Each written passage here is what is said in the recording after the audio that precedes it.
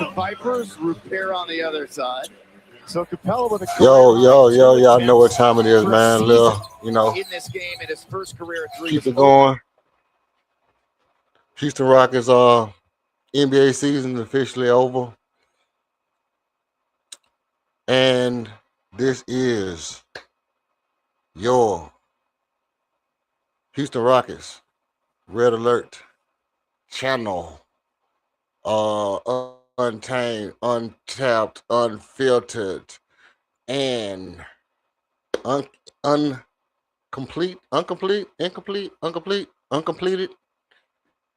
One of them. So as we watch the rest of the game, I'm pulling up just to go ahead and chop it up with y'all.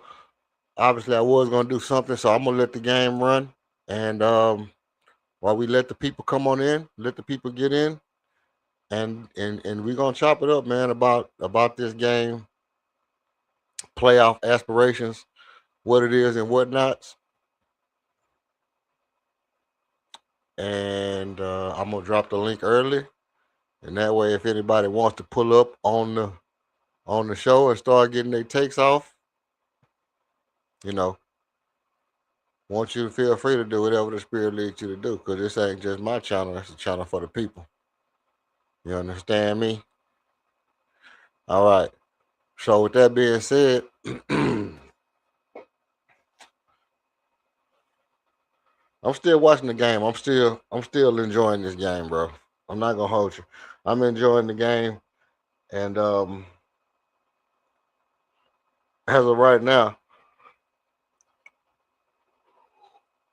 I got some good news and some bad news. But I'll give you the bad news first. The bad news is Dorian Finney-Smith is trash. Hey, like that boy Bubba Dub, trash. That's just the bad news, bro. Whatever y'all thought about Dorian Finney-Smith, he is not what that is, bro. That boy is not 82 games in, and he don't look a lick better than he did in the beginning. He actually looked Dorian Finney-Smith. Hey, what up with it? What up with it? Yo, what's up with it? What up with it? Hey, Dorian Finney-Smith is trash, bro. Dorian Finney-Smith is trash. But the good news is, it's exactly what I expected. Exactly what I told y'all he was. Dorian Finney-Smith hasn't done anything better than what I thought he could do. Now, with that being said, you know, we can listen in on the game, and I'll chop it up with y'all and let y'all know where I'm at with mine. But Reed Shepard is looking like a phenom. Again. Reed Shepard is looking good. His shot flying off the tip. And Clint Capella with the history of making free throw. 3-pointer. You know, good to see Clint make his was his first three, right? Clint Capella first three as in the NBA. So not that he I thought he made one when he was a Rocket. Maybe he took some and missed them, but he didn't take I know he didn't take no more than 2 or 3 this whole time here in Houston. So he was in Atlanta and he didn't take no threes. That's a damn shame. But I guess when you're a lob threat like that, you don't have to take no threes. But for these guys to come out and just totally dominate um, the Memphis Grizzlies is good to me. It's good to me, and the reason why it's good is because you need your bench to go into the playoff with confidence.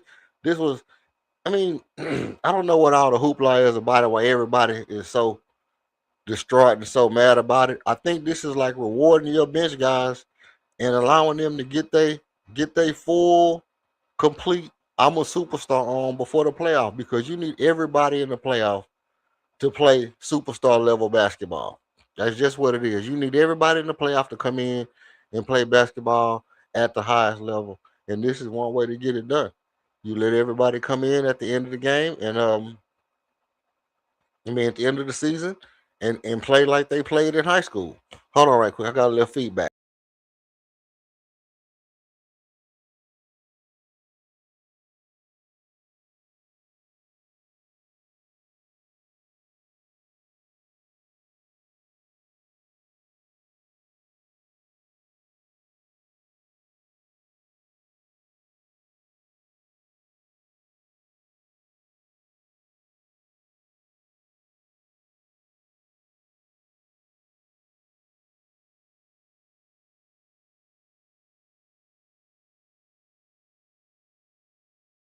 Oh, my bad. Y'all didn't even hear me. Hey, look, I'm gonna fix this feedback. I see what the problem is over here. I got my fan blowing in the background. It's causing a little feedback. But y'all stay with me while I fix the feedback. I'm gonna get some audio going, and then we're gonna have a wang dang doodle. Booyah! Tenderism. You know what I mean?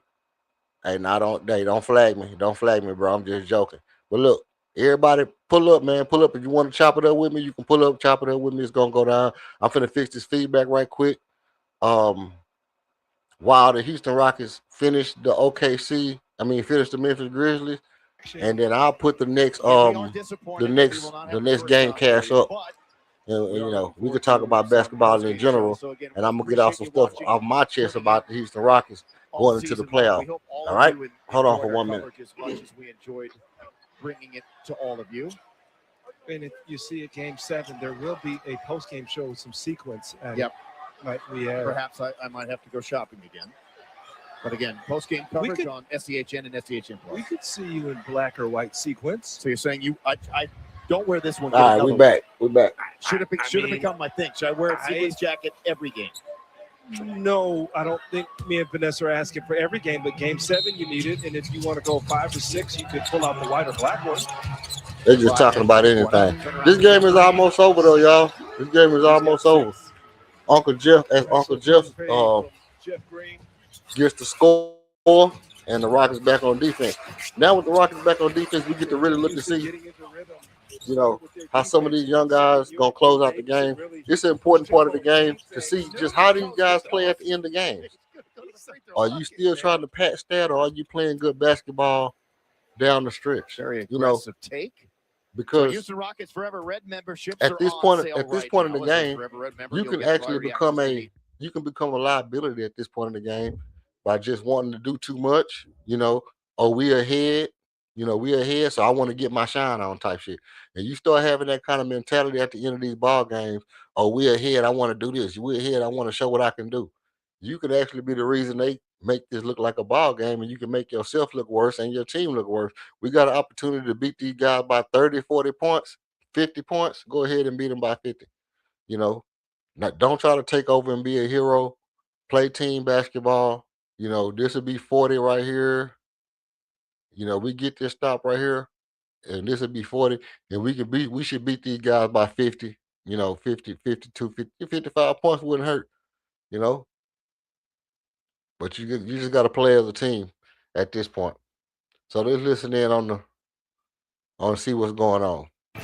Now, mind you, stay after the game. We're gonna chop it up after the game. Anybody want to pull up at any time? The link is in the chat. You can hit the link in the chat.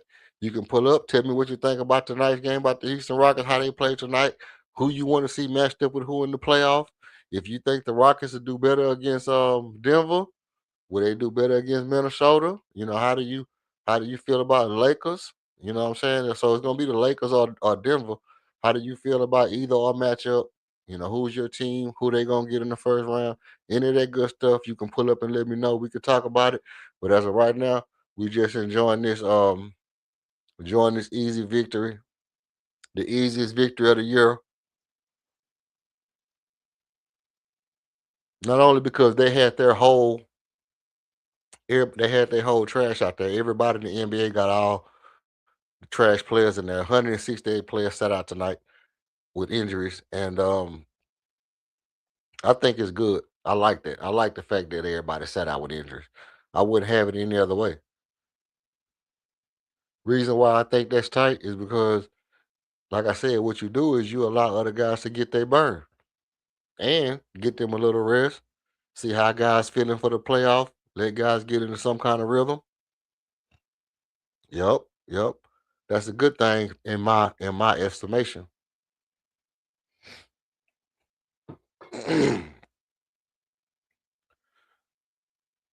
Read over a couple of stats.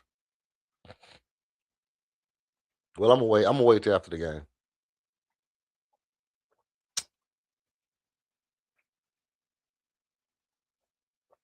Right now, full time out to the Rockets.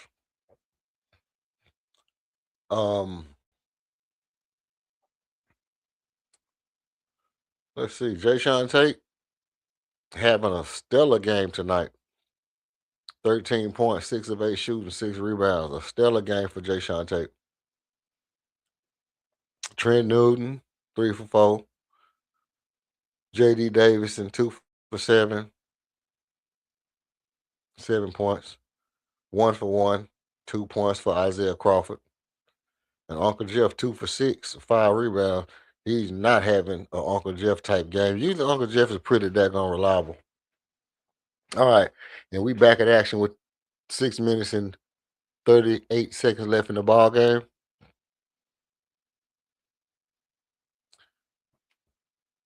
And let's see how it plays out. Oh, my bad, young Chad. My bad, young Chad.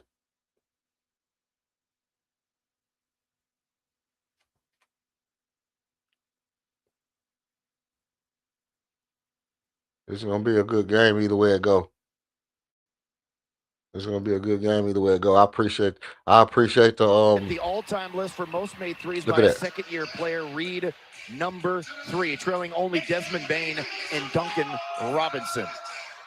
He finna get into number 2. 58 of those off the bench this season. He finna get into number 2 in franchise history in a single season, trailing only Eric Gordon.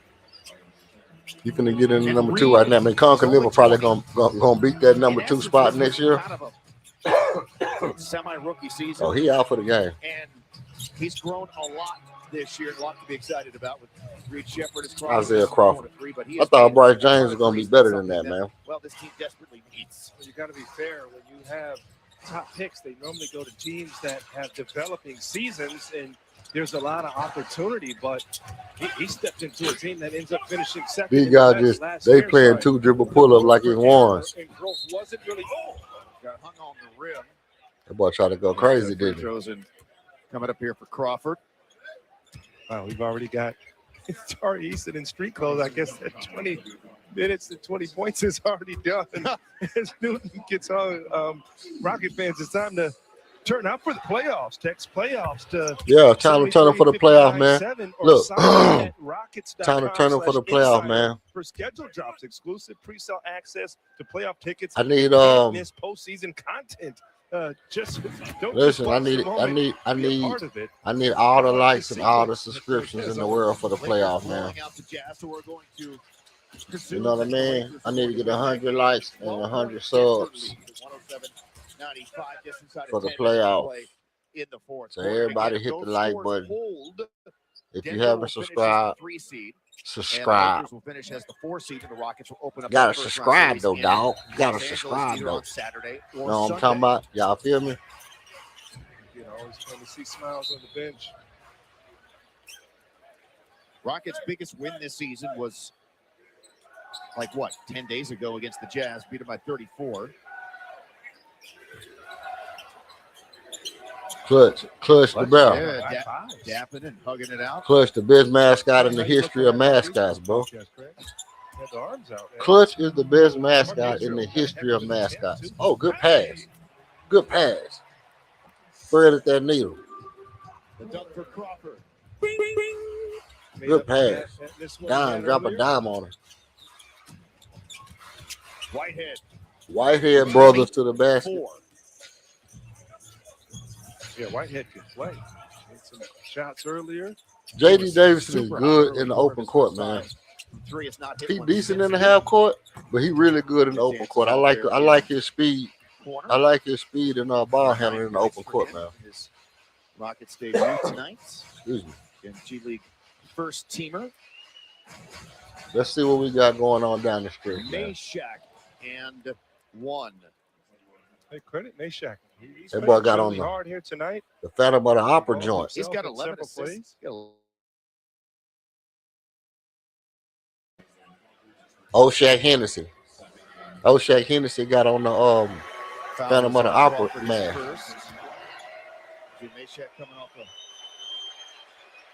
Shadrach, Meshack, and the Billy Goat.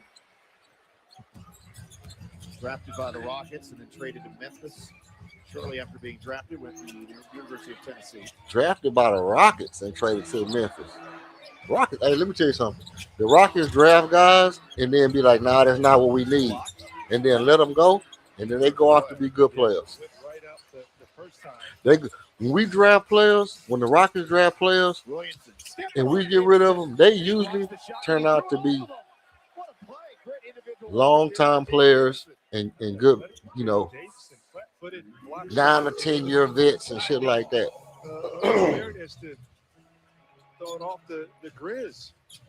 Rockets second in the league in blocks. What the hell you doing, Aaron this Holiday? season. That boy did the Dak Prescott when he got the ball. Of course, the NBA's Oh shit! Go ahead, then, Bryce James. Away from the start to the finish line. Crawford in the corner for three.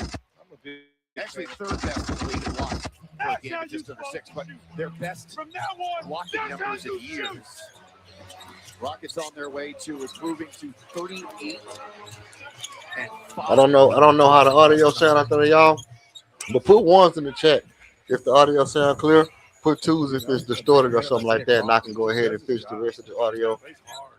And if you want me to cover another game, I can cover another game after this one. I can if anybody else playing, y'all want me to put up here on the game cast, I can put on the game cast and we can chop it up. But in the playoff, it's gonna be jumping, man. So hit the subscribe button. In the playoff, I'm gonna have it jumping for real. I'm gonna have my panel. Anybody can come up and talk anytime. And we're gonna chop it up in the playoff for real, for real. So you didn't need context or anything. I'm not really doing play-by-play. I just like to talk about the game. Like this right here. Oh, that spin move with Nasty McNuggets. The guy didn't see that spin move. That's JD Davidson. It's one of them games where you really get to find out, like, what is people's actual potential. Because you've been playing. It's like this is like a summer league game after you had a whole year to practice. It was over Krejci, right? Obviously not the best players. Obviously, bench players, role players who might see if they can make it to a starter within another 3-4 years if they're young, or you older and seeing if you still can contribute to a team, to another team in your later years. Like Jay Sean Tate, bang, fade away. That's supposed to be a bucket. You doing a fade away. You supposed to go to your little sweep and hook shot. That boy carried like a bitch. That boy that carried the whole ball. Just 2 minutes and 27 seconds to go in this regular season. Another look at this terrific effort defensively. The block and then save it. Yeah, that boy carried the whole ball. To get the possession back for his team.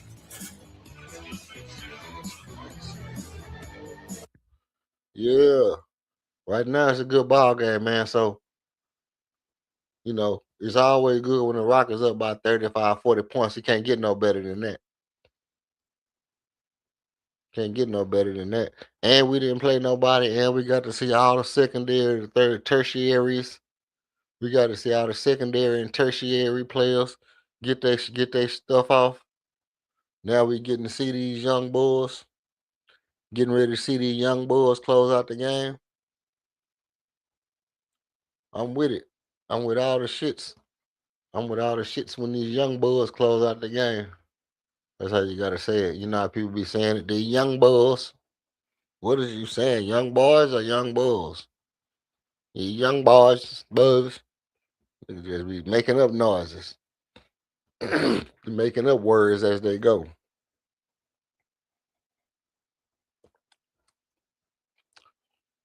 But oh yeah. I mean, this game tonight definitely brought out some good points and some bad points about the team. And even though we almost blew these boys out by 50, guess what? We didn't blow them out by 50, and we should have. Should have blew them out by 50. Should have blew them out by 50. By 50. At least 45, 47. Do. 45, 47. Do. 45, 47. We should have blew them out by at least 45, 47. At least that much.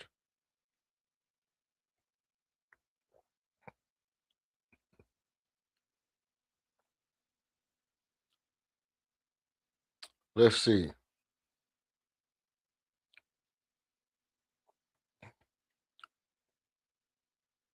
All right, the gang get ready to come back on. The Houston Rockets Hey, back in future action. Hoopers, get ready to level up this summer. The Houston Rockets Skills Camp presented by Adidas is back this summer with 4 sessions running through June and July around the greater Houston area. Kids ages 8 to 16 will train through a curriculum of that has been developed by Rockets legend Matt Bullard, focusing on shooting, ball handling, footwork, and agility. Spots are very limited, so register your child today at rockets.com. Hey, how about that?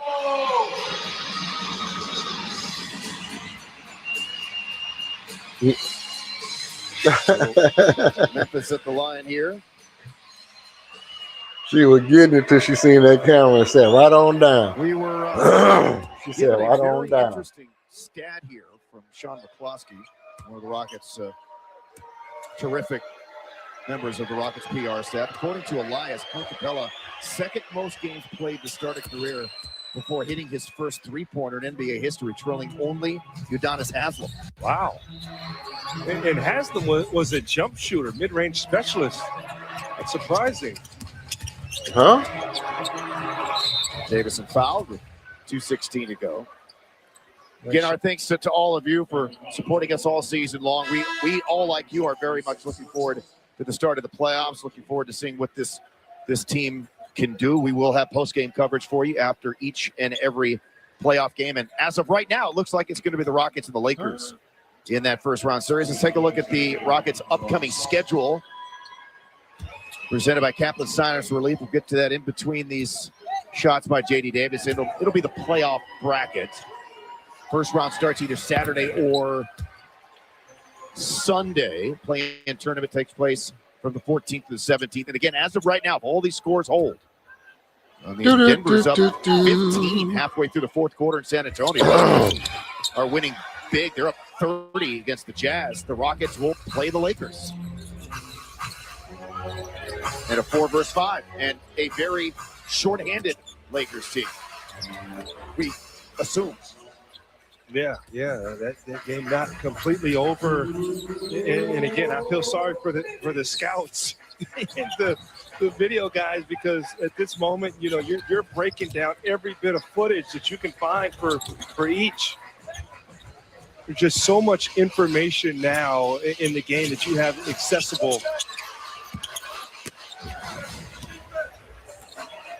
Rockets by 30. Davison, Tate, Newton, got it, rimmed it down in the corner. A 12-point game for him at his Rockets debut in second three. I love what Jason Tate did. Hey, Newton think he think he that boy. He think he trying to get him a motherfucking scholarship. Look, man, you take care of guys when they get their He think he trying to get him a motherfucking scholarship. Plays that you'll remember. Small to Connie. Rebound Davison. Just over a minute to play in the regular season. Rockets will match last season's record. I can't even hit him with the and 30. And they'll win 9 of their last 10 to close out the regular season and improve to 30-11 here at Toyota Center. Jeff Green for 3. And it will be Houston ball.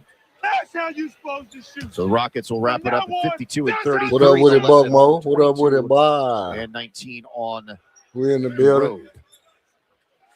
You like how them boys look coming off the bench And there tonight? appears to be a series looming with the You Lakers. like how the bench brigade come through and try to put them boys away by 50? You think that's a good look?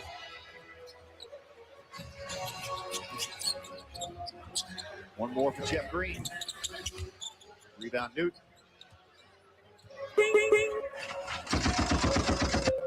Put them away. Put them away. Go ahead and bury the hatchet. Keep away here.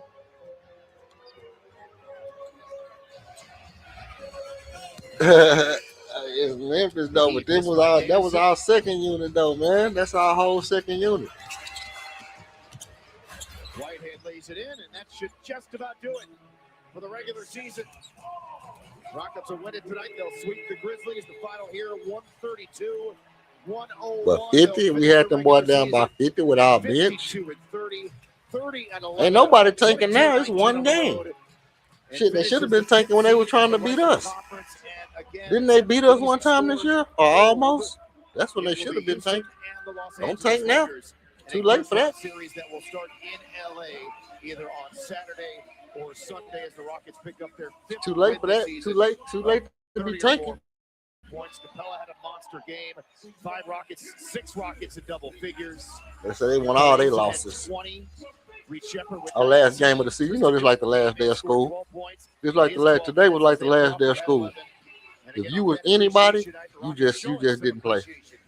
The only people who play tonight is people who trying to get ready for the playoff, like third string, second string, third string guys who want to get their burn. The man who hit his first career 3 tonight here at Toyota Center, Clint Capella, is now standing by with Vanessa Richardson. Clint, tonight you hit your first three-pointer of your career. You were smiling from ear to ear. The bench was smiling from ear to ear. What was that moment like for you? Honestly, at first I couldn't believe it. Whenever I took that shot and I saw the ball went in, I was like, wait, is it? I checked, I made sure the ref counted as a 3-2. And yeah, I got so excited. The bench got excited for me. So it was definitely one of the best moments of my career right here. What did you think just about the overall effort tonight from guys that typically don't get a lot of minutes? Yeah, no, that was good. I felt like we started the game with intensity. We stuck with it. Second quarter got better. And second half, we just kept on rolling. We were able to make stops, score on the other end. And that was a great job by us tonight. You've had to step it up this year with Steven Adams' injury. What have you tried to bring to this team? Yeah, I mean, you know, Steven, big part of this team.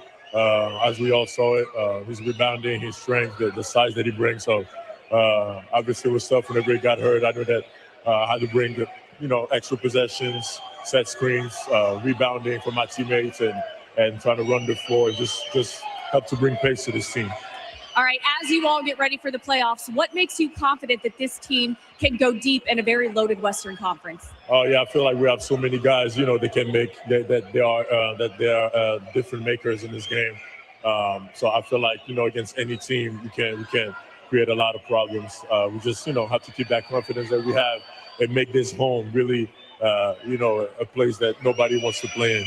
Stop Your the cap. teammates have a signal for you this year. Can you show the camera what it's been? The CC, right? The CC. There you go. Celebration right here. We love you, Clint. Great game. Thank you. Thank you. Oh man, stop the cap, bro. Stop the cap, bro.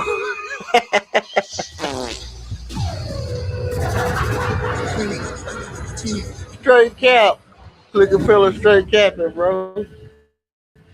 Talking about cap on tap. Talking about what makes you think you can go deep in the playoff this year? Shit. A couple of drinks, maybe a couple of shots of Casamigos will make me think we can go deep into the playoff this year. Give a nigga a couple of shots of Casamigos. In this moment, he did not settle. Presented by Navalaza. Hey, the only thing that'll make you think you can go deep in the playoff right now is about 2-3 handlebars. you get about 2-3 of them handlebars in your system, you might think you can go deep in the playoff. Bro, there's no way. I mean, no, it's a way. Let me quit. I'm really, I'm exaggerating, but there's a way to get deep in the playoff. And one way is for somebody to take out one of these top tier teams. If somebody can beat the Spurs or Oklahoma City Thunder, and then we able to take care of business in the first round. If we take care of business in the first round and somebody take care of one of these top tier teams for us so that our second round be a little bit easier, hey, or just that one of the teams that we really have trouble with is a little bit, ain't there. I think because all we got to do is get past round one. If we get past round one, if we make it past round one, our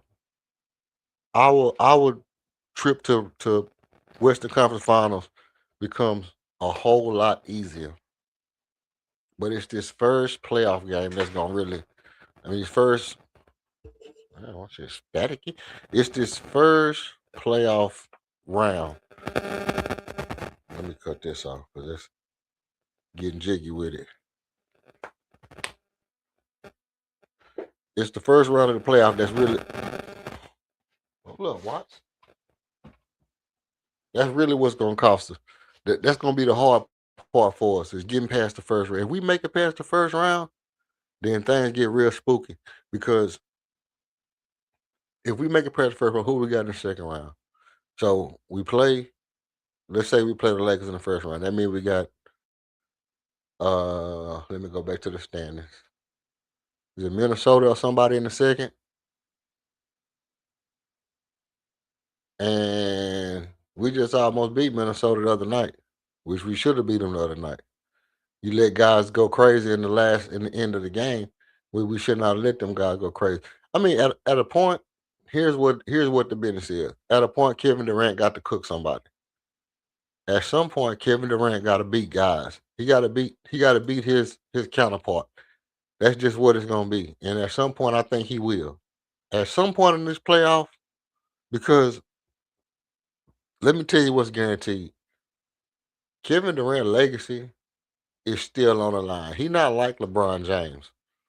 You know, if LeBron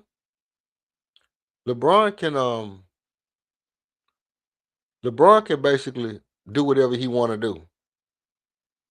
LeBron can do whatever he want to do, and his legacy still gonna be cemented. You know who can't do that? Kevin Durant. Kevin Durant cannot do whatever he want to do and still have a cemented legacy like that. You got to come to play, and not only do you have to come to play, you have to outperform somebody. You got to outperform somebody. You got to come to play. You got to let it be known that You got to let it be known that you can be a bus rider. I don't like the way that sounds, but you know what I'm saying. You know what I'm saying. I'm saying that ultimately, if you the main guy, if you the main go-to guy, salutes. We face OKC in the second round. OKC or whoever beat OKC. Or whoever beat OKC. So I don't think it's a foregone conclusion that OKC and the Spurs gonna win. One of them two teams might not make it to the second round. One of them two teams might not make it to the second round. And I think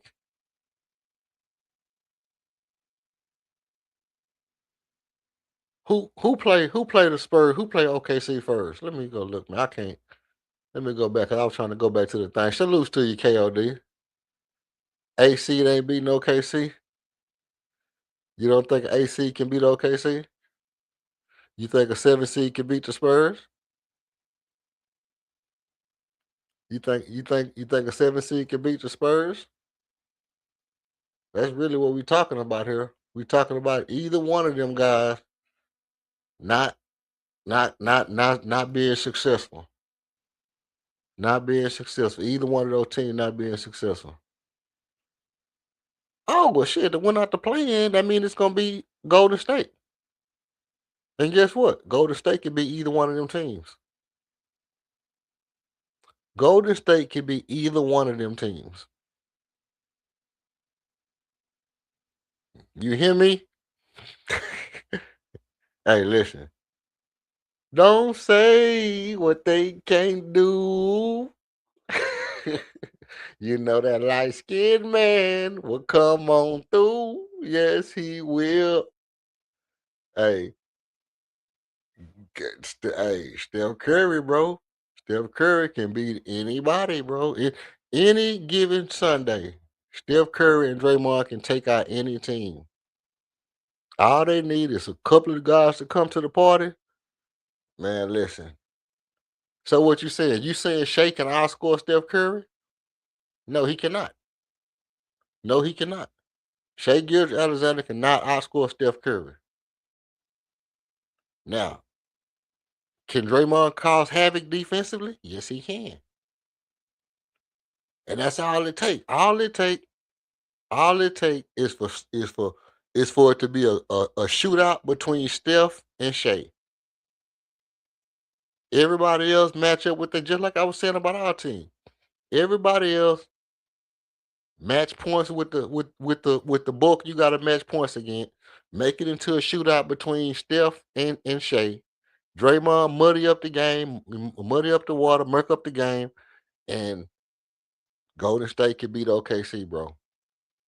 Golden State can be. It'll be harder. And see, I say Golden State can beat the Spurs too because they got their own unicorn over there. You never know when Kristaps Porzingis, you know, get fire and hit a couple of shots and then make Wemby play different.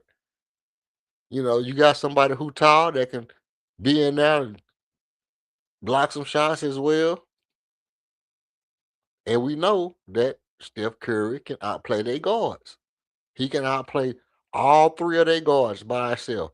Guess what they can't do? Champagny and Keldon Johnson, you can't outshoot that nigga. You can't outshoot. Ain't nobody gonna outshoot Steph and them other 2-3 shooters that he got around him. See? Now, the Warriors, man, okay. The Warriors can beat anybody any given night. The team that can't beat the team that can't beat nobody is the Lakers. They was lucky. Only thing the Lakers had going for them was you can't stop Luka. And if you score on Luka, he gonna score on you. That's the only thing the Lakers had going. But Steph is a legitimate champion, bro. You can't deny this dude ability to win basketball games, how he can elevate his game at any given moment, you don't want to piss him off, you don't want to motivate him, you don't want to let him get no rhythm. You don't want none of that when it comes to Steph Curry. And guess what? Lou Dort, you ain't doing that bully shit to Draymond. You ain't doing that bully shit to Draymond. See? So y'all start wanting to foul Steph. Draymond got something he can get you out your game. Chet Holmgren, you ain't doing all that scoring on Draymond. And Draymond and Gary Payton Jr.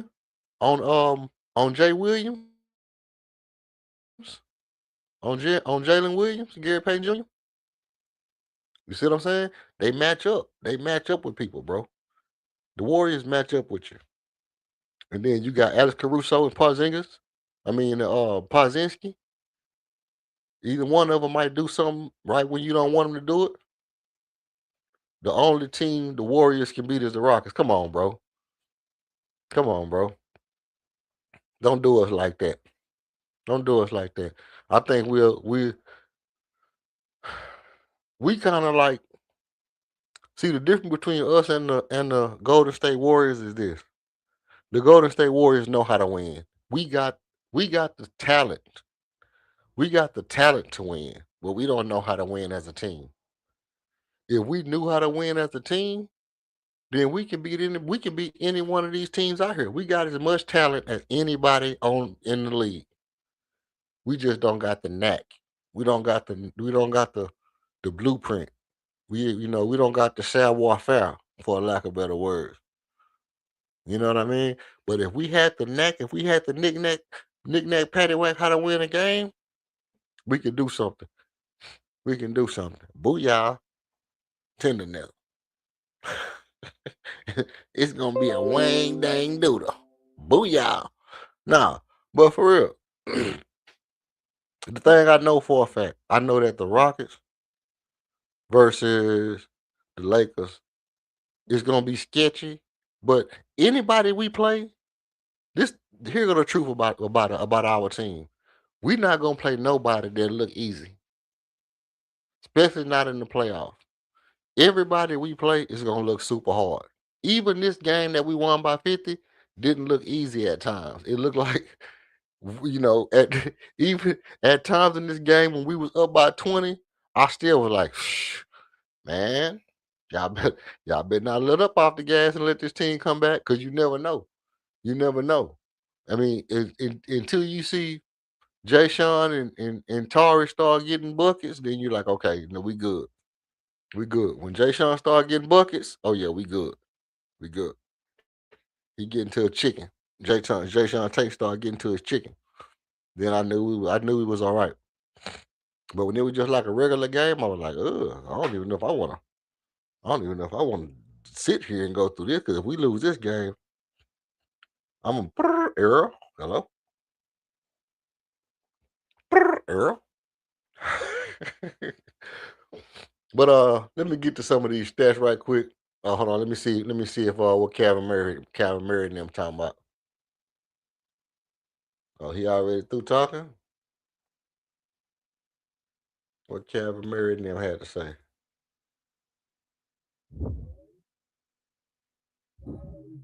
Oh, okay, they already done. I had to hear. I'm gonna try to let y'all hear what Murph talking about, because you know Murph always gonna say the same thing. The Rockets, was able to move the ball and spread the ball around and get up and down the court. And some of these young fellas came to play basketball tonight. We seen them hitting in the midi. We seen them getting on the outside. You know, Kevin Murphy. You know what he gonna say. He gonna say the same thing. I'm gonna say, except he gonna say it like it was, you know, a special event. Hey, hey. Truth be told, Brody, I'm with you. I'm with you when you're right. I'm with you when you're right. Going from the second seed to the, but just like we were saying, once the Spurs start beating us, they beat everybody. Two teams on the West. Once they beat us, they were like, we can beat anybody. That was the Spurs and the Trailblazers. Once the Trailblazers beat us, they went on a run. Once the Spurs beat us, to the top, to the moon. You know what I mean? So it was like we was the measuring stick for teams, because people was talking about how we was gonna be contenders in the West, and we was the second best team in the West. We were gonna challenge OKC and this and that, this and that. And so when teams played us and were like, hold on, they the team that's supposed to challenge the champs? Oh, we gave them work. Hey, cereal, no milk, jelly, nothing. Straight up. Straight up. As soon as they gave us work, teams started looking like jelly. Nothing. Everybody thought they were going to the daggone Western Conference Final. And there wasn't nothing we can do about it. And the only team that wasn't going to the Western Conference Finals after they was us. But like I say, we still can make it. We still can make it. I'm a little bit more optimistic than most people are, to be honest. I have to be, not only because I understand that anything can happen at any given moment. I think we coming into the off season a wild card. We got a secret weapon. We got two secret weapons. You know, we got a dominant center. We got we coming in on a hot streak. You know, 8-1, 9-1, or whatever the case may be.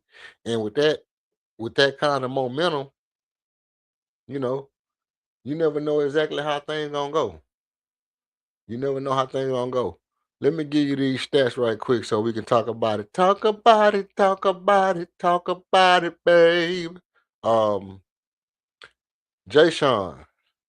Bling, bling, bling, bling. Let me hit that for you. Jay Sean Tate with a with a season high 13 points, 6 of 9 shooting, 50% from the 3-point line. See, when it's 1 for 2, I always say 50%. That way y'all can know that boy was shooting lights out. 50%. You can't beat that from the free throw line.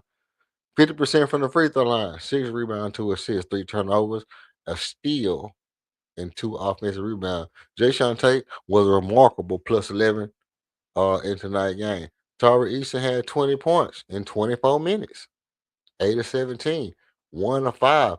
3 of 3 from the free throw line. 8 rebounds, 3 assists, 2 turnovers, 2 offensive rebounds. Tari Eason was a plus 20.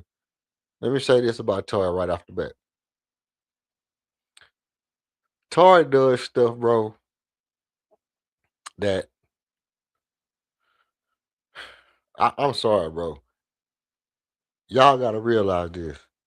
We don't have another player on our team that can dribble the ball like a regular person, just cross over, go to the goal, get his man on his shoulder, and hit a regular layup without the man being able to push him down, bump him off his path, or the layup looking flicked or unorthodox.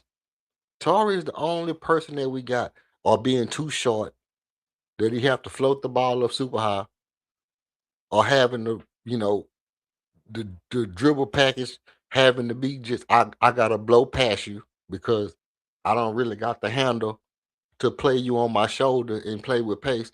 Tara is the only person that can you in front of me, I can cross over, get you out balance, get to either hand, with you on my shoulder, go to the basket and hit a regular layup. We don't have one other person that can do that besides Tari Eason. Maybe JD Davison. But other than that one guy, he is the only person on our team that can do it. Oh yeah, before the playoffs start, I'm gonna do a marathon, bro. I got something planned. I got a marathon planned before the playoffs, and it's gonna be fire. It's gonna be fire. So make sure that everybody hit the subscription. You don't want to miss that. It's gonna be off the charts. Again, the link is in the chat. Anybody want to pull up and say something, you're more than welcome to come on up and say what you got to say. If you want to say anything about the game, about any other game you want to talk about, okay, cool. Let me get back to what I was doing. Looking at the 3-pointer, the 3-point shooting is horrible, but is he more horrible than Amin? Is he more horrible than Dorian Finney-Smith? Is he more horrible than anybody else? Now he's about equal to everybody else. 1 of 5 is horrible, but it still don't change the fact that he's the only person that can do what I said. And guess what? Every other good basketball player can do that. You think about what I'm saying. I'm saying the man is in front of you. You don't blow past him. You just do a crossover, put the ball in the other hand, go downhill. The man's still on you. And then you just go to your regular layup and lay the ball up without the man pushing you off your path, fouling you, knocking you down. Oh yeah, overall the team 3-point shooting was horrible. So besides, the only person that shot good was Reed, and his wasn't spectacular. But you know, when you shoot 12 and you hit 4, we'll take that 33. We'll take that 33% because 4 3-pointers will get you right. What was I? Clint Capella with his big night. Return, thank you. Welcome home, Clint Capella. Welcome home, Clint Capella. 9 of 11. 2K shooting. 1 or 2 from the 3-point line. That boy was gonna keep on shooting until he made one. 4 or 7 free throws. Our whole team has been shooting the laces off the free throws for about the past 2 months now.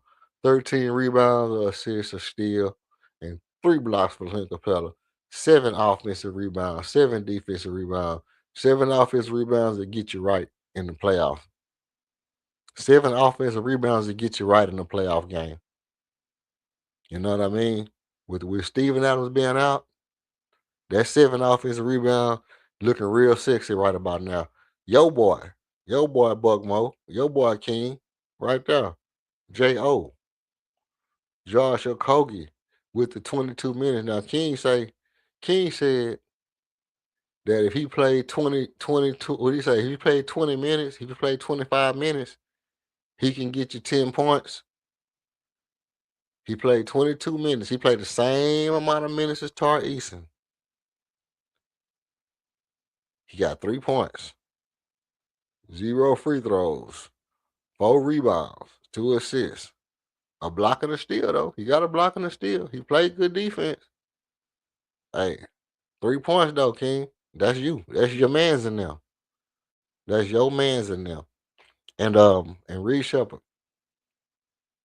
Reed Shepard played 26 minutes, had 19 points, 7 to 18 field goal, 4 for 12 from the 3-point line, 50% from the free throw line, 4 rebounds, 3 assists, no turnovers. 1 steal and 1 block. So, Jeff Green had 6 points. Is this your king? Is this your king? Hold on. Is this your king? Your king took 8 shots and hit 3 of them. He took 5 threes and made 1. So you mean to tell me that Dorian Finney-Smith took 5 threes? Let me ask you a question, Buckmo. Who would you rather have take 5 threes? Tari Eason or Dorian Finney-Smith? Would you rather Dorian Finney-Smith take 5 threes or Tari Eason take 8 and shit? Shit. Get the rest of them threes to Josh Okogie, bro. Dorian Finney-Smith is I don't think Dorian Finney-Smith has had a three-pointer game all season. He has not in any game hit 3 3-pointers. I'm gonna have to check with Alien Man and see if Dorian Finney-Smith hit any game this year where he had 3 3-pointers. Because as far as I know, the man's ain't. Clint took 2, 3. Yeah, he took 2 and he made 1. That's what I'm saying. I rather shit. Get them threes to Clint Capella before you give him the Dorian Finney-Smith. Because at least if Clint hitting them threes, it make people, aware that you gotta challenge something else. But Dorian Finney-Smith making 1 3 don't, man, people, he with us. He with us. Dorian Finney-Smith shooting 3 just like Russell Westbrook shooting 3. Get them shits to Aaron Holiday, bro. Get them threes to Aaron Holiday. I'd rather have Aaron Holiday take them threes. And this Tristan Newton dude, I'm gonna tell you something about Tristan Newton in a minute. But cause he annoyed the shit out of me. Isaiah Crawford out there looking like Bronny James with braids. He had 11 points, 2 free throws, 6 rebounds. He at least a hustle. He think he Jordan too. Like Isaiah Crawford, he really think he Horace Michael Jordan, Horace Kobe Bryant or somebody. I don't know who he think he. He think he LeBron Bryce James, bro. I'm telling you right now, that boy think he LeBron Bryce James. And then Aaron Holiday, 7 points, 2 for 3. I mean 2 for 4. 2 for 4. That's just what it was. And then a free throw, 3 rebounds, 2 assists, 1 turnover, 2 steals. And Holiday plus 17. JD Davison. Let me tell you something about JD Davison. JD Davison, one of them players that even if he don't have a good game, that shit still be looking good, bro. That shit still be looking good. He can do 1 or 2 things, bro, and it look good, and you be like, man, that dude look like he can play. JD Davison remind me a lot of Cam Whitmore. He remind me so much of Cam Whitmore. I'm not talking about the personality because I haven't seen him have like a, I'm super good type mentality. But thing about JD Davison is the reason I say he remind me of Cam Whitmore is because when you watch him play, you have to sit back and be like, hey man, I wonder why he not getting more playing time. Does that shit really translate? He almost had an actual triple double. 9 points, 10 assists, 10 rebounds, 7 assists. A steal and 2 blocks. The dude was out there balling, bro. The dude was literally out there balling.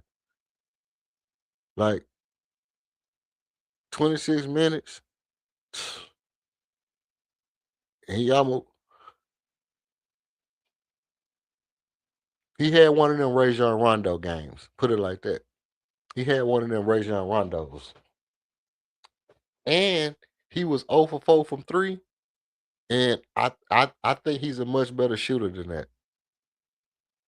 I think he's a much better shooter than 0 for 4. So you can imagine if he was 1 for 4. That's like a triple double. Tristan Newton, this is where I get off the boat at right here, y'all. We got to go. I have no idea who this nigga is. I have no idea who this nigga is, bro, at all. This nigga just randomly. This nigga just randomly popped up on the team.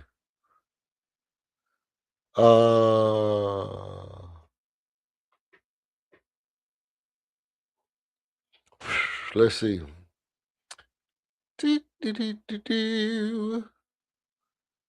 Yeah, 12 points. 12 points and 3 rebounds. He averaged 0.4 for his life. Only played 8 games in his career. So he an actual rookie, huh?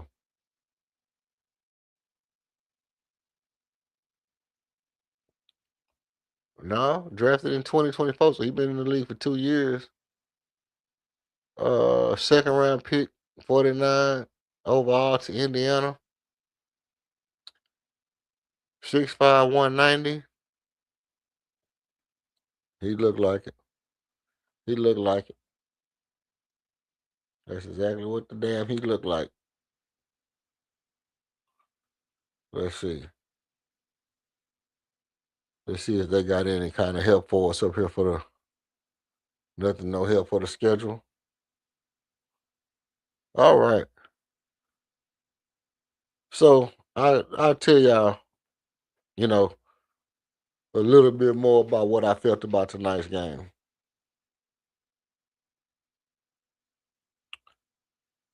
I would have liked to see Tar have a better game. I can't lie. He did some good stuff, but to me he underperformed. Even though he was 20, 20 points in 24 minutes and he was balling out of control, I still think he underperformed. I think it should have been, 30 points in 20 minutes or whatever.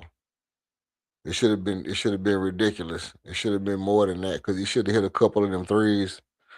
Um,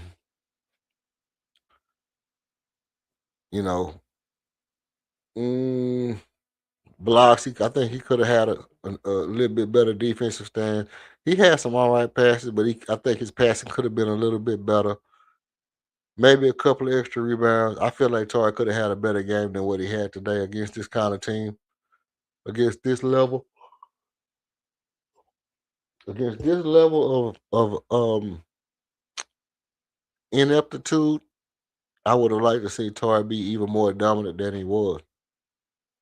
Also, you know, what I did like in contrast to, you know, what I didn't see from Tar, I would have liked to see Reed Shepard.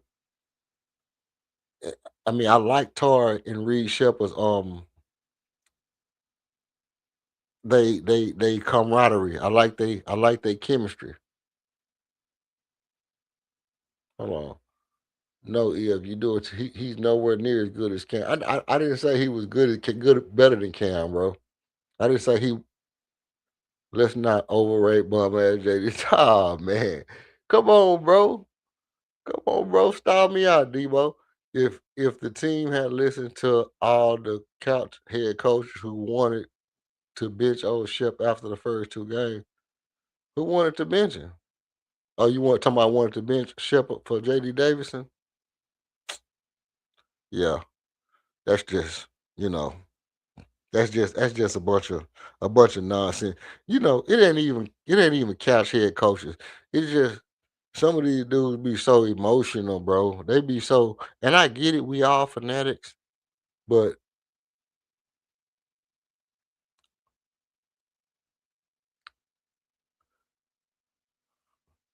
can I keep it? Can I keep it a thou while with you? Of course I can, because that's what I do. When I when I listen to people talk about basketball, I'm gonna tell you the thing that kind of turns me on and off to different people when they talk about basketball. Like you act like you mad at this nigga like you cold, or like you the best person at your job, or like you know you drive the best. I mean, you see what I'm saying? Sometimes I listen to people talk about people, and I'm gonna use my Jabari Smith thing for an example. Because I'll hear people and they'll be like, Jabari just not getting no better. You know, he important, he good, but he need to stick to what he do. You know what I mean? That kind of shit blows me, bro. Because I'm like, if the nigga go out and score 50 tomorrow, you would be like, man, I told y'all Jabari was important. But you won't say, yeah, he scored 50, but I don't like that. I don't like him doing that. See, that kind of shit, it upsets me because you being really, really, really two-faced, two-sided. A person to be like, you know, Reed Shepard hit a bunch of threes, right? Oh, he good. But then they won't say, yeah, he hit them threes, but we don't need him to hit them threes at the beginning of the game. We need him to come off the bench and hit them shits. Because we need a bench player. We don't need a starter. He only can do it when he start. He can't do it when he come off the bench. He hit him, but I don't really care if he hit him because I need him to be a starter. I need him to come on. It's just kind of like a, you know, everybody got these little random kind of,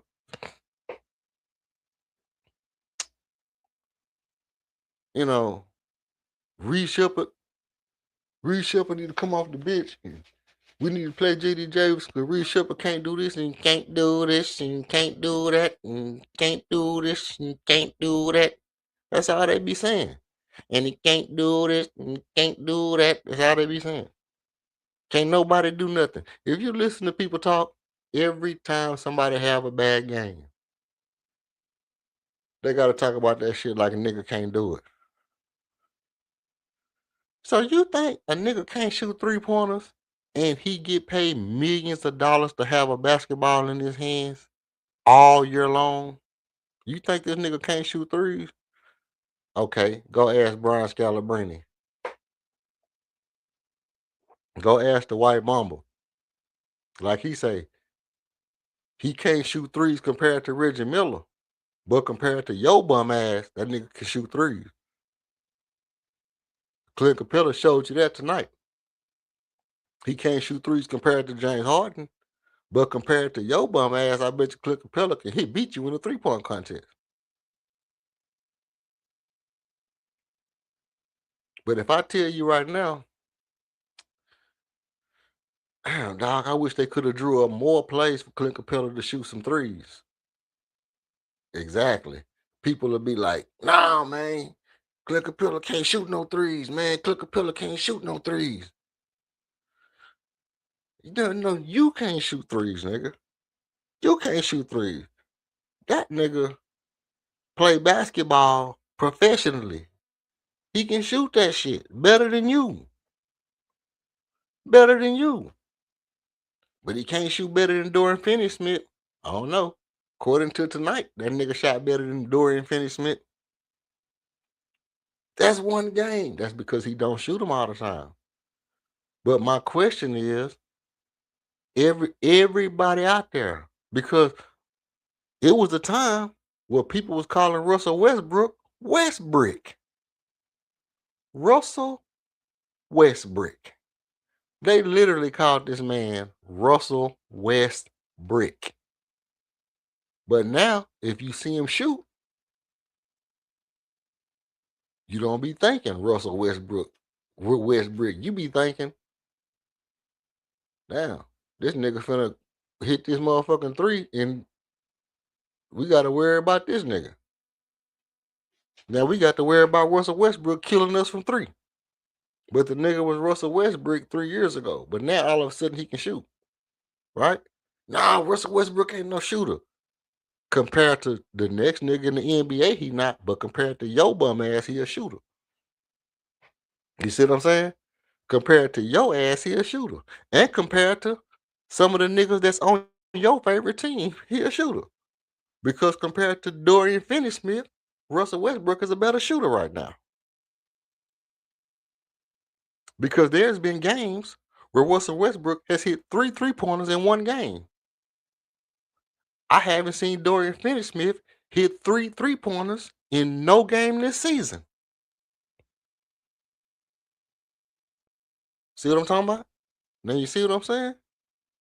Whereas a nigga like Russell Westbrook, who apparently can't shoot threes, can hit 3 3-pointers in a game, 4 3-pointers in a game. The nigga who people say can shoot can't hit more than 2 3-pointers in a game. And then people will be like, nah, that's not his game, no. That's not his game.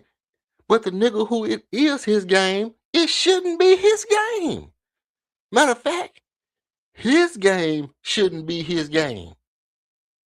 He shouldn't be playing at all. He should be. I ain't gonna say he shouldn't be playing. He should be playing. He should be playing.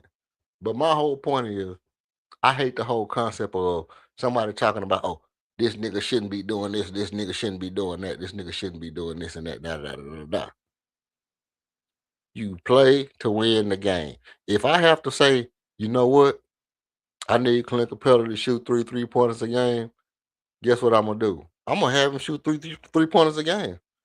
Why am I saying that? Because I remember when Dwight Howard wanted to start shooting threes, and they wouldn't really let him, and he was shooting 1 or 2 a game, or 1 or 2 every other game, and it was like if he make one, he could keep shooting.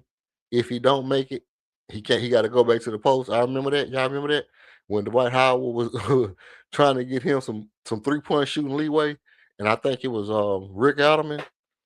I think we had Rick Adelman at the time, and he was like, "Well, if Dwight make a 3, we'll let him shoot another one."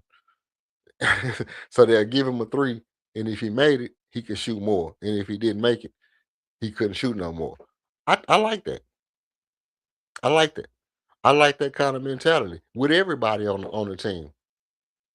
With everybody on the team, you get you a 3. If you don't make it, you don't get no next 3. You shoot it one time. If you don't make that shit, then you don't get no more 3s. You just go ahead and crash the boards, nigga. Just go down there and crash the boards. And I would go so far as to say that would go for everybody, every other body on my team. That let me see what y'all talking about. That would go for every other body on my team, other than like Kevin Durant, Reed Shepard. Everybody else, you get 1 3. If you don't make it, don't even worry about it, bro. Don't even worry about shooting out another one. Just go on down there and crash the board. We're gonna put 4 niggas in the paint, and all y'all can just get the rebound. Dorian Finney-Smith, you want to stand at the 3-point line and act like a stretch? You want to act like a stretch too? Dorian Finney-Smith act like he want to act like a stretch too, nigga. You can't shoot, nigga. This nigga cannot shoot, bro. This nigga can't shoot. Hey, this nigga cannot shoot, bro. It's like a one-armed man with no pinky finger. I mean, with no trigger finger, nigga. This nigga cannot shoot. He is not. No kind of way is this nigga finna shoot nothing. Let's see. Lack of offense will be the reason why the Rockets will be out in the first round.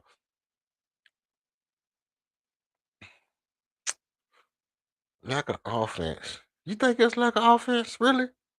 Or you think it's lack of defense? I think our defense is our our defense to me. Let me tell you something about our defense.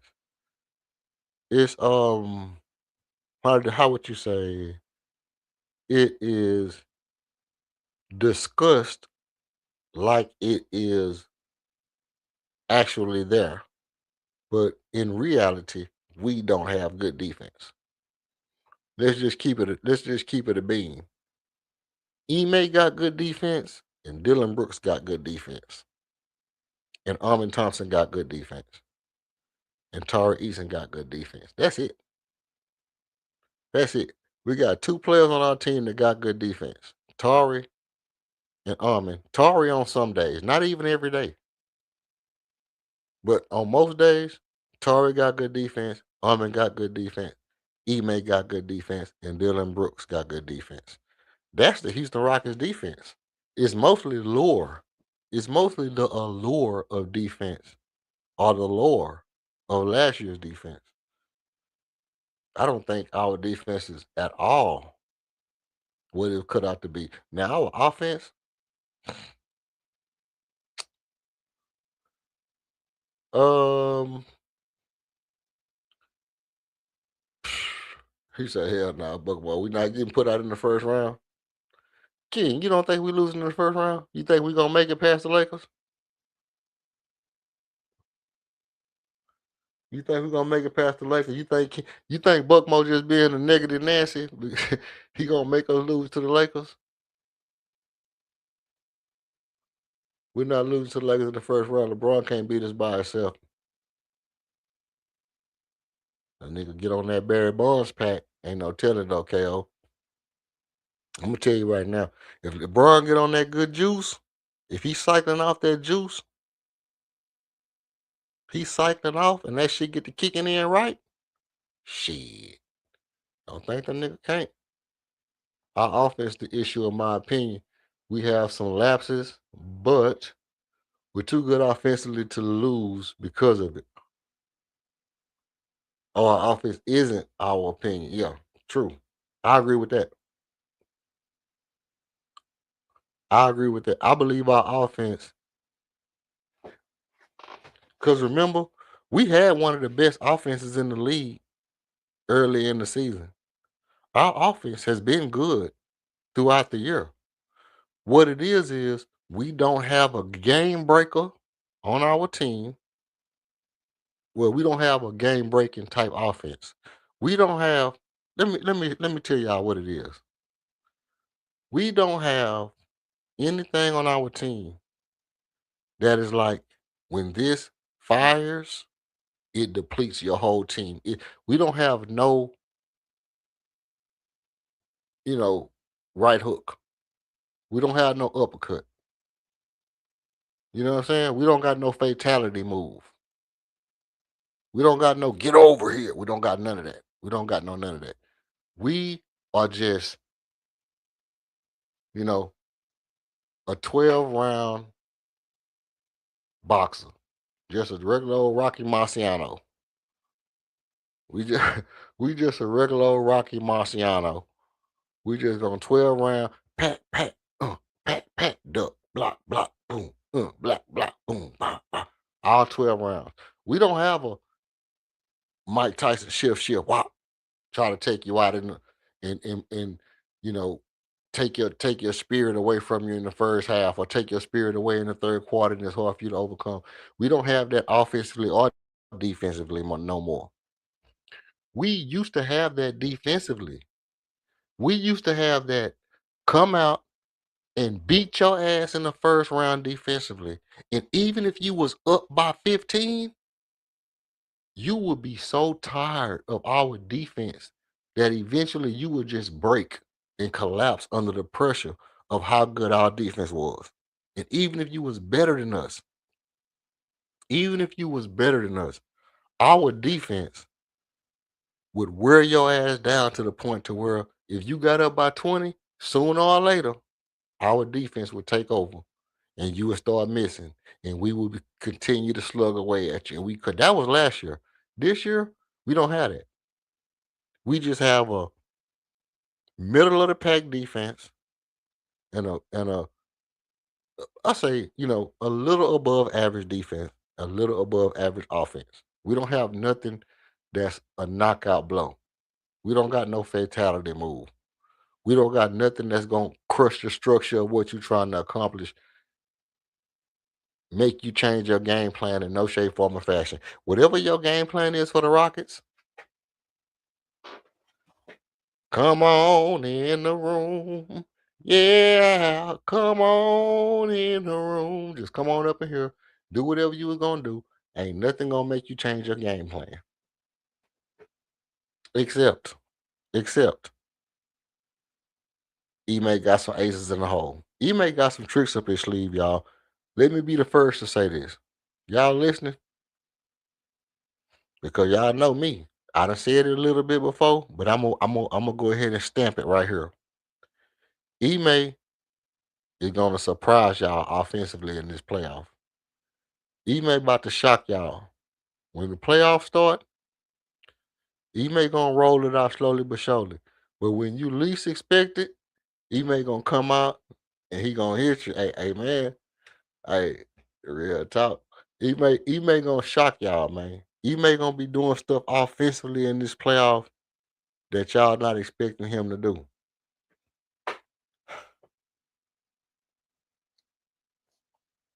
Hey, I'll be on it, man. I'll be on it. Trust me. And he write all of my scriptions. I say, what she say? Mama, what that lady said? And he write all of my scriptions. Okay. I think you forgot a couple of letters, but hey, he wrote your scriptions, but he ain't teach you how to say it right. Hey, mama was hitting that thing though. Hey, but for real though, he may gonna shock y'all, man. He may gonna shock y'all offensively. Everybody been talking about, oh, he may not a good offensive coach. He may not a good offensive coach. You got to believe again for the 90 millionth time. He has access to all of the plays in the world. He got these coaches. Let me tell y'all something about NBA coaches. They have access to every single coaching play in existence.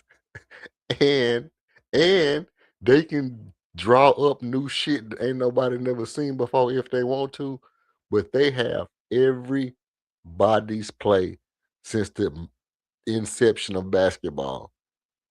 It's not like this guy can't read X's and O's, bro. He can read X's and O's. I don't have a, you know, I done said it before. I don't have no I don't got no quarrel with Ime offense. I do feel like I'm not the kind of person. I've never been the kind of person where I feel like I settle for like we gonna count the clock type shit. We gonna play possession basketball. I don't like possession basketball. I ain't like possession basketball since the Cougars lost to what's it called them back in the Gap Band. You know what I mean? Ever since then, like possession basketball ain't my thing. Now on the other hand side, I hate the Mike D'Antonis and Rick Adelmans who won't won't let two people be around the backboard to try to crash the glass and get the offensive rebound. Right? Because if you think about it,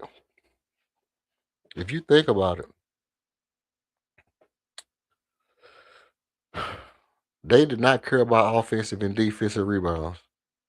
Especially Mike D'Antoni. It would be whoever the post player is when he get the ball, that other four is already starting to drift back and pop out to shoot a spaced out jumper. If it's a center get the ball when he go into his poster move, that force spacing out for the jumper. If it's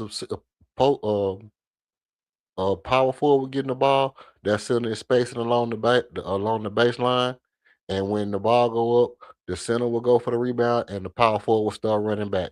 And there, Rick Adelman didn't really play for offensive rebound. He always had a man running back to defend. Mike D'Antoni, he just didn't care about rebounds at all. Whoever right there get the rebound. If you don't, run back to the other side of the court fast as you can. Get a shot up. Don't, one person down there by the ball. If you can get it, get it. If not, just run back real fast.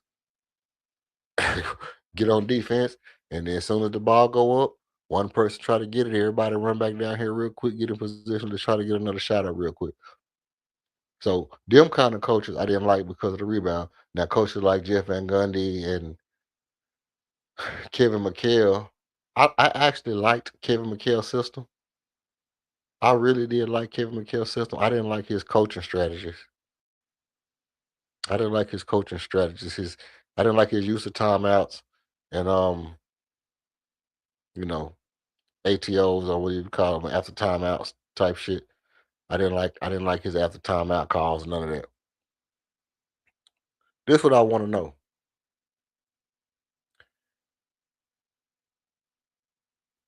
Which player do y'all think needs to make a significant jump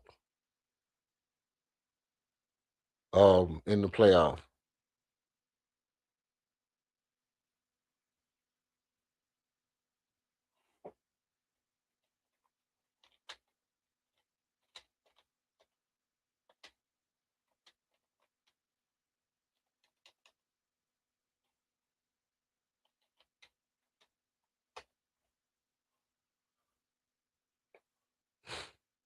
This my poll, man.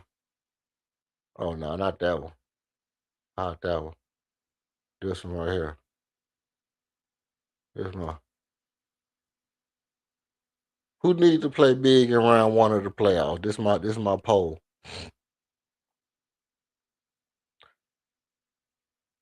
Y'all let me know, man. And then while y'all hit the little poll, I can tell y'all about what I'm planning on doing for the playoff. When is the first playoff game? What day is the actual playoff game? Won't be any significant jumps in the play. Y'all, no, it gotta be significant jumps in the playoffs, bro. It gotta be significant jumps in the playoffs. Somebody. First of all, I'm with Buckmo. I'm with Buckmo. LP. I'm with Buckmo for sure. I think two things got to happen. Actually, to be honest,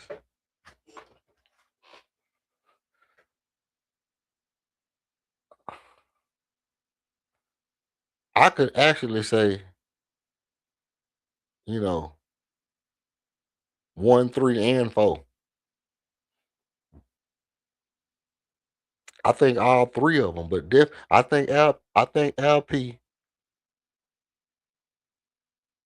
he got the day off. He get a couple more days off. Last time he got some rest, he came back with a vengeance. I think LP need to come out and whatever he was on when he was in Turkey, whatever that nigga was on in that European basketball league, whatever he was on over there, he need to get that. He need to drink some of that. Because we need that level of competition and focus from Al Pacino in the playoffs. He need to go into high competition level mode, not get through the season and get into the playoff and see what happened mode. For Armin, I think it's time that Armin make his name. Because you make your star in the playoff. The playoff is where you make yourself a star at. Is why we really that's why we really don't have a franchise player. Because LP did what he can do, but he didn't really make himself a star in last year's playoff mainly because we got blew out in the first round. But he played good in the playoff, which is why he was an all-star again this year. Um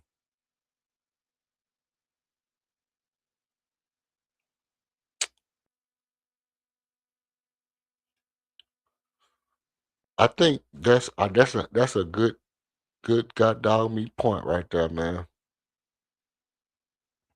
That's a good point. From 19 to about 25, because he need to have at least in a if listen, out of 5 games, I would say LP need to at least average 27. He need to have at least 2 or 3, especially against the Lakers. He need to have at least 2 or 3 30-point games in round one.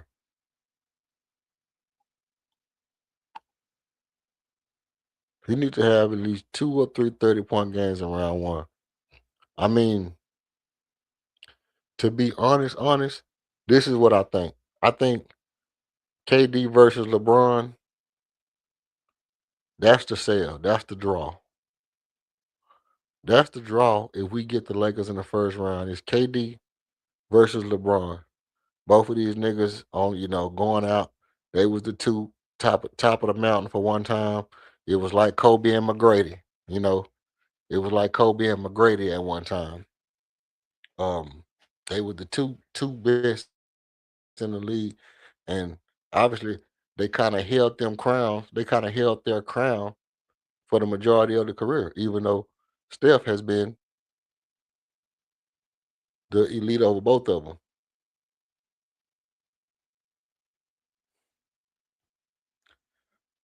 I think this draw is gonna be LeBron versus KD. But I think LP needs to score. He needs to up his scoring. KD, that's dumb. That's dumb. That's the dumbest thing you ever said in your life right there. And I'm gonna tell you why right after this. Because I don't mean to be rude. I had so many questions. but I think LP has to up his scoring. And I'm gonna tell you why he got to up his scoring. I'm gonna tell you why I said that's a dumb comment, bro. Because the ball can move. First of all, you must have been watching could have been what's that could have been records. Because that boy say actually I hope he doesn't because unless he scores and the ball can move her. The ball can move her better. I hope he doesn't her because unless he scores, the ball can move her. The ball can move her like that or no. But no, he just gotta be more consistent. He gotta not miss shots. So my thing is, if he shoot the same amount of shots he been shooting and he just shoot a better percentage, he'll up his scoring. I'm not saying he got to take more shots. I'm just saying he got to be more focused and make the shots that he take. Get to the get to the free throw line. Continue to make your free throws. You know that's gonna get his points up. I think that's something he got to do. That's something that he got to do. You want to be a superstar? You want to be a max player? Up your level in the playoff. Make your shots. Be more intentional when you take your hook shots and your floaters, your spin moves, dunk on people, yell in people's face, freaky pass, make your free throws, make your layups, make your 3 pointers. Just make your shit when you take your shit. That's all I'm saying. That's all I'm saying. Um, but for Armin, I think Armin got to make himself into a star. I think Armin has to make himself into a star. It's time for Armin to make himself into a star and show what he can do in the playoff because he coming up on contract year. And if he don't show that I can make people play, I can make people pay in the playoff, other than I can play defense, hell,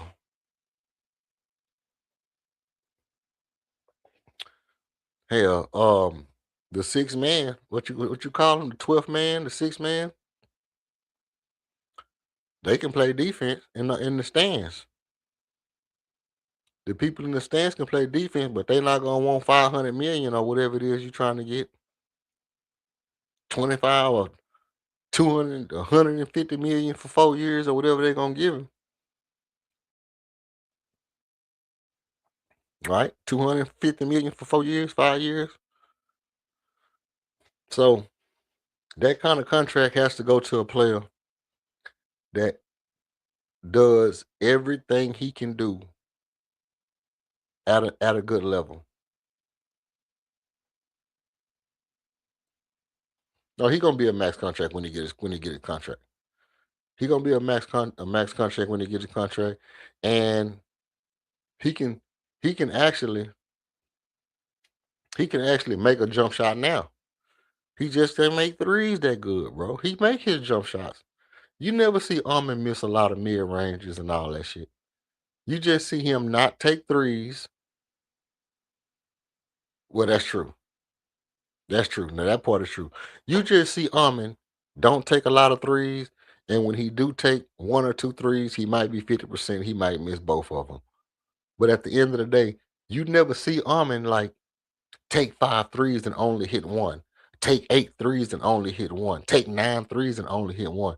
You see Tari doing that because Tari is there to stretch the floor. Tari can put the ball on the floor and get to the basket, bro. Tari can put the ball on the floor and get to the basket, but he doing his job. His job is to stretch the floor. That's what we need him to do. So he doing his job. So he got to take them 5 threes. Armin don't have to take them 5 threes. That's why he don't take them. But his mid range is all right. It's decent. But in the playoff, yeah, that's what I'm saying. He got to do that. He got to hit mid range. Armin got to hit mid range. He got to come down off the pin downs. He got to come off the flares. You know, get to the basket, dribble drives, euro steps, floaters, backdoor cuts, lob threats out the dunker, maybe hit a 3 or 2. You know, throughout the series, he got to do all that this round, and he got to continue to get better. I expect to see Armin get better, better, better every single game from now until the playoffs is over.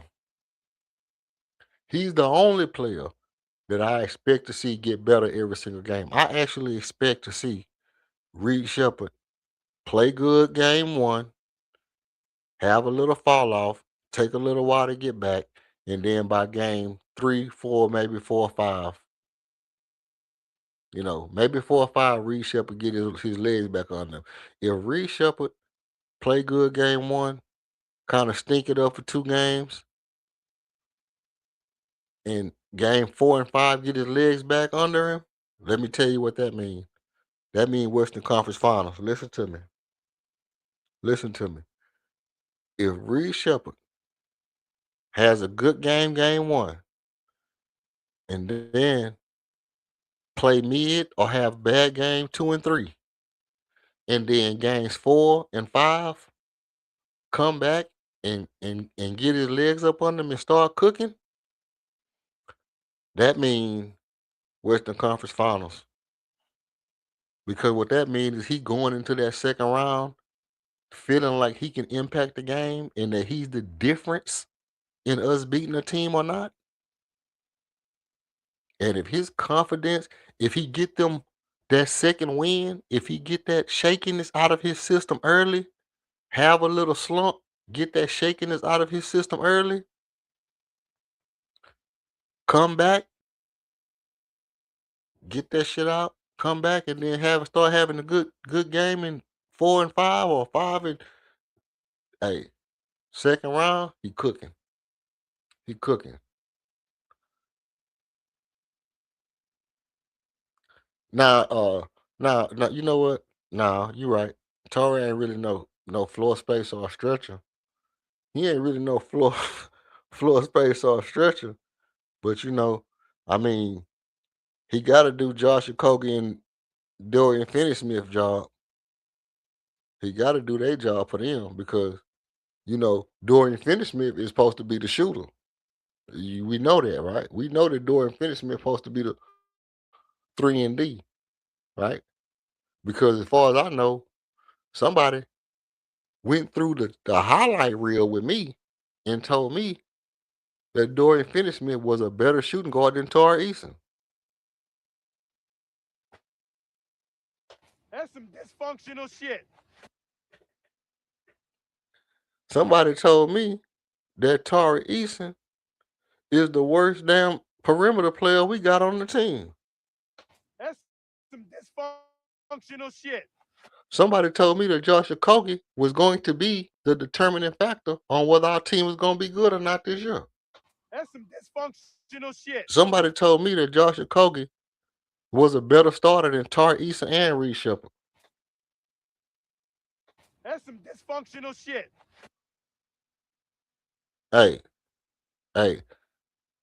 Tari doing what he's supposed to do. He's supposed to take them shots. He's supposed to make them, but he supposed to take them. He got to take them because Almond can't really take them. Almond can take 2. Dorian Finney-Smith can take 2. Josh Okogie can take 2 or 3. Jay Sean Tate can take 2. So Tari got to take some. Tari got to take them. But I'm gonna tell you one thing. I'd rather have Tari taking them shits than Jay Sean Tate, Dorian Finney-Smith, or Armin Thompson. Son of a... You done messed up. Right? Right? And I'd rather have Alfred Shangoon taking them than Jay Sean Tate, Dorian Finney-Smith, or Armin Thompson. Over basketball.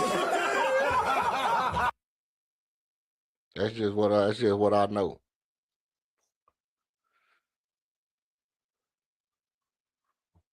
Hey, you did say all that. You came on here. I got the stream, bro. I got the stream. You know I got the stream. I can always go download it.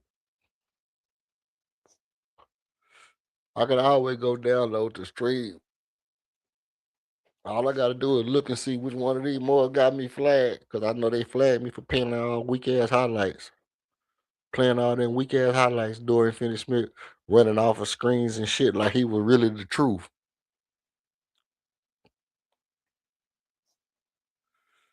Okay, no.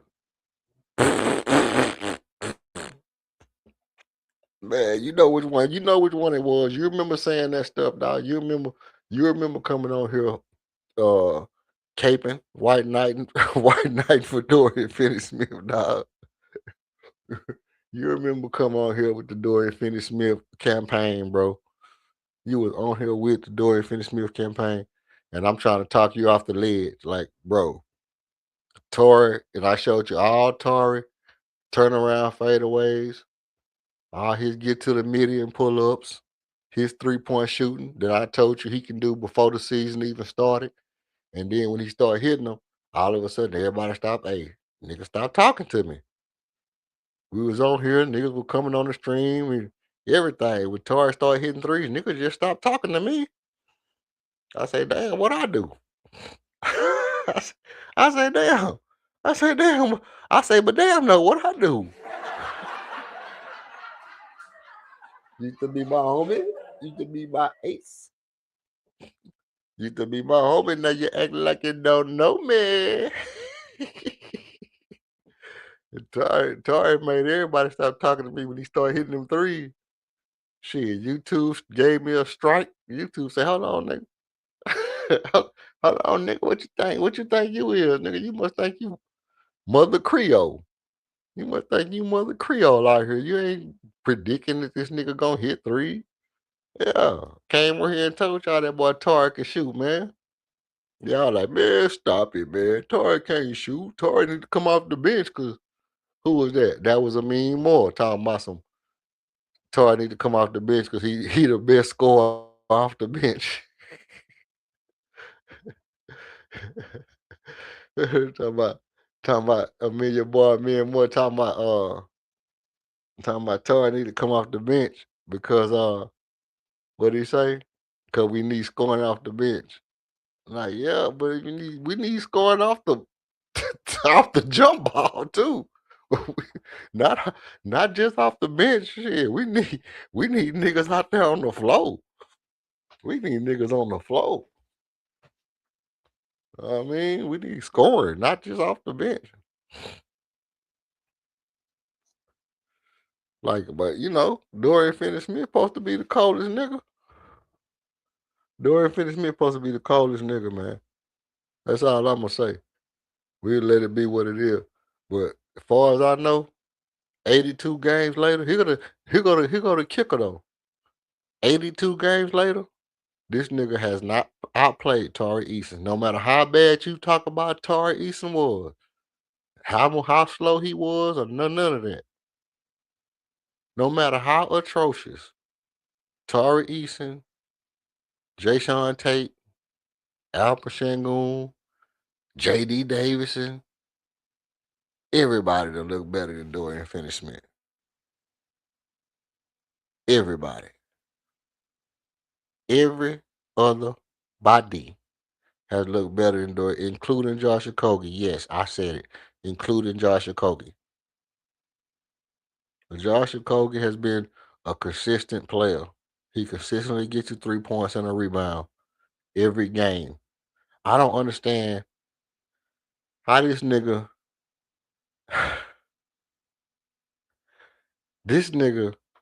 gets you 3 points every game, whether it's he hit you a three and then miss a 2 pointer, or he hit you a 2 pointer and make a free throw. This nigga always has 3 points, bro. I seen Josh Okogie score 5 points and then get 2 points subtracted from him and then ended up with three. I ain't never seen nobody get points subtracted from him, bro. Josh Okogie got points subtracted from him just so he can have 3 points. This nigga averages 3 points, no more, no less. Not 3.3, 3 point. This nigga averages three on the dot. 3.00000, nigga. Maybe a one after that. This nigga has 3 points every single time. Dog, come on, man. Come on, dog. Come on, you gonna make an excuse for this nigga, man. Come on, bro. DFS is coming off an injury. He had a bad season, worst of his career. It's okay. It's not okay, bro.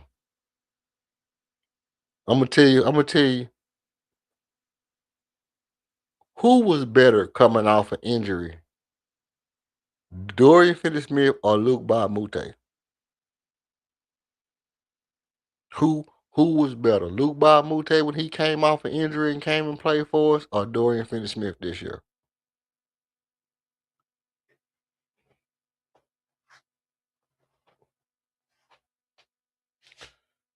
I don't think so. I don't think the Rockets had a better team this year than last year. Because the Rockets gave up 30 points for 24 points, bro. The Rockets gave up 30 points for 24 points. Well, overall, yeah. Because of the growth of Amin Thompson, because of trading Josh Okogie for Cam Whitmore, which I think was a stellar trade, and because of having Clint Capella instead of Jock Landale. But if Jock Landale was being used right, he could have been a stretch big for us. Because apparently this nigga shoot threes. And he was shooting good last year. They just didn't use him like that. Which would have been valuable for us this year to have a actual shooter at that 3 point at the center position. You know, you can go double big and you can put Jock Landale and LP on the floor together. Or Jock Landale and Jabari. That opened up the flow for Armin and KD for real. That opened up the flow for real, for real.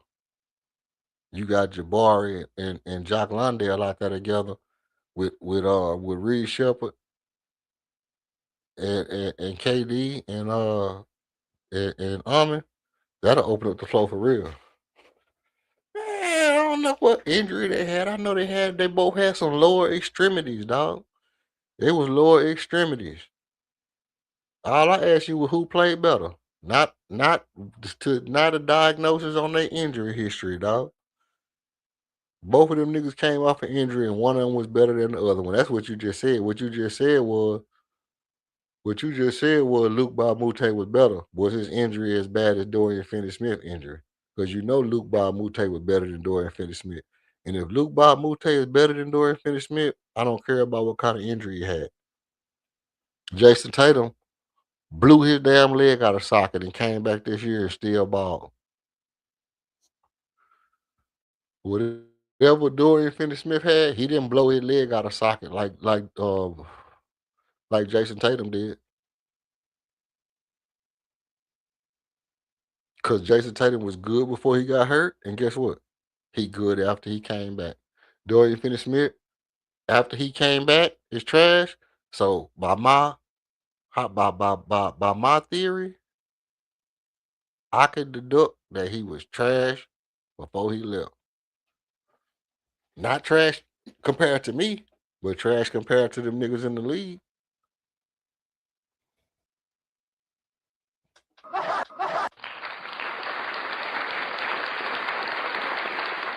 Come on in the room, bro. Come on in the room. What you gotta say, King?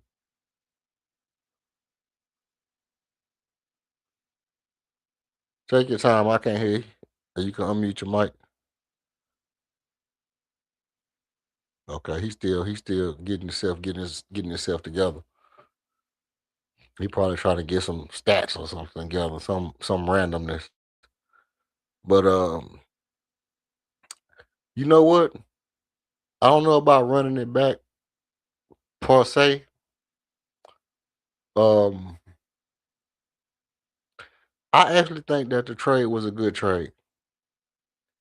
I do, but only if only if it don't salvage our future and we can continue to get better and KD willing to go to the bench with after 2 years from now. If KD Hey is yo, still on the bench, yeah, what's up with you? Go ahead. uh, I can hear you.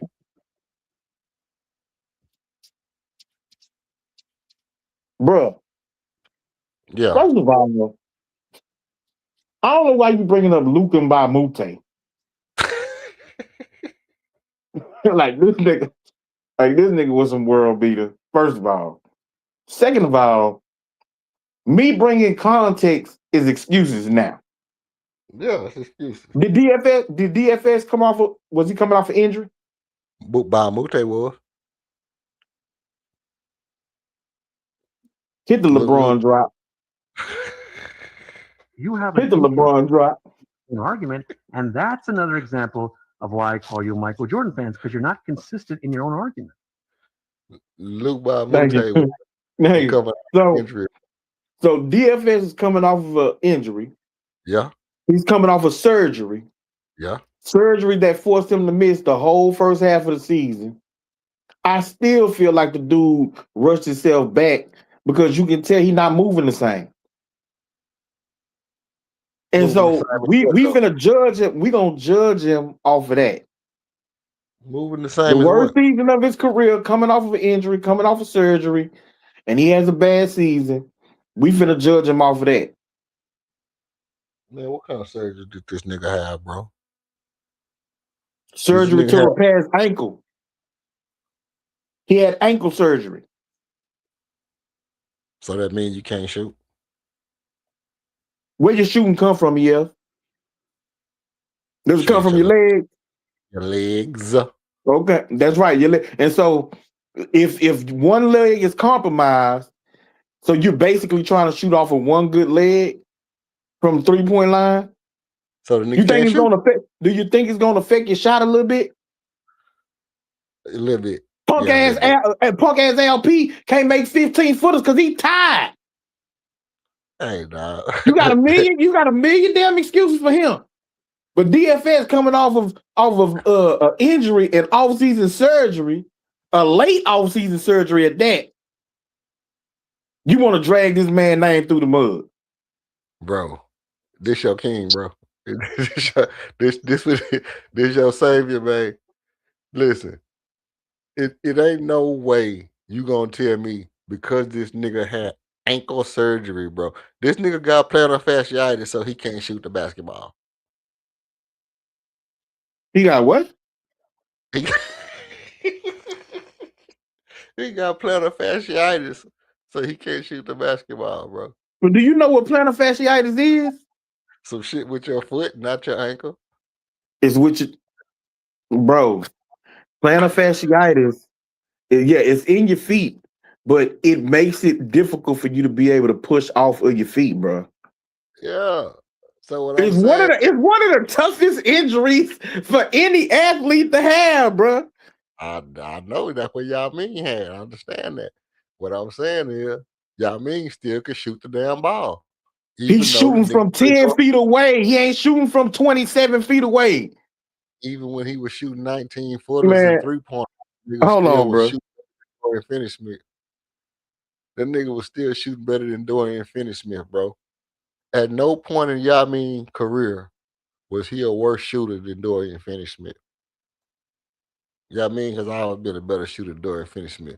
Ime impatience set the Rockets back. You think it was his impatience that set the Rockets back? Or you think that I think Ime kind of helped the Rockets get ahead this year, man.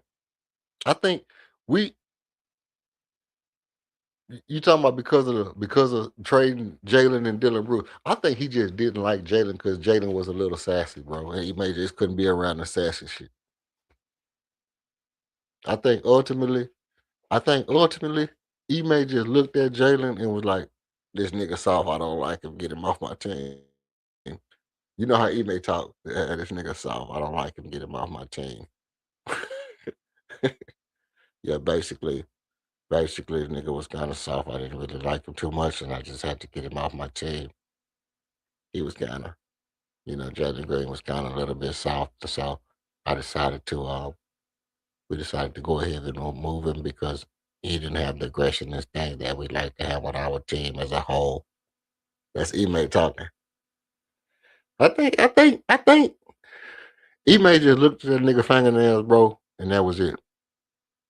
Jalen Green didn't stand a chance. Jalen Green didn't stand a chance. The minute he seen them fingernail polish on that nigga hands,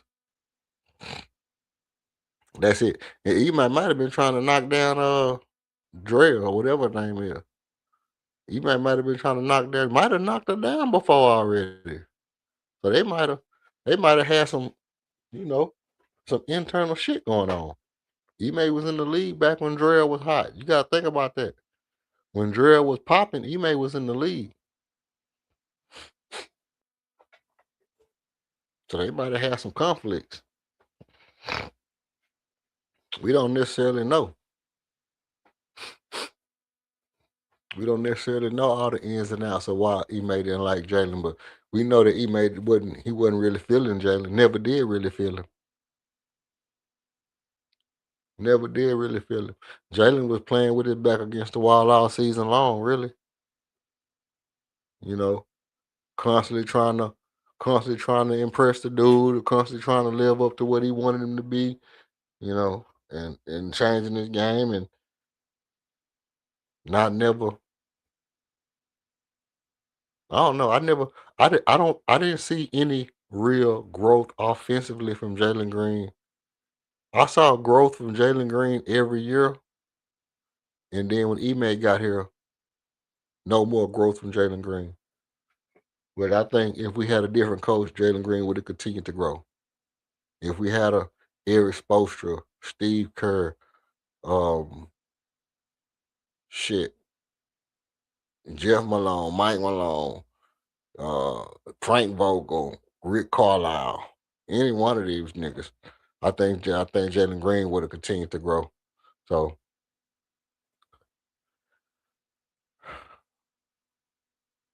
yeah, I don't. Ime being overrated. I don't think he overrated, bro. I think if Ime has this is the thing about Ime. Here's the truth about Ime. Ime has to have a super elite player, like top 5 all time, a top 5 in the league player. If he has that top 5 in the league player, automatic championship. Now, this is what I'm saying. You give Ime a top 5 in the league player, he'll get you a championship automatically. Because he coach consistency, he allows guys to go out and have a routine, veer right, veer left. 6-play split like Novocaine, right hand don't get to the left one wheel.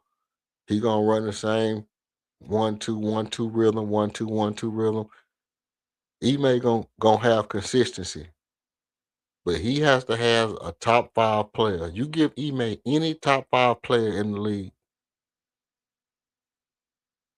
and when I say top, give him a top 10.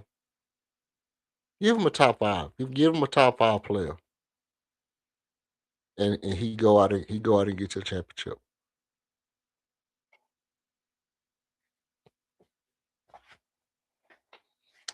And I don't think we have a top 5 player in the league. I do think we got a top 5 center. Obviously, I still think Albert Shango is a top 5 center. Yeah, I said he might have been top 3, but I still think even if he ain't top 3, he's still a top 5 center. I don't think that make him a top 5 player. I don't think it make him a top 5 player. I think he got potential to continue to grow. I don't think he a top 5 player. I think he a top 5 center.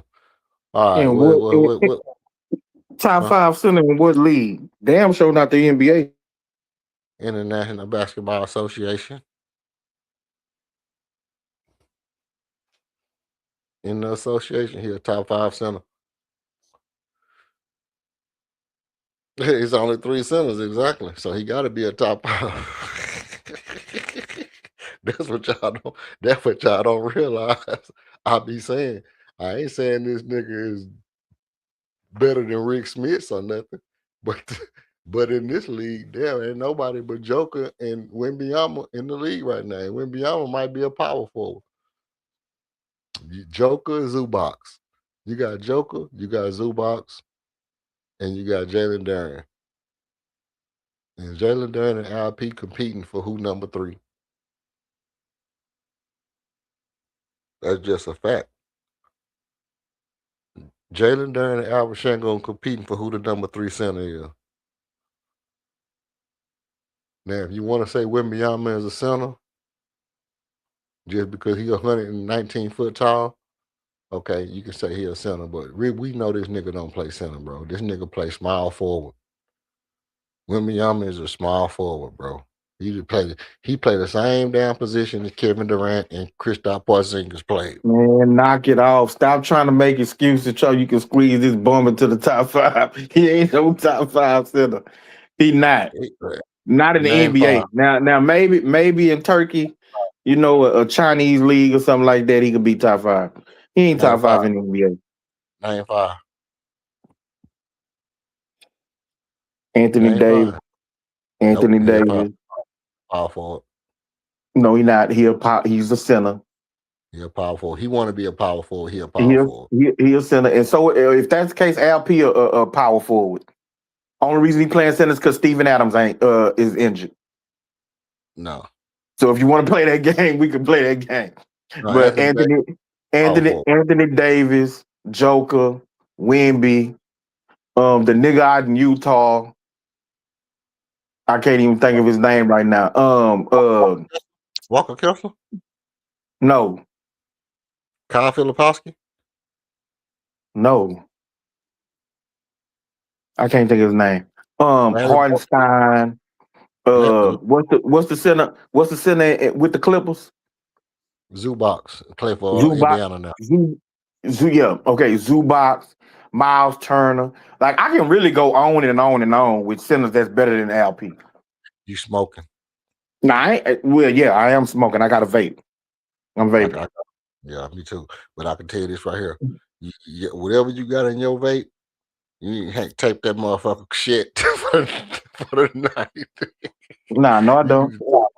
You tape your shit for the night, Brody. Let me tell you something. This dude is averaging 20 and 8. How many 5 assists? years in the league, he averaging 20 and 8. Number one option according to you. Face of the franchise according to you. 20 and 8. How many assists? 6 assists. 28 and 6. So you trying he to tell me that? Sabonis is better than that. Tell me Sabonis that with Sacramento ain't been better than LP his entire career. I'm not talking about his career. I'm talking about right now. He better than him right now. He better than him right now. Right now, yesterday, tomorrow, next week, next month, next year. Bro, I ain't talking about his career. I'm talking about right now. If he was better than LP, why he not in the playoff? Because he in the Western Conference. He can't take him by himself. I didn't know he was by himself. He had De'Aaron Fox. It was De'Aaron Fox is gone. De'Aaron Fox left last year. That's right. When they had a good coach and he had De'Aaron Fox, they made the playoffs. They was a top 4 seed. In that year, he had much better numbers than LP. LP has never been better than Sabonis. Never. A day in his life ain't ever been better than Sabonis. Do you think Sabonis is you think Sabonis is a top 5 center? No. Okay then. Thank you. I don't think Sabonis has the scoring gravity Alper Sengun has. He don't have the ball handling skills LP got. He's not a better passer than Alper Sengun. He don't have the wiggle. He got a what? He don't got the wiggle. He's not a better passer. Oh my God. He got the smarts. He's smarter than LP. He is a far better passer than LP. Bro, have you seen Sabonis numbers? First of all, I'm an Arvita Sabonis fan, so I know what his daddy was. I can imagine a nigga can I ain't pass, talking but about his daddy. Have you seen Sabonis's numbers? Man, this nigga averaged triple double, didn't he? Damn near. I think he'll chop his hands off if he averaged 6 assists. Man, let me see where these niggas at. What is Sacramento? They playing right when they playing. Let me see. Sacramento. Okay, let's go look at Sacramento box score. Because see, what you don't realize is, guess who ain't playing tonight? Uh-oh. Nigga ain't even on Sacramento no more. This nigga out the damn league. He ain't on no damn league. They didn't kick this nigga out the league. This nigga is he ain't on no league, boy. I'm telling you, I'd be willing to get rid of him. For Sabonis. I'll give up LP and a draft pick for Sabonis. That's some dysfunctional shit.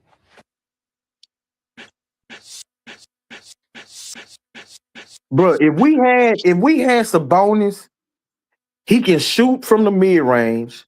He could shoot the 3. He can pass the ball. He's a better rebounder across the board. He's better than LP, and he's far more efficient.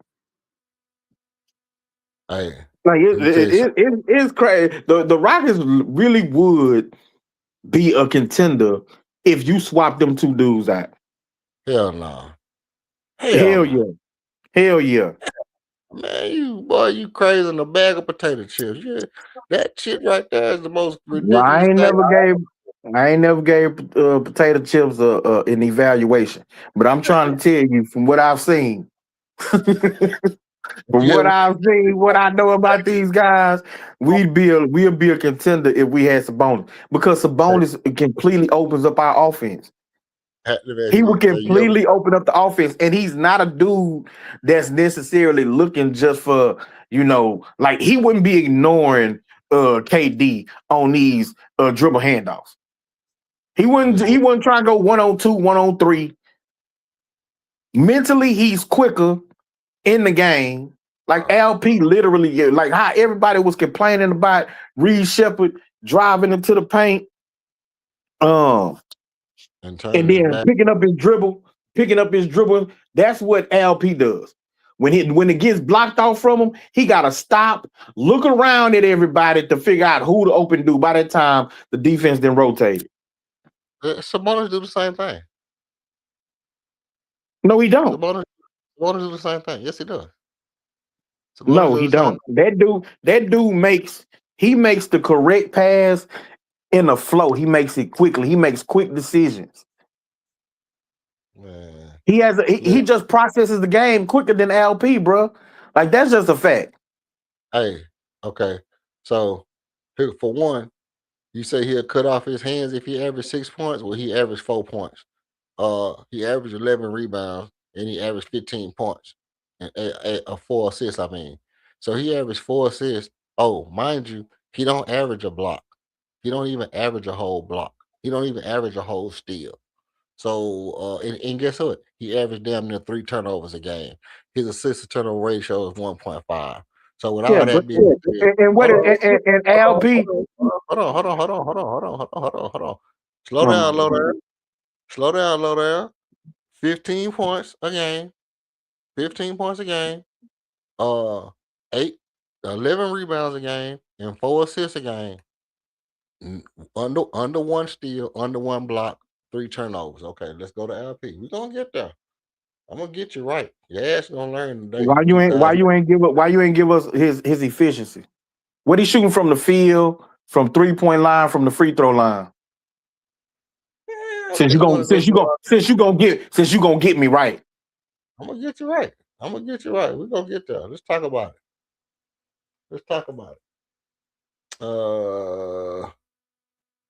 Full roster. Let's go back down here. Let's look at all this right here nonsense. A little shenanigans right here. Where this nigga at? This nigga ain't even on the roster when you look for him. And Bugmo say he was hurt this year. That nigga, okay, that's another thing. How many games? So how many games did he play? You giving me these stats. How many games is this? Them stats. I don't know. This is career season stats for the season. Okay, so it tells you how many games played, bro. Okay, so you want to know his career or his regular season percentages? No, just give me how many games he played this year, and give 19. Me his percentages. But 19. I got 19. Man, stop playing on me, bro. Stop. Okay, so go to last year when he was healthy. We can do his career stats against LP career stats. That's what you want to talk about. No, that's not what I want to talk about. I'm telling you, look at last year's numbers. Tell me what his numbers was last year when he wasn't hurt the whole damn season. Hold on. First of all, bro, do I look like Stat Baby to you, nigga?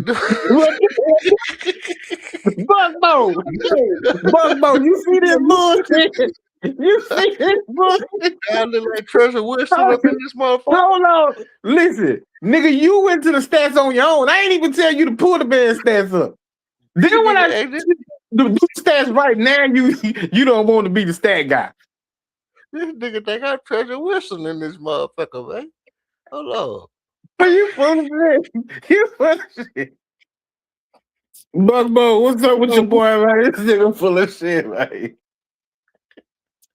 Oh. Let me see if I can pull up this nigga whole life, his last year's stats. Okay. This nigga here, man. Boy, I tell you, give a nigga a mind, man. He want a kilometer. Now you see how you trying to manipulate me off of 19 games. You trying to manipulate the argument off of 19 games. I hadn't even looked at it yet. I just looked at the nigga stats and seen what it was. I didn't know it was 19 bro. games. I didn't know it was 19 games, bro. I wouldn't give a damn if it was 1 game. The nigga is trash, bro. The nigga is trash. I don't care if it's 1 game or 20 games. The bonus is trash. That's wild. That's crazy work. Okay. So last year. So last year, 19 points. Boom. He averaged 19 points. He averaged 6 assists. Cut your hand off. Still no blocks. Still no steals. No blocks and no steals. He 13.4. That rebound game crazy though. Damn near 14 rebounds. I'm gonna give him the 14 for you. 19 and 14. 19, 14, and 6. 19, 14, and 6. 41% from 3. Oh, Lord. That's KD number. That's KD number from the 3. 59%. 59%. Field goal. 59% from the field. God damn. 75 free throws. So he's 60, 40, 75 is what you're saying. 60, 40, 75. God damn. 70 games played. He played 82. Hold on. Let's talk about this though, because I'm gonna get you somewhere. He played 82 games the year before that, 79 the year before that, and he played 62 games in 22. He played 15 games the year before that. He played 47 the year before that, 62 the year before that. So he went through a spell where he was hurt in the middle. Okay. He got a couple, most 80, started out with 81, 74, 74, then 62, 62, 47, 15, 62, and then started to come back up and then got hurt again. But for the most part of his career, he started out slow, 6 points, shot up year by year till he got to 18, 20, tapered off around 20, and been at 20 for the base, mostly for the rest of his career. He been at 20 points. Okay, let's go look at LP because I want to look at this is what year for LP? What, This is 5? this is year 5. This is year 5 right here, right? Yeah. Okay. So we're looking at 20, 12, and 6. And by the way, 20, 12, and 6, 32% three-pointers in his 5th year. See, this what See, y'all do. here you go. Here you go with your bullshit again. Hold on, because this what y'all do. Y'all want to say, boom, that you will trade a nigga that's doing something right now in year 1, 2, 3, 4, 5, 6, 7. How many fucking years is this? This nigga was drafted in 2016, bro. This nigga was drafted 10 years ago. So Okay. this would be his 11th year. Now, in his 5th year, the nigga was shooting 32%. Which is still better than LP. Okay, still better for the LP. We'll see. We'll see about that. But see, no, you try to manipulate the argument because we're not talking about getting Sabonis 5 years ago. I'm talking about Sabonis right now. But you saying, yeah, I know, because you saying that Sabonis is better than LP right now. That's right. What I'm saying is, right now, he's not better than LP. Yeah, he is. No, because you the one started bringing up last year. I'm talking Because about right now. Okay, he was healthy last year. So we're comparing a full season from Sabonis, his last full season, to LP's full season this year. Okay, so Where you want to sit up and say that LP right now is a top 5 center. And I'm telling you, he ain't even better than Sabonis. You don't want to make Sabonis the top 5 center, who the last year that he had a full season, his numbers are superior to LP's. Hey, the last year that Shaq played, he was better than Sabonis and LP. No, he wasn't. Shit. The last year Shaq played, no, he wasn't. What did Shaq average? 3 points a game? Four, and was still dominant with the Nah, he toe. wasn't dominant. Stop it. No, he wasn't. No, he wasn't. He was on like his 8th goddamn team. No, he wasn't. Wasn't nowhere near close to dominant. He was fat. That's all he was fat. Keep that nigga out the paint. That nigga still dunk on you when he was playing. I don't even think he could dunk on his last. That nigga couldn't get up no more. Hey, okay, so let's go look at LP. Because you the one brought up all this last year. I'm talking about who the best this year right now.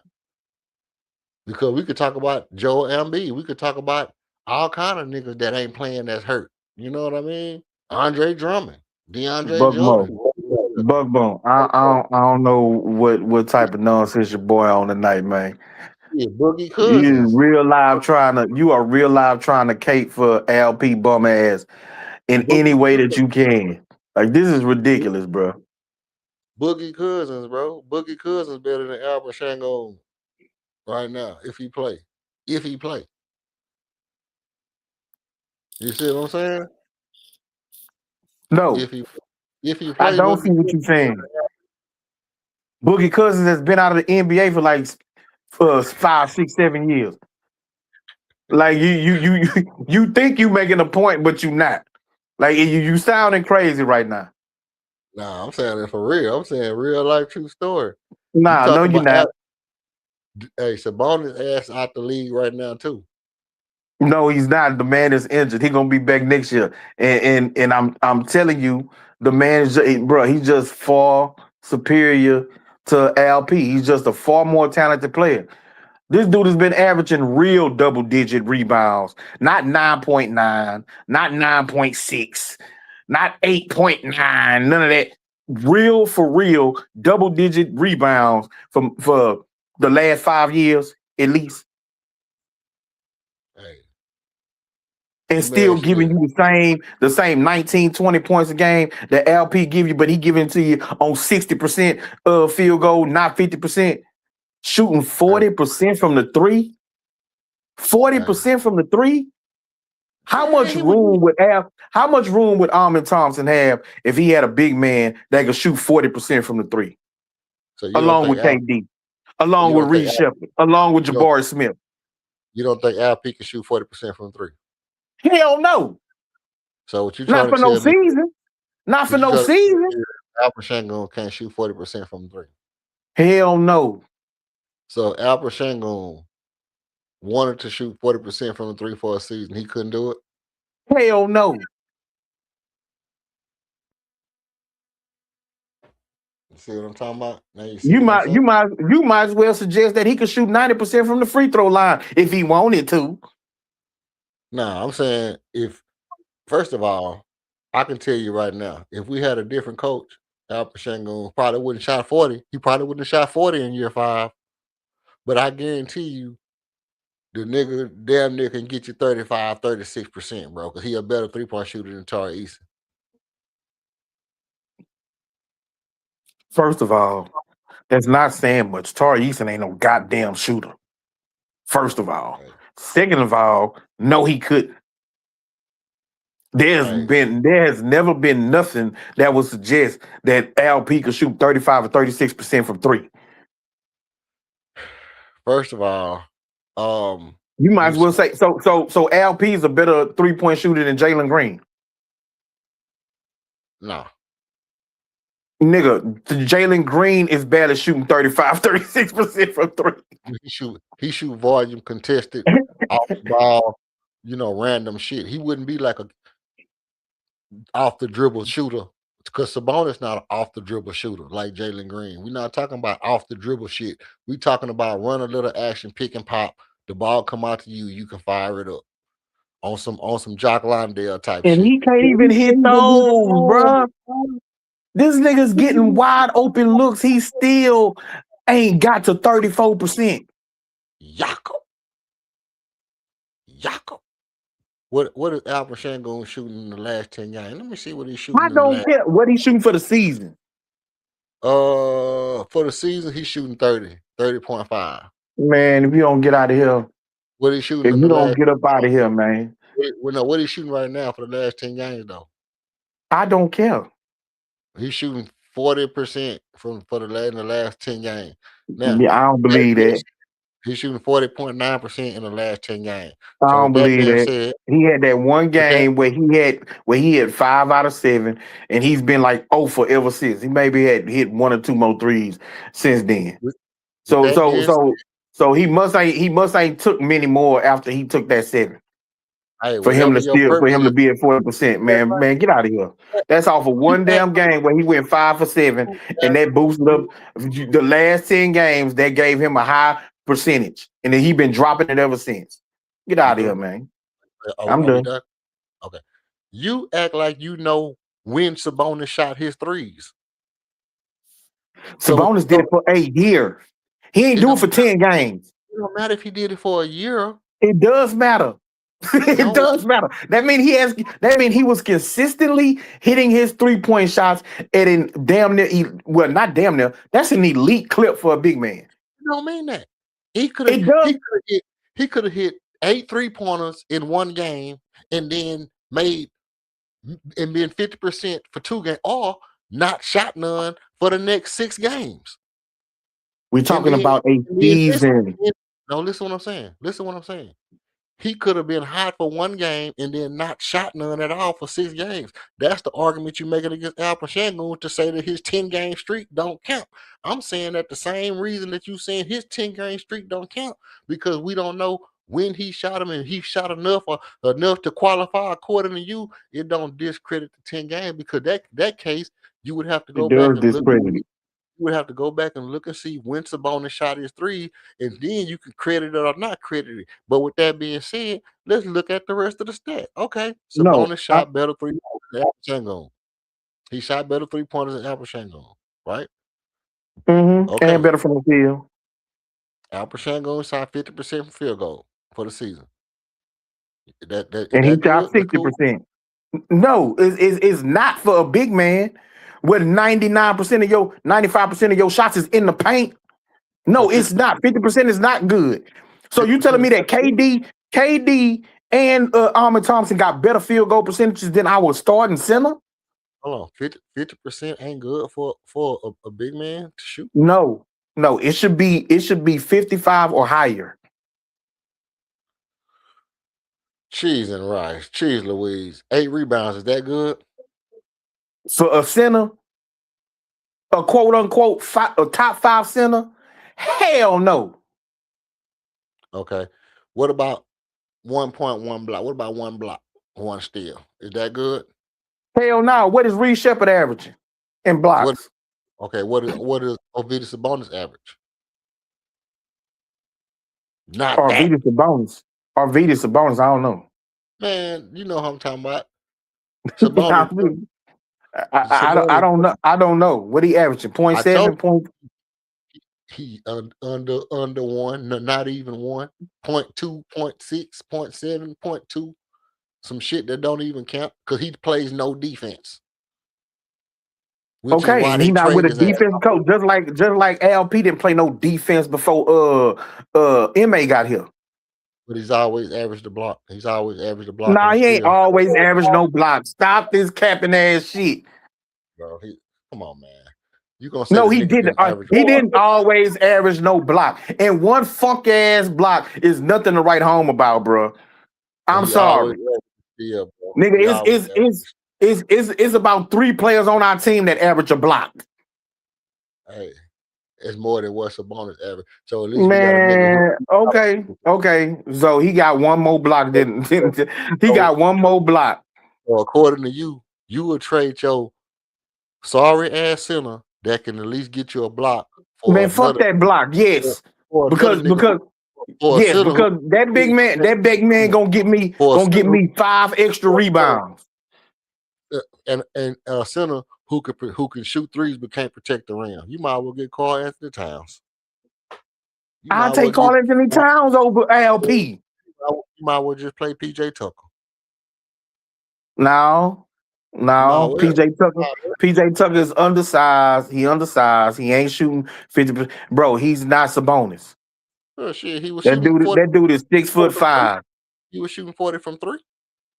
From the That corner. He can only shoot corner threes. Hey, what's the bonus can shoot him from? Everywhere. You know that for a fact? I know it for a fact. I watched the boy play. So you watch him. You watch him all the time. You know where he can shoot from. I've watched him enough to know that he can hit threes from everywhere. You ain't just got to put him in the corner. He can hit him from the top of the key, off on the wing, in the corner, either wing, at the top of the key, picking pops. Man, you don't get out here with this Sabonis. That's Sabonis bullshit you talking, man. Sabonis ain't better than no damn LP. Boy, you lost your rabbit ass mind. Boy, you crazy. You crazy as hell. You ever try to talk to a box of Fruit Loops before? Hell no. That's how you sound right now. You sound about crazy as a box of Fruit Loops. Oh, so you the damn Fruit Loop I'm talking to then, nigga. You the goddamn Fruit Loop. Yeah. Ain't no way in and hell. Buck Mo say his numbers is 19 points, 14 rebounds, 8 assists, and 0.7 block. That's 1 block. Hell no, man. Listen, okay. And he say, yes, Sabonis can shoot from anywhere, bro. What is he talking about? Sabonis can't shoot from anywhere, dog. He can shoot from anywhere. Now we ain't talking about logo threes or half court.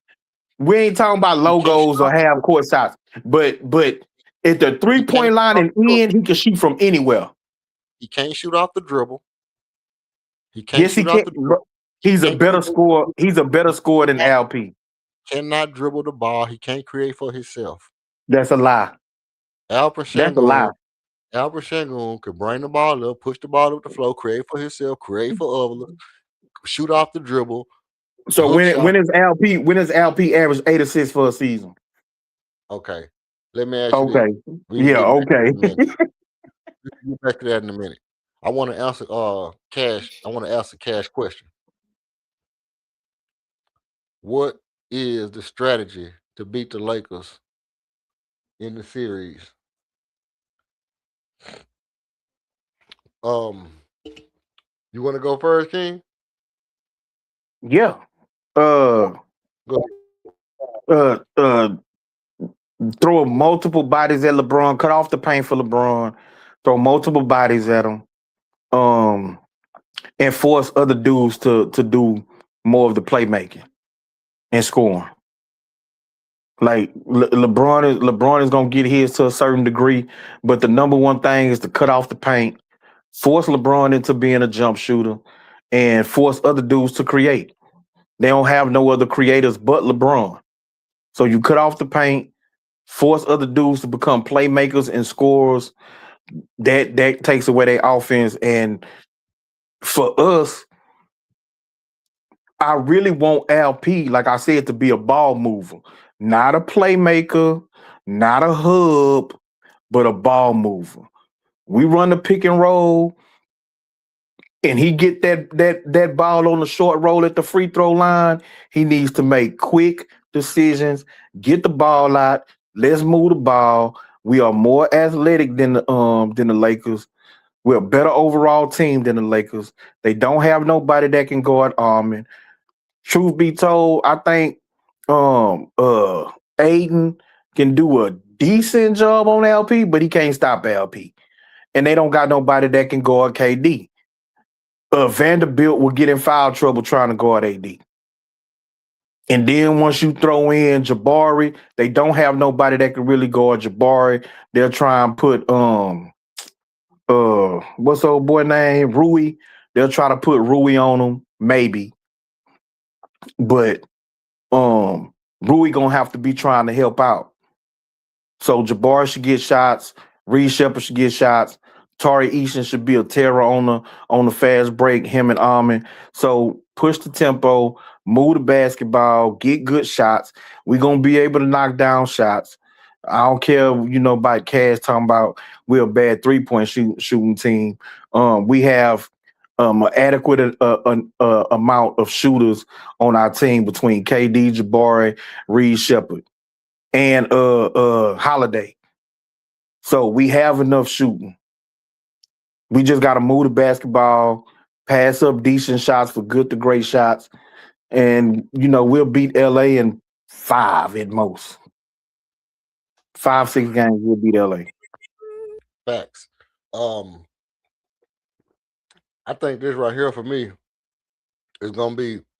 I think with no, I don't know if Austin Reeves and Luka coming back. Austin Reeves is out for the rest of the year, right? Most likely, unless Yeah, if they get to the second round, he might be able to come back. Okay, so that means you're gonna see a heavy dose of Marcus Smart. I kind of think you gotta start. I kind of think you gotta start Tari for one. Tari or Kobe. Yeah, I kind of think you gotta start Tari or Kobe. I don't think you can start. You want to start Reed in the playoffs like that. I think you got to let Reed work yourself into the mood of the playoff, because obviously, going to a city or a team coming to you, what's your routine in the playoff, getting the feel for how the playoff work, being able to sit on the sideline and look at the refs. You kind of want people who done been through that before. And I don't think that I want to start Reed, much as I want Reed to be a starter.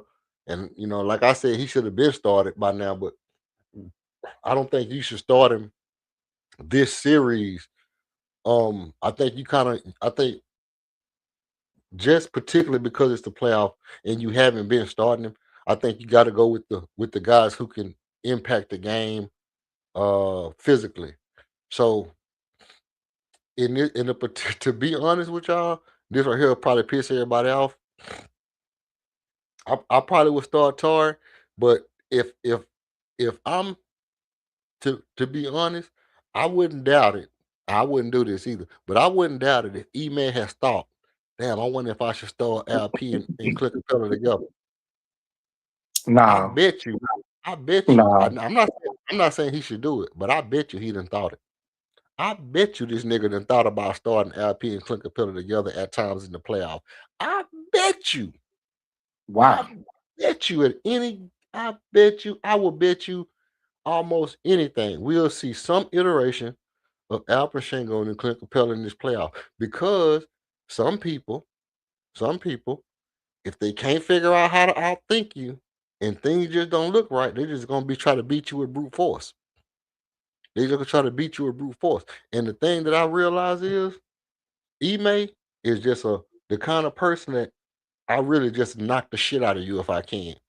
And I think that ultimately he don't got that, he don't have that I can knock the shit out of you that he's used to having. He don't have nothing, like I said earlier, he don't have nothing that can choke the life out of a team. And Ime needs that. Ime needs that I got something that can take your wheel. We don't got no Dylan Brooks. The only thing that we got that can take your wheel right now is Reed Shepard, to be honest.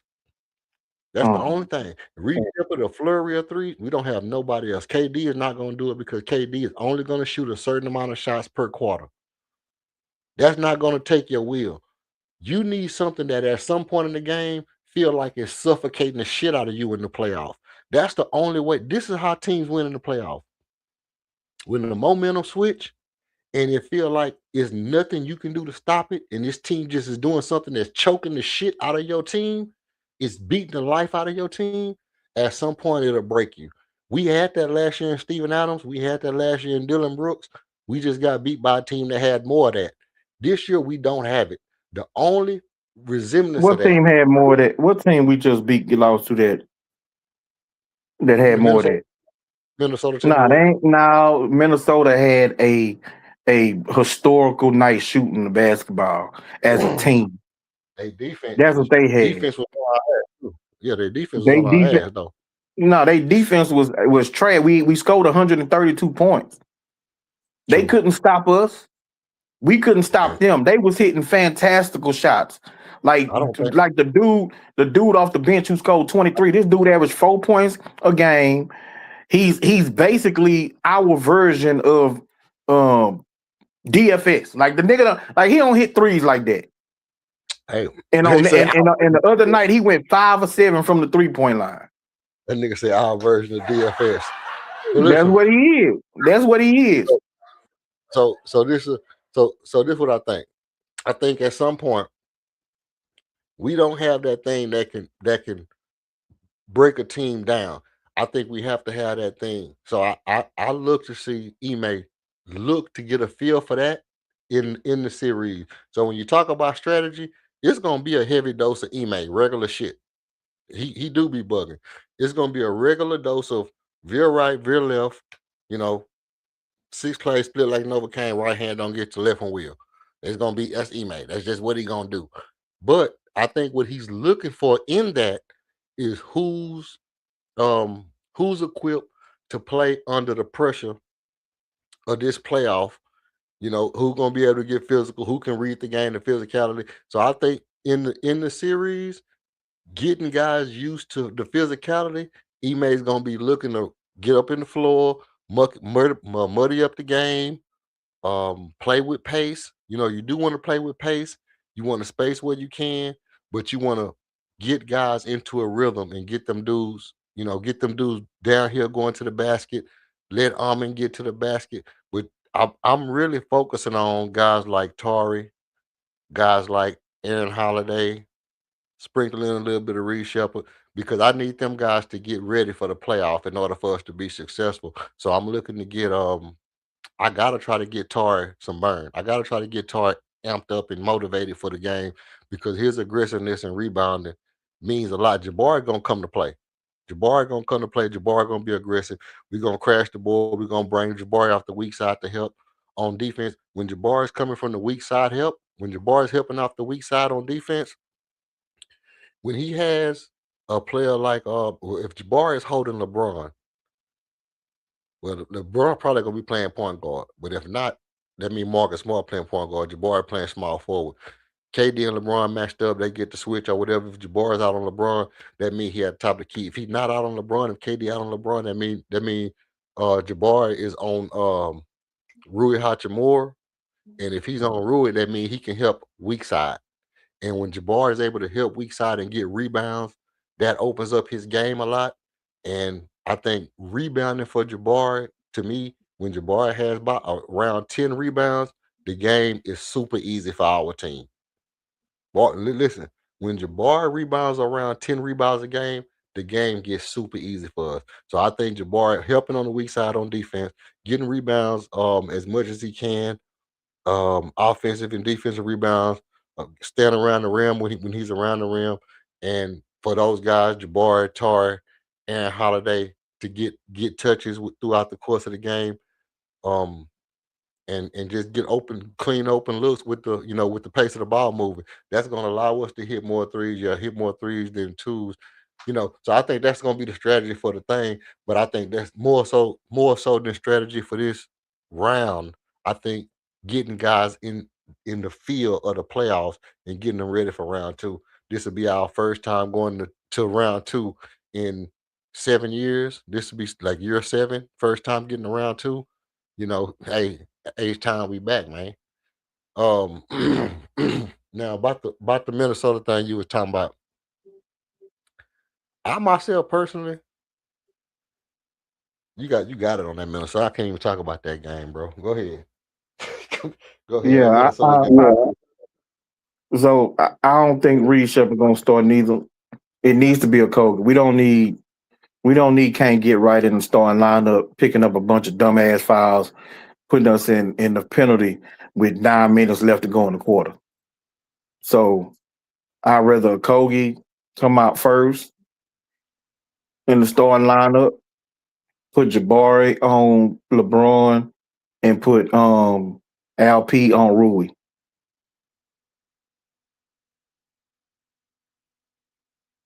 But damn, I don't know who we would put on Aiton. Anybody? Shit. Shit. Tari. Okogie can hold Aiden. Nah, I'm talking about for rebounding.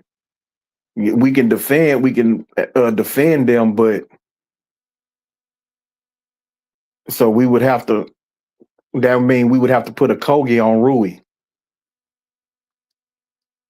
and hope that Rui don't go posted him up because Rui is a big boy. Yeah, That's the only thing that could possibly force Tari into the starting lineup, which I would hate that. Okogie's strong enough to hold Rui. I think, like you say, rebounding. He's not gonna sell out his rebounding if he can help it. Because remember, Raphael Stone said that rebounding was one of the main parts of our offense. So I think whenever your boy Jack with the Gat asked Ime, asked Ime and Stone about the offense. I think the question has something to do like, how do we make the offense better? Instead of just hoping that the rebound save us or something like that. And then Stone hit him back with the well, if offense rebounding is part of offense, then you have to give us credit for offense, basically, in a nutshell. You know what I mean? If offensive rebounding is part of the offense, then you got to give us credit for having a good offense, which is why we so high in the offensive ranking, which means we're a good offensive team. Is that not borderline gaslighting? Well, I mean, rebounding is a big part of what we do because we not like that's how we really. What we talking about. Bitch, you know that ain't what we talking about. We talking about real live offense, nigga. We not talking about that shit, bro. Like, nigga, you hey, he played that nigga when he said that shit. I was rolling, fool. When Stone said that shit, cause you know me, dog. I fuck with all the content, rocket content creators, at some point in time, most of them anyway. So I knew Jackson was finna ask him something like that because he always be talking about it. I'm sure it was Jackson. And when Stone said that shit, nigga, I must have died, bro. I ain't stopped laughing for about 25 minutes, bro. I was like, man, this nigga Stone is a clown for that one. Yeah, you know, if offensive rebound is a part of offense, then you know that is one of our best offensive traits, and we are kind of high up there in the offense, like number one offense in the league. So you got to give us credit for being a good offensive team. What? What kind? What kind of shit you selling us, Stone? I mean, I ain't just started watching basketball this morning. I know that offensive rebounding mean that you suck offensively. If you got a bunch of offensive rebounds, It don't mean you suck. Now, I mean, let's not go overboard. We may not be the best offense like the stats were suggesting. Yeah, it still don't mean that we suck though. how you getting I all them don't offensive think that we rebounds? suck. I don't think we sucked offensively, but I mean, at that point, I think we was leading the league in scoring as far as just raw numbers, but also 3-point shooting, field goal percentage. Like we was leading in a bunch of different categories. So the offensive rebounding just accentuated that fact. But our scoring did taper off. It what's it called, to the mean. It Yeah, came back down to earth. yeah, But yeah, I yeah, still think that we are a good enough offensive team to be able to do what we need to do. Our defense is what suffered the most. yeah. No, I mean, no, we was getting like 50%. You know what I mean? Like every other shot was off. Every other miss, we would get the offensive rebound, and that's one of the things that I think is, excuse me, that's one of Ime's strong points is he's always had that kind of team. He's always been the kind of person I'm gonna keep an extra body in the dunker spot. That's a rebounder, and I'm gonna have one extra person crashing. That's a third rebounder. So he always got three people close by the ball on an offensive shot. If you got a person cutting to the goal and then a person shooting a midi, then you got three rebounders right there. Or if you got a person cutting to the goal and a person passing the ball out the low post to a nigga that's in the dunker spot, that's three people right there by him. So he always keep three people around the goal for the sole purpose of offensive rebounding, which is a good offensive strategy. With that being said, you know, my problem with that is the one downside to that is it make you a physical team, but it don't give you the best opportunity to not miss shots. So it leaves you in a position to where if the ball has to travel, then it's either somebody that's staying at home on a man, and every now and again you get a person open, or by the time the ball gets to the man who got a shot, that defender can close out on him. You know, that defender has travel time to catch all the way back up to the man. So it's never like a quick swing. Like you notice when Golden State starts swinging the ball, it's this person is running from right here to right there full speed and getting an open shot. Not the ball is swinging from here all the way over there and then giving everybody a chance to rotate back into their position so they can contest all the shots. So that's one of the problems with Ime offense. But by the same token, like I say, it do have vertical spacing and backdoor spacing, but it do allow if the pass has to travel, you get down to that third option, then the ball got to travel a long way, and then it allow a whole entire defense to reset. Most offenses, the longer it go, the more scrambling your team is doing. But our offense, the longer it go, the easier it gets for the defense to recover and reset their defense. That's why it'd be like once we get past our third option, if that team is in position on that third option, it's automatically gonna be a 24 shot clock. We're not gonna get Yeah, off a good because shot. our damn big man slow as hell process. So it's our small forward. No, Shit, I don't think so. like hell he ain't. He I be just he hell. just too he just too lackadaisical with Yeah, his pass. nigga be high. Nigga be high as shit. Yeah, I mean that may be true. I don't think that he's seeing the game slow. It's just he too lackadaisical with his passes.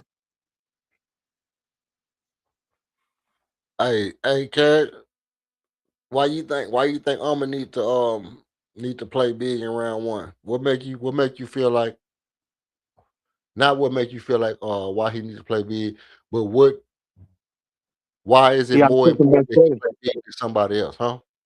He our second best player. We not True. gonna win the series without him. Hmm. But I mean, do you think he got to play bigger than what he usually do? Like, or he just got to be consistent to where he usually is? Well, he do need to maybe he may need a little bit of an uptick, but we need him at you know 22, 24, 25 points a game. Yeah. What people are expecting out of LP, I think we need most of that production from Almond because I don't know what LP gonna really give us. You know what LP gonna get? He's gonna be over the course of the series. It's gonna be 20, 10, and 6. He I ain't mean, give that's us that in pretty the much regular where season.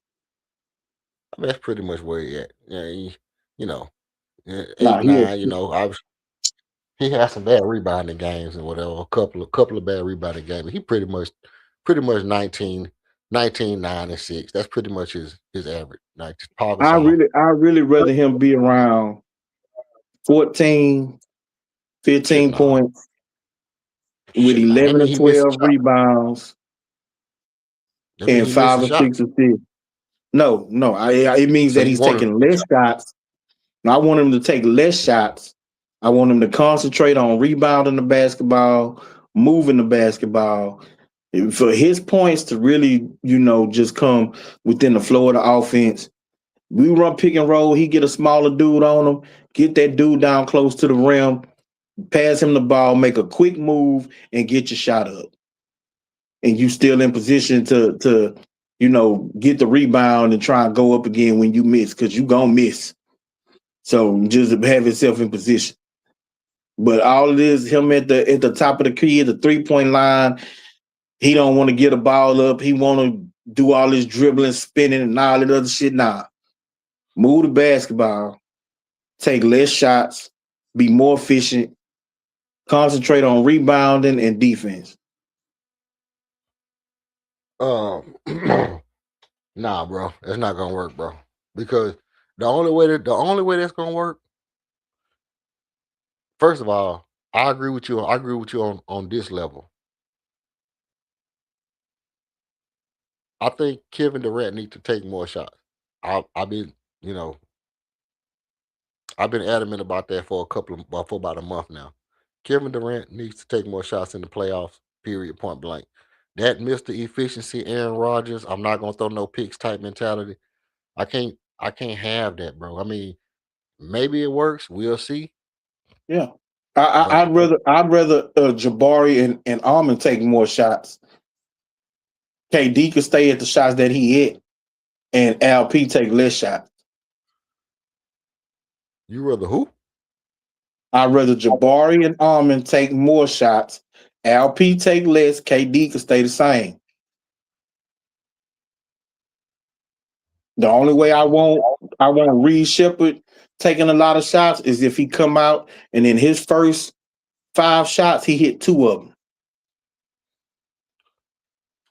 Um, here go the problem with that, King. The problem with that is this. You know basketball good enough to know this when I say it, it's gonna sink in. Because I think you got regular season fatigue right now. And I know most people do, but I never get that. I'm always focused on basketball as a whole, generalized basketball, the concept of basketball and all this nature. So let me break this down to you. In the playoff, what changes? Pace. Not only that, but And the calls from the referee, the physicality. well, that too. But even more so, the calls from the referee is the most important thing. But the fact that you playing a team that has seen you 4 times this season. They know all your plays, and a lot of times your strategy is not going to work. You're just going to have to go out and have a guy that can outscore the other person. That's the key component of playoff basketball, which is why we got roll the ball out and make a basket. That's why we went and got him. We went and got him because we needed a guy who can roll the ball out and make a basket. Because in the playoff, you got to have that guy who can beat his man 1-on-1. So when the time comes and we need a bucket, I don't want to hear no shit about making the right play. I don't care nothing That about ain't no man. that ain't KD. That's LeBron, bro. No, listen. Ain't nobody ever accused KD of not taking a big shot, of not doing the scoring that was needed because he passing the ball to this guy, that guy. He's always stepped up to the plate offensively. He says it. He says that he likes to play basketball the right way and make the right basketball play. He said it out I his own mouth. understand that, but what he does and what you saying he said is two different things. We ain't never seen KD not show up and provide the scoring that was needed by him.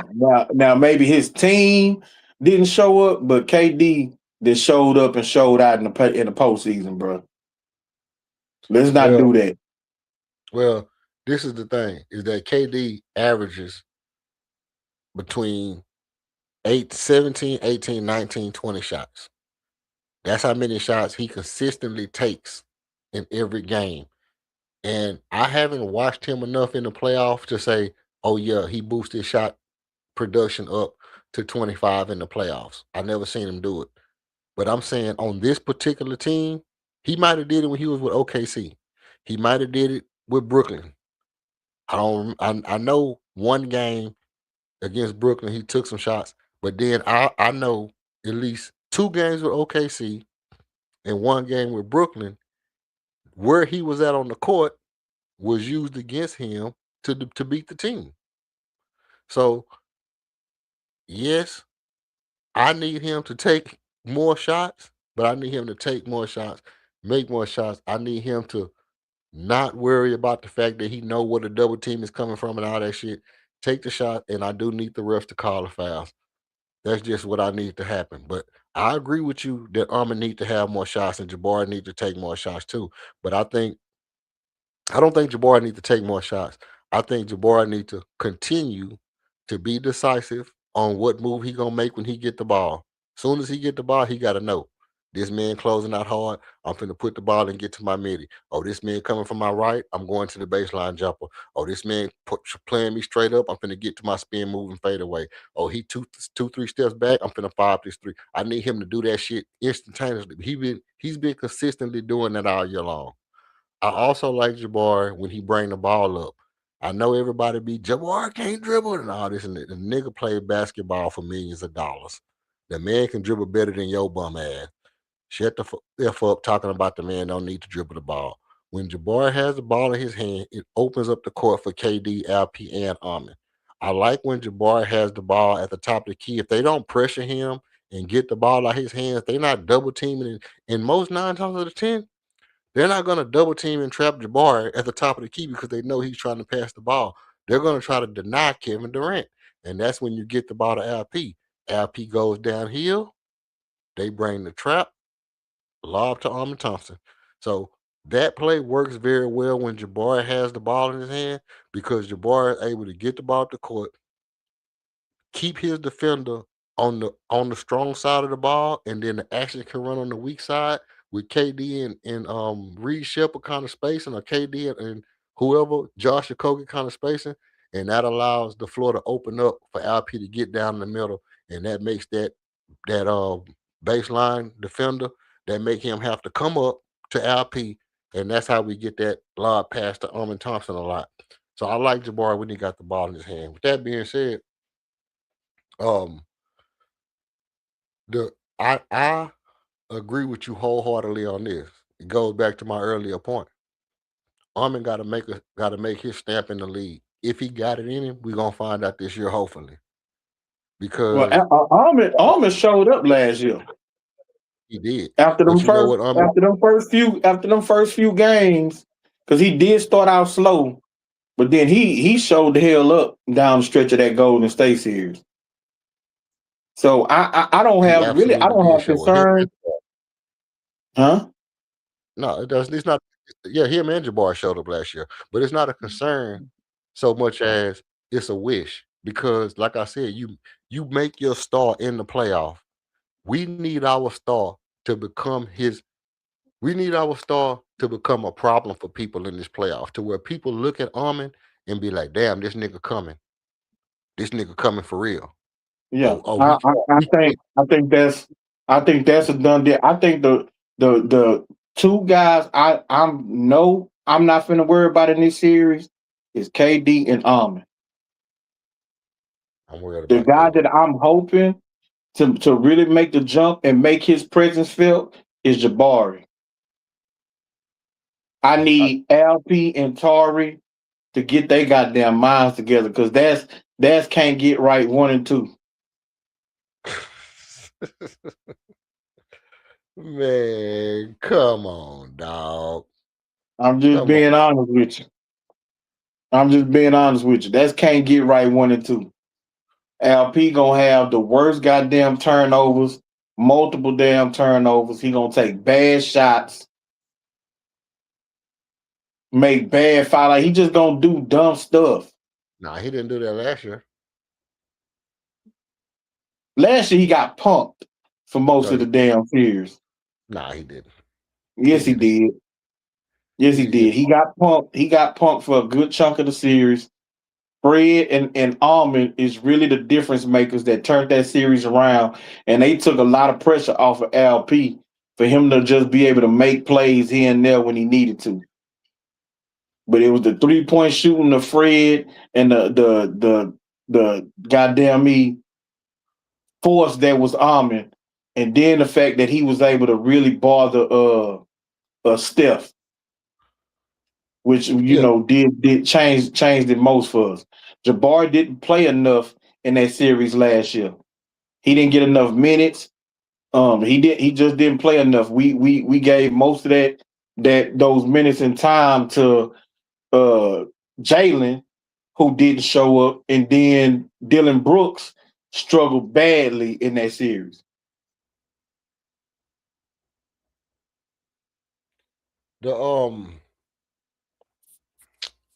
the the the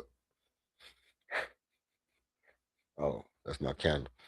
The thing for me is yeah, now for Jabbar had games where he stepped up and played big. I smell some smoking burning. I'm gonna find out something on fire out this bitch. Jabbar had game where he stepped up and played big at certain sport, and that's all I need from Jabbar. See, I don't need Jabbar to have more shots. I don't need Jabbar to do. I just need Jabbar to be consistent. And when it's crunch time and we need that clutch shot, I know he gonna come through. That's what you say. If it's anybody that I'm not worried about, that I know what he's gonna do, is Jabbar. I know what Jabbar gonna do. I know what Jabbar gonna do. Jabbar gonna get you two threes in the second half. He gonna get to that midi. He gonna hit that midi. He gonna play hard. He gonna get wired up. He gonna be hype. He gonna hit clutch shots when you need them. I know what Jabbar gonna do. Armin to me, he's I consistent. mean, Armin is consistent. And so I know what he's gonna do, but I don't know what he's gonna not do. This is what I'm saying. This is what I'm saying. I know he gonna get you 17 points. I know he gonna get you 6 rebounds, or he gonna get you 8 rebounds, or he gonna get you 6 assists or 8 assists. I know he gonna pretty much get you, 17. He gonna be able to get you 8 rebounds or 8 assists. He gonna get you a steal, get you a block. I know he gonna do that. It's not about that. It's not about the doing the consistent shit. I'm saying for a player that's supposed to be maybe our third best Rocket of all time, projected wise, which I don't think he's gonna get that. I don't think he's gonna be out the third best Rocket ever. I think Elvin Hayes and Moses Malone done wiped him away from that just by their rookie year alone. But with all that being said, I think that this year I need Amin to really score 24, 25 points. To if he's gonna be that guy, if he's gonna be the franchise player on this team, he kind of needs to surpass or match Alfred Sengun's point production. Now, let me say this before you take off. He's supposed to be better than LP. LP shouldn't be able to outscore him if LP got a worse percentage and they shoot the same amount of shots. But they shoot pretty much the same amount of shots a game. No, they don't. They don't shoot the same amount of shots a game. Pretty much, bro. Pretty much, bro. Because you got to realize, I come on here and I read out these stats every night, and every night when I read out these stats, they might be 1 or 2 shots away from each other, but they pretty much shooting around the same amount of shots every game, bro. I'm telling you what I know. Okay, I mean, you can say no as much as you want to because it don't make sense to you. But what I'm telling you is the truth. What I'm telling you is they pretty much all shoot. They pretty much all shoot around 17, 18 shots a game. Sometimes I'm going to shoot 11. Sometimes I'm going to shoot 14. But the difference between 14 and 17 is only 3 shots. It's only 3 shots, bro. And what I'm saying is, if I'm going to take 3 more shots, 4 more shots, he needs to score more than LP. LP don't need to score less. I'm going to just need to take a couple more shots and score more points. And he need to be better on some shit, just like everybody else need to be better. He need to be better on some shit. He need to be more aggressive. He need to get to his little blast off, dribble, handoff, and whatever all the shit he doing, he need to do that shit, and he needs to take over the game when it's time to take over the game. He need to have a little more fuck you, coach, and fuck you, LP, fuck you, KD, fuck you, Stone.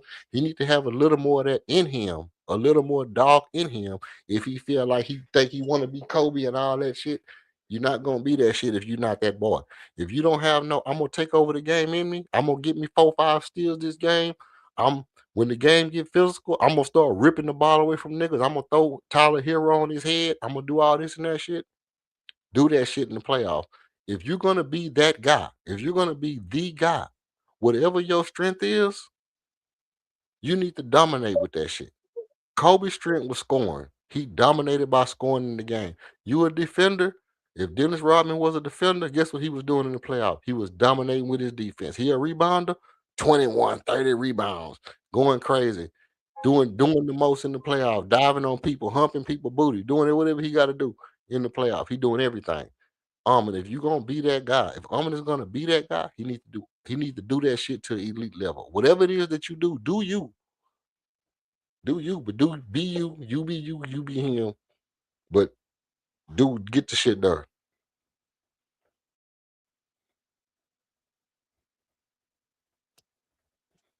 You done, man? I'm Or done. you finished or are you through?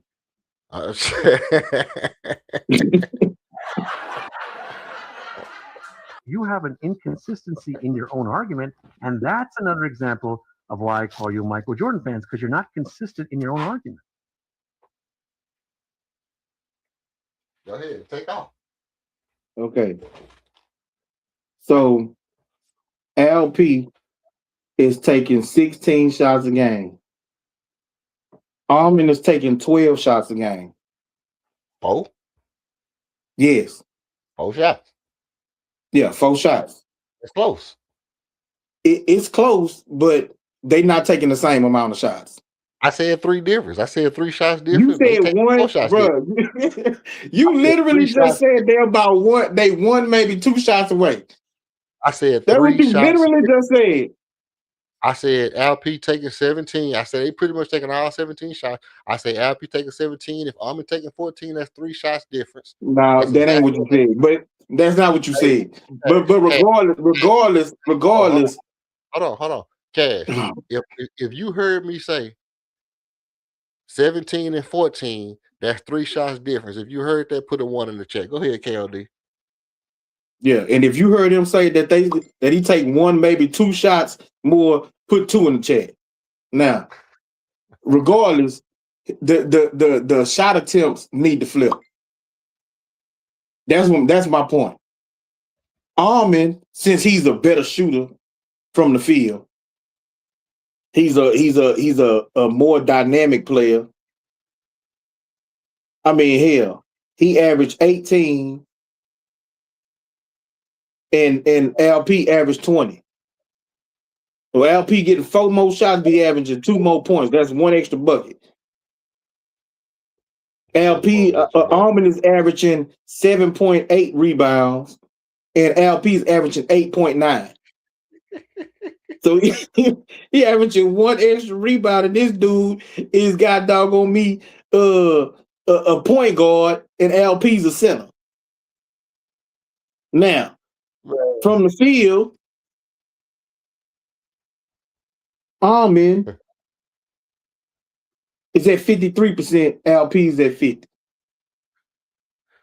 So get the ball to switch the Almond is at 53% from the field. Yeah. Damn, you was acting like Almond was shooting 70% from the field. Again, he a guard. The other dude is a center. And Almond shoot closer to the basket than LP. Who fault is that? Almond shoot nothing but dunks and Who layups. fault is that? Who fault is that? Raphael Stone. Who fault is that? It should be tougher for Almond to get all of these dunks, being that he's a guard and he's having to drive into the paint amongst all of these 7-footers. Then LP, who's already damn near 7-footer, who's right there at the close to the rim. But that's neither here nor there. My whole point is that the shot attempts need to flip. LP needs to go down to 12, and Almond needs to go up to 16. Bro. Okay. Jabari, let me look at Jabari shooting, because in my opinion, Jabari needs to take more shots. So maybe LP needs to go down to 10.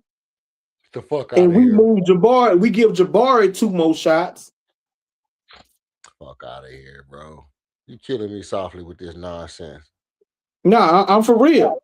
Because we need the dudes that's more efficient with what they. Jabari is only getting 5.7 attempts. No, he not. So he getting 12.6 attempts. Exactly. So him and Almond getting the same amount of attempts. Exactly. Okay, so his need to go up by 3. Almonds need to go up by 3. Whoa. No. Oh, no. Almond getting 14. No, he not. 14 attempts. Let me go back. Almond getting 14, LP getting 17, KD getting 19. Almond is getting 13.2 attempts a game, bro. I'm looking at it right now. 14. That's 14. No, how is 13.2 14? How did you get 0.2? How do you shoot the ball and put it back in your hand and get it's 0.2? 13.2. So even if you're gonna round down. If it's 13.5, you'll round up to 14. It's 13.2. So it's 13. It's 13. The dude is getting 13 shots a game. Let me go to LP. You're getting 14 shots a game, and sometimes you don't get to the 14. No. You're getting 14 shots a game, and sometimes you He's don't. getting 13. He's getting 13 shots, far more than he's getting 14. Or he might have took 6. He might have got 14, 6. Let me see. Yeah, LP is at 15.6. So he's getting 16 shots. Like I said. Exactly. He getting 35 million. He getting 35 okay, so million. his shots need to go down. He need to be at 10. He need to be at 10 shots a game. 10 attempts. Bro, that's just not good business, bro. Let me tell you something. It is good man. business. You make sure to let me know. It's winning time. It's winning time. We ain't got no time to be worried about money or feelings. It's winning time. Like hell it is. I tell you one thing. I'm gonna tell you one thing. One thing I know, 2 things for certain, 3 things for sure.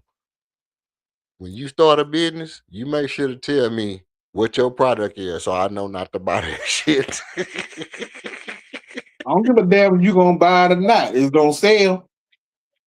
I can sell water to a well. I'm gonna make It's sure. gonna, I'm gonna make it's sure that. gonna goddamn me sell. And one thing that I do know is that when it's winning time, you go with the dudes that's gonna help you win. Yeah, Al Pacino. He's the Al Now, now, Pacino. now, now, now. Okay, Now, hold see, on. that's the problem. You don't want to listen. You're not paying attention. You being too locked in and emotional on the name of Alperen Sengun. And I'm trying to tell you that the second best player on our team, the most dynamic player on our team, the second best player on our team is Armin Thompson. His shots need to go up. The All I'm X saying, factor, all I'm saying for this series against LA is gonna be Jabari Smith Jr. Yeah, he been the X factor for Jabari Smith Jr. has been the X factor on my pregame show starting in after the All-Star break. Every game after the All-Star break, but see, you be asleep when I do my pregame show. But every game after the All-Star break, Jabari Smith Jr. is my X factor. Every game he's been my X factor. Without without any kind of skipping or none of that. Jabari Smith Jr. has been my X factor every single solitary game. Look just like this. Let me show you something. Let me show you something. But I see my thing is Armin just gotta do the shit. Hey, make sure to subscribe, Cash man. So cause playoff coming, we're gonna it's gonna be up. It's gonna be up for real. Let me show you something. Let me show you this right here. Can you see this?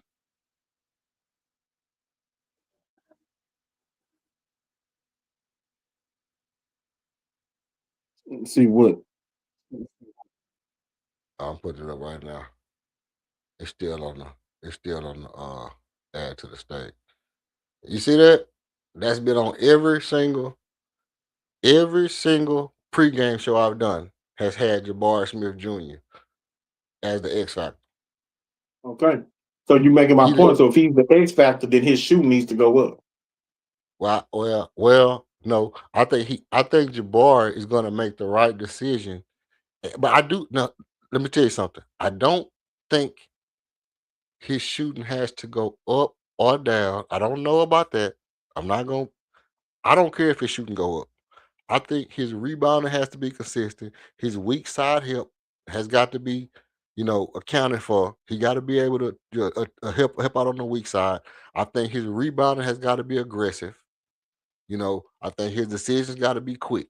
It's a variation of those things. What I came to by the conclusion of my last pregame show, and those are the things that has helped our team over the course of Jabari playing really well. Now, my thing is if Armin takes more shots, I'm not gonna cry about that because it goes to what I'm saying. Because we basically kind of saying the same thing. But what I'm saying is if I'm Alper Shengun and I'm Ime Udoka and I'm Raphael Stone and I'm Tillman Fertitta, I'm clutching the barrel. I'm like, to hell with what KOD talking about. I paid this nigga $35 million. You're gonna take the shots that I told you to take because I have those shots averaging to your budget that I pay you. I have those shots averaging to your job requirement. You don't get to not take.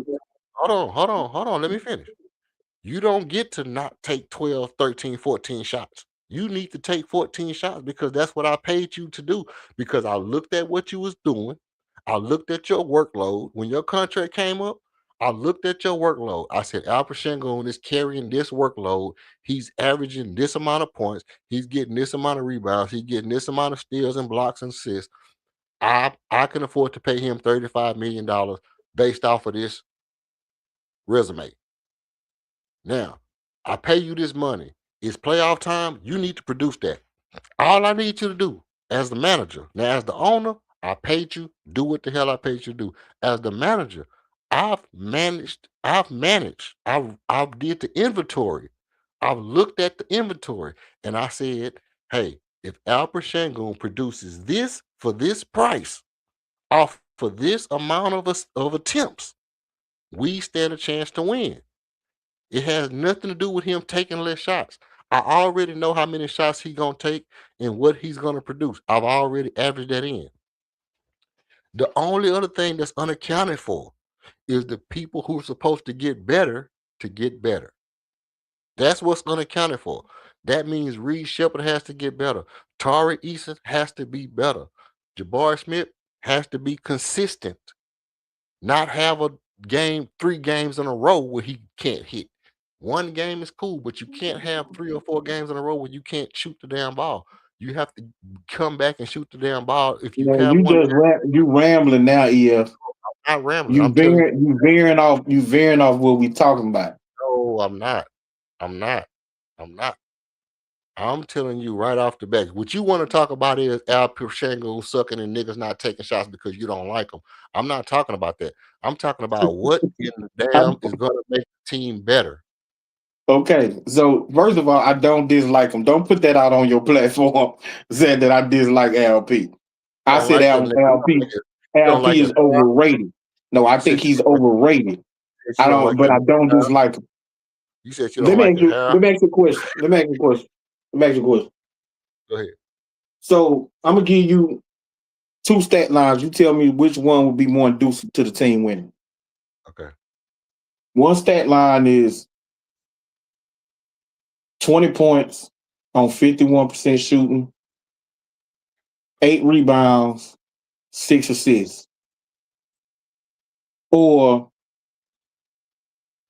14 points on 60% shooting, 13 rebounds, and 8 assists.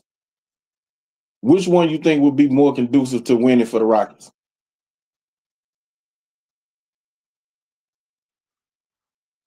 14, 13, and 8. What's the turnovers for each stat line? 3 for both. Okay, give me one more stat. Give me the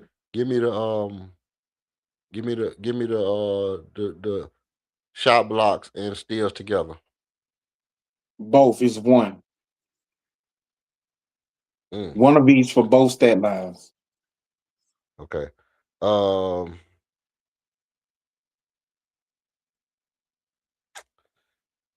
Sheesh. I think one of them opens up the offense. I think one of them opens up the offense for other players, and the other one, minimalizes bad opportunities.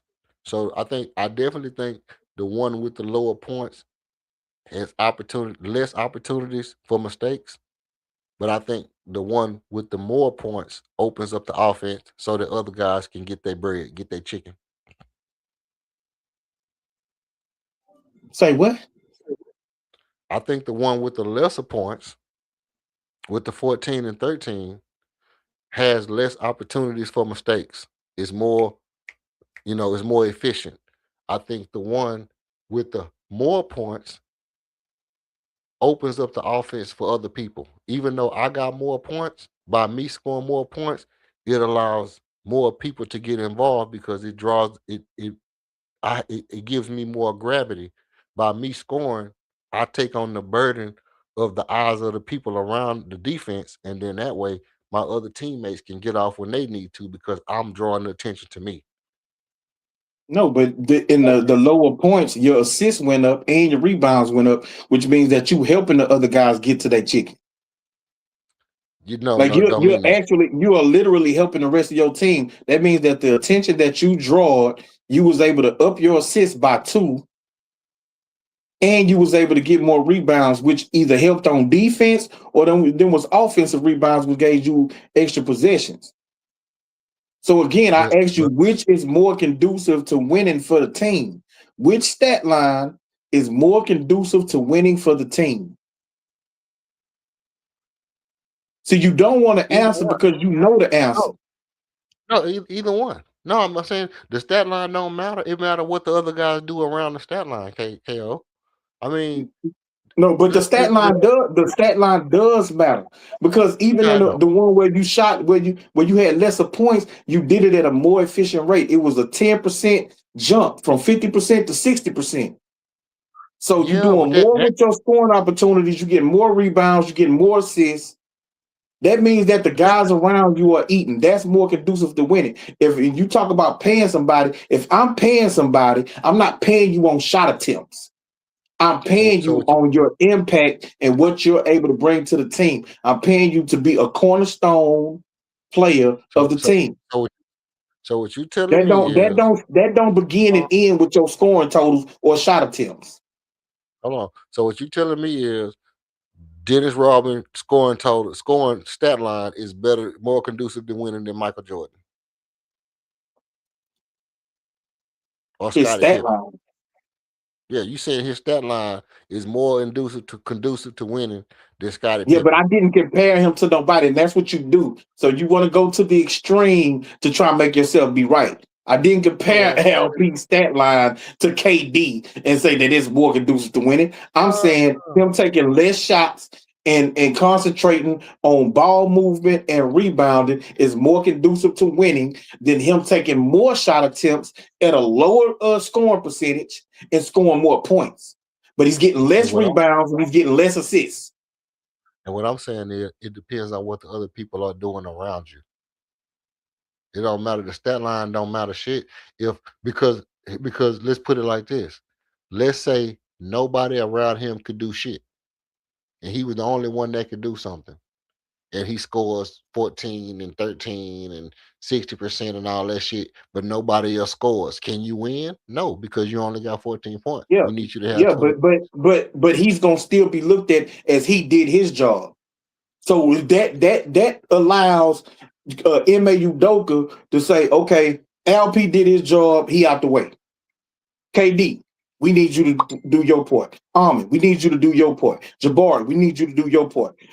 Tari, we need you. Like you can then focus in on who's the problem.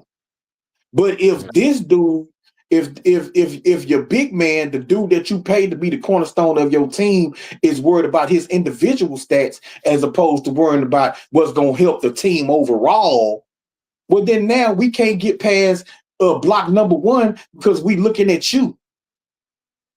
I can't hold Tari and Jabari and Armin responsible for the mistakes or the lack of them showing up if the person that I didn't already paid to be the cornerstone ain't showing up. Now y'all can't have it both ways. See, this LP fans want to have it both ways. You want him to be the face of the franchise, the offensive hub, the number one option. But then when it comes to winning and losing basketball games, KD has to take more shots. KD has to do this. KD has to do that. You know, it's everybody else around him that got to pull the weight, but he gets the credit. Now, if he going to be the number one option, you want his shot attempts to stay up and you paid him for these shot attempts, well, then, nigga, you need to average 28, 13, 3 blocks, 6 assists, 2 steals on 60% shooting. You need to completely dominate the goddamn series as the cornerstone of this team and the highest paid young player on the team. Face of the franchise. You got to dominate. You got to turn into Hakeem Olajuwon in 1991, 92, 93. Okay. So, first of all, that's asinine. Second of all, it's utterly ridiculous. The point I'm making has nothing to do with that. What I'm saying is, for me personally, and for most of the rest of the sane world that understands regular basic stuff like put the ball in the hoop, because it's called basketball. It's not called basket no ball or ball no basket. It's called basketball. So when I say the starters average a certain amount of points, I need the starters to average these points. I need the guys off the bench to average a certain amount of points. Every starter needs to average a certain amount of points. And if I have an idea of how many points a guy averages, I say, well, this is what we've been setting up to do all year long. We get into the playoff. I'm not gonna say, hey, Albert Shangon, by the way, all the shit we've been practicing for 82 games, scrap it. Don't do that no more. Oh, the shit you've been doing for 5 years while I paid you the money? Forget about it. I'm not gonna do that. Who does that? Nobody does that. That's like saying you get with a girl, So boom, wait, boom, wait, boom. wait, wait, She wait, wait, wait, wait, wait, wait. Before you get to your analogy, let me hold on. I just want to ask you a question. I'm not trying to interrupt you. Yeah, I'm not trying to interrupt you. I just want to ask you a quick question You are for trying you to to keep interrupt me cooking. though. But I'm okay, go saying, ahead. but I'm not trying to. I'm not trying to start talking and make my own point. I just want to ask you a question where you can elaborate because you just made a statement. Okay, so Okay. my question is, what about what I said? Would I be asking him to do differently from what they paid him to do? What? Tell me exactly what. Okay. So let's say you got a girl and she say, y'all get together and she automatically come in, she cooking, cooking food, washing clothes, boom, doing the 9. 5 years. You be like, you know what? Boom, get married. I'm gonna get you a $35 million ring. Put the ring on the finger, right? And then your family getting ready to come down for Thanksgiving. Are you gonna tell that woman all of a sudden, hey, I don't need you to cook, I don't need you to wash no clothes, I don't need you to clean up. What I need you to do is do less. You need to do less so the kids can do it. Now I can let my kids clean up and wash clothes and cook. And you just don't worry about doing as much because if you don't do it and they do it, shit's gonna be better. No, that's not realistic. The realistic part Oh of it my is God. the realistic part of it is I brought you here and got you here, and I appreciate what you do. I bought you a $35 million ring, and what I need you to do is continue to do that shit because that's what I expect you to do for the household to be at the best that I can see it being. That's why I paid you the money because I'm saying, hey, as long as you're doing that, I can get the rest of the shit taken care of. Now I brought the other people in. I got the kids. I done taught them how to do other shit that they need to do. Now you do your shit. And if you do it better than what I expected you to do it, cool. Cool. But I don't expect you to do less than what I taught you how to do. I'm not gonna tell you, hey, by the way, don't do what I brought you here to do because I expect you to do it. I'm gonna tell you, hey, do what I brought you to do. And if you can do more, thank you. If you can shoot 55% in the playoff, thank you. If you can shoot 60%, if you can get your 3 pointers up to 35%, thank you. So what you're telling him to do is you're telling him to take less shots, which is basically saying, hey, what I need you to do is come to work today. And you know how we usually um wash 25 cars today? Don't worry about washing 25 cars today. I think I need you to only wash 17 cars because if Joe Blow and Randy and them, if they wash the cars that you've been washing, if they wash it, I think it's gonna be better. It's just it's irrational. It's not logical. It don't make sense. It don't make sense. What I Can need I is can I Albert. respond? Hold on. Let me land. What I need Albert Shango to do what you do.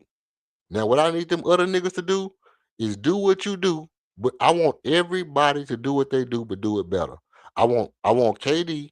Only thing I said was I need KD to take about 2 or 3 more shots a game. That's it.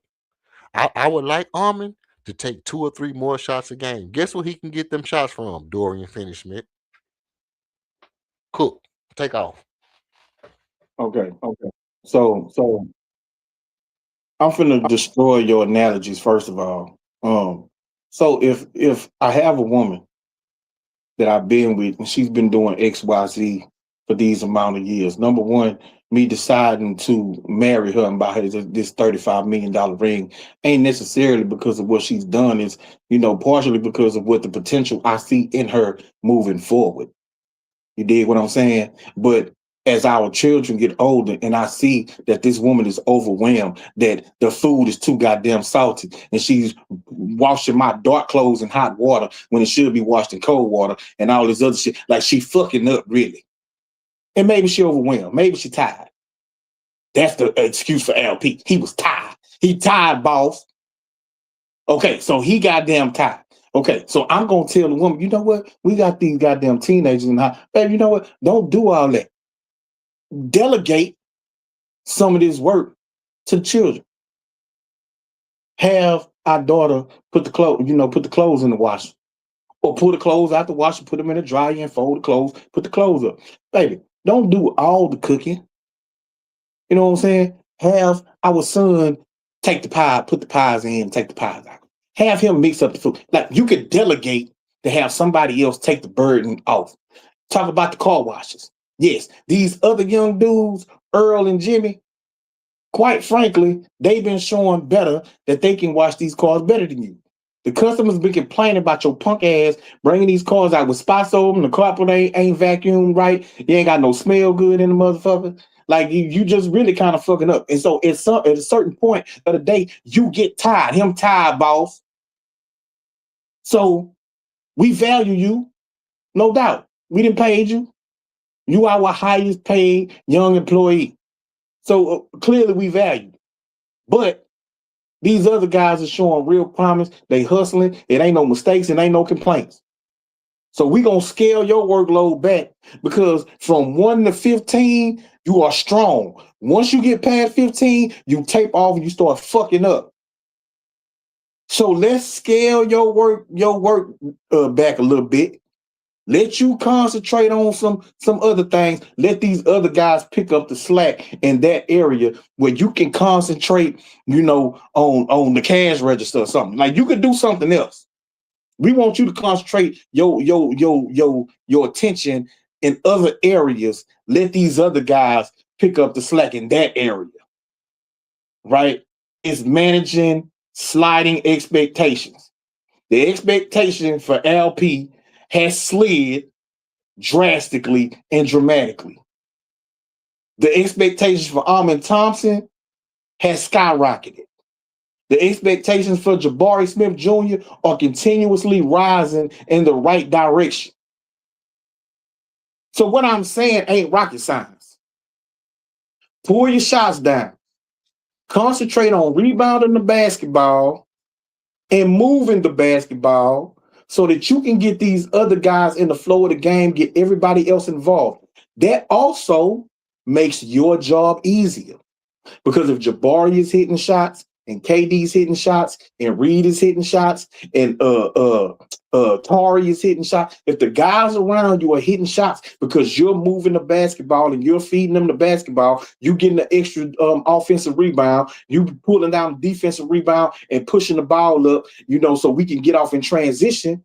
But then when you get the ball down in the post, there's less people trying to come and dig the ball out or force turnovers. You're playing in traffic less because the other guys are hitting, and now the team has to concentrate on the other guys around you because they're in the flow of the basketball game.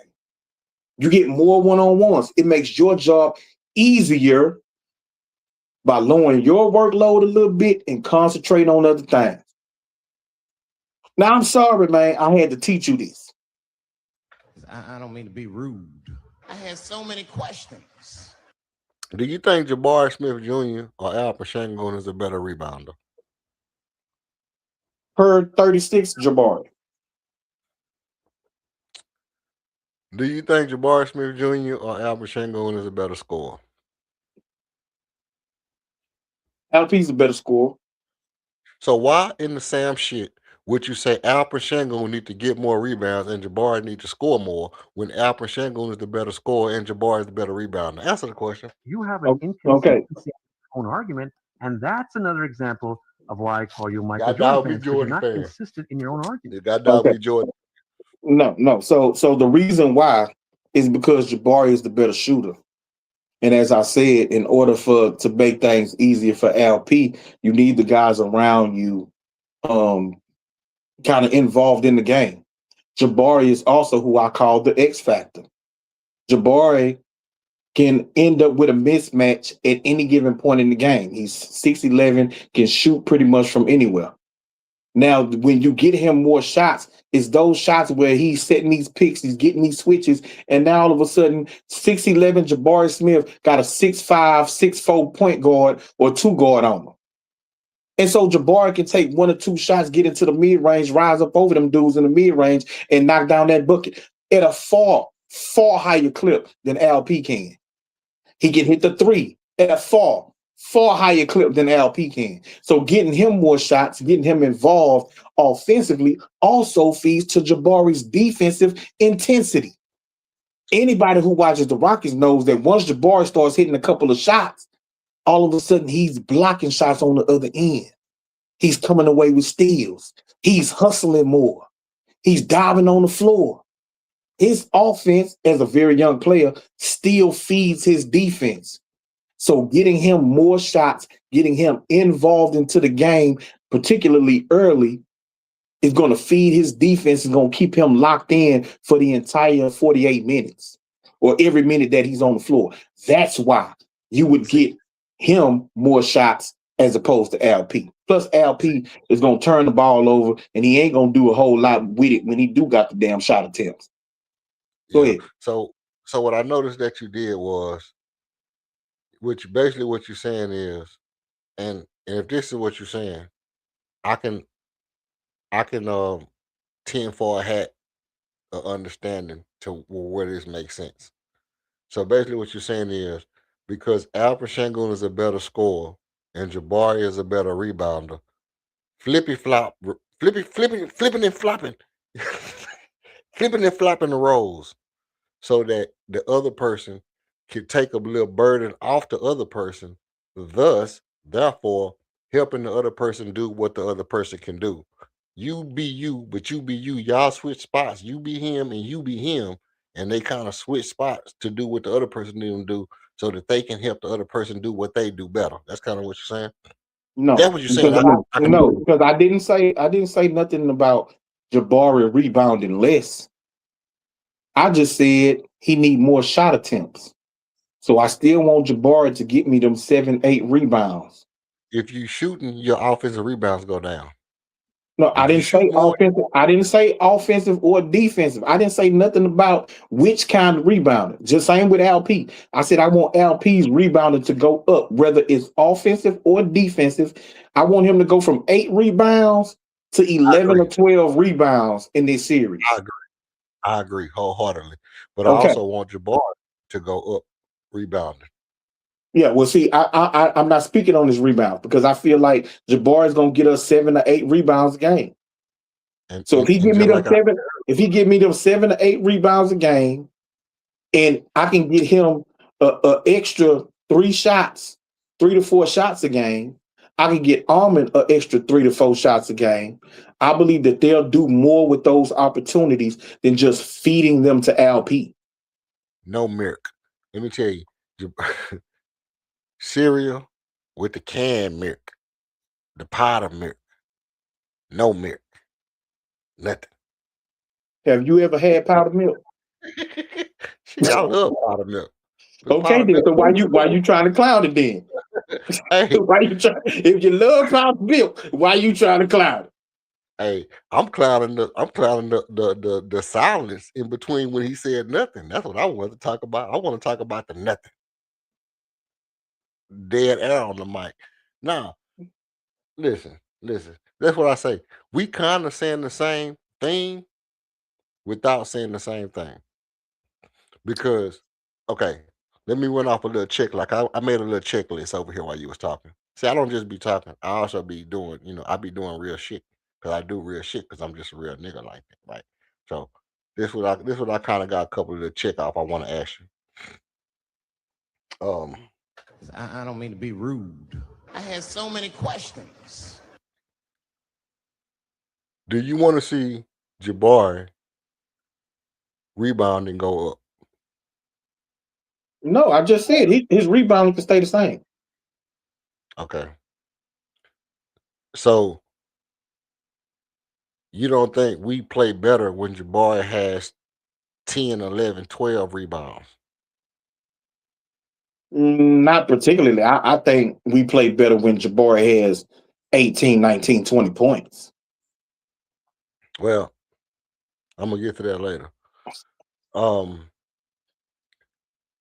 Do you think do you want to see Armin Thompson points go up. Yes. Do you think we win when Armin Thompson scores a lot of points? I think we win more when he scores more. Yes. Okay. Okay. Do you want to see Alpha Shangoon points go down? Yes. Do you think we win Yes. when Alpha Yes. Shangoon? Yes. When he scores Hold on. less than 20, Hold on, when he hold on, scores hold on, less hold on, than 20 points, I hold think on. we Let me ask the question. I'm asking the question. Let me ask the question. Do you think we win when Alpha Shangoon takes less shots? I don't know about the shot attempts particularly. I do know, or I do feel that when he scores below 20 points, we win more often than when he scores over 20 points.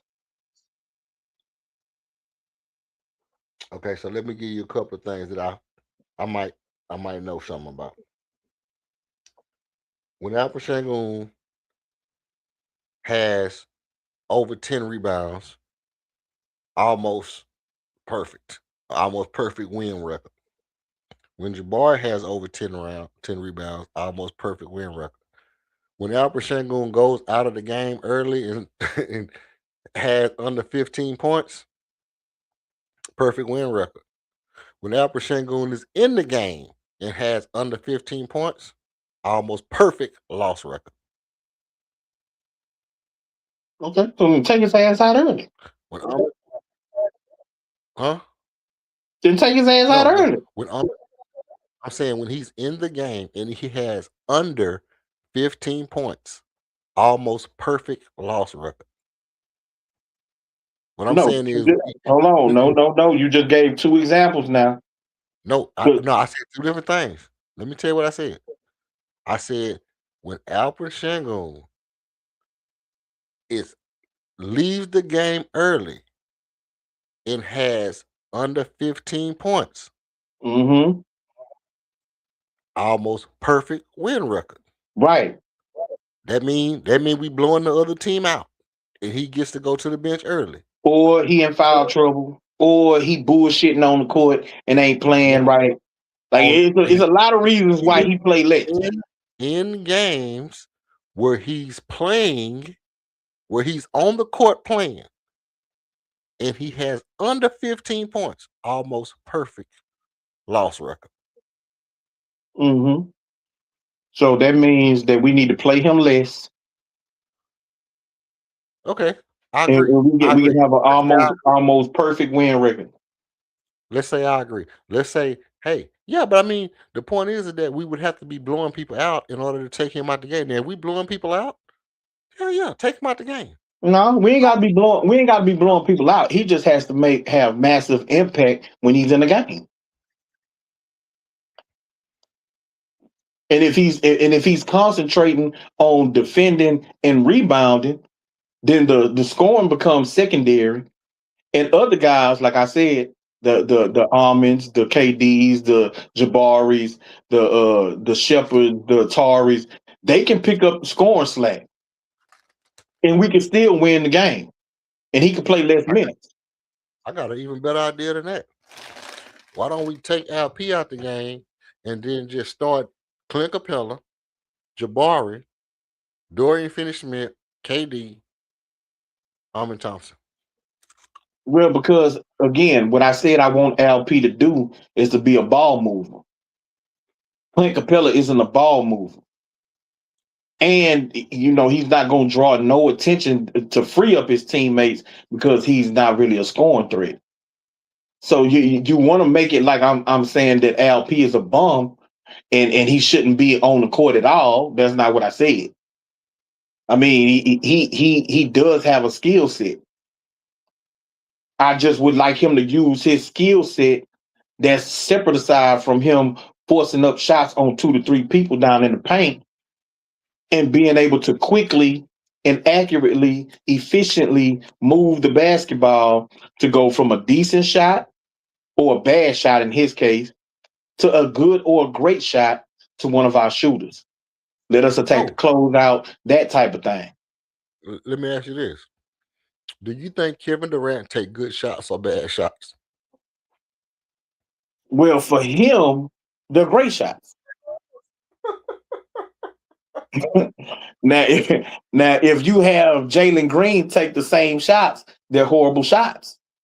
But since KD is a great shooter and he's 7 foot or 6'11" with that wingspan, and he can shoot over pretty much anybody because all of his shots is going to be contested, at least 90% of them. But he's such a great shooter, and he's so big and he's so long that those contested Oh, shots really aren't contested. So hey, yeah, they're mostly great shots. I only seen him take a couple of bad, really bad shots, and those was like in game, in the half. It's two or three people running at him. He double clutching and all of that, but he's just trying to get the ball up because this is the final shot. I, It's been less than like five of those. okay. I disagree with that. He takes a hell of a lot of bad shots. He makes them, but he takes a hell of a lot of bad shots. A lot of fucking bad shots. They're not But bad for him. That's my I don't. point. They bad. Let me tell you something. If you shoot the ball and a man is pushing you down and you're about to fall down, and you literally have to take your offhand off the ball and throw the ball up with one hand because the man has bumped you off your base. If somebody's bumping you off your base to where you don't have a stable, balanced base, you're taking a bad shot. No, Now, because hold like on, you wait, said, no, don't try to just, don't try to tootsie slide about that without letting me respond to that now. No, it wasn't a response thing because I'm not through Yeah, saying no, what I'm. it is No, because you gotta let me finish he's what a I'm saying. You gotta superstar. let me. You When gotta you let me. get bumped like Bro. that, you You supposed gotta to let put me. it up towards the rim so the You gotta let. referee can Bro, call it. you That's gotta an let me. and Bro, one you possibility. gotta let me finish what I'm saying, bro. You got to let me finish what I'm saying, bro. You got to let me finish what I'm saying. What I'm saying is, it's a bad shot. He makes it, but it's a bad shot. Regardless to whether he makes it or not, it's still a bad shot. Now, do I have a problem with him taking bad shots? I just said earlier that I need him to be willing to take those kind of shots. So I don't have a problem with him taking the bad shot. But I'm just saying we have to be able to acknowledge it's a bad effing shot. That's all. See, I'm not a I'm not a biased compensator. I'm a actual realist when it comes to basketball, more than most people.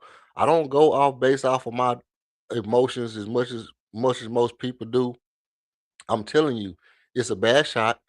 Like you say, for him it's a good shot. I wouldn't say for him it's a good shot. I say for him it's a bad shot, but he takes them when he wants to take those shots because he don't want to not average his average. Let's keep it a bean.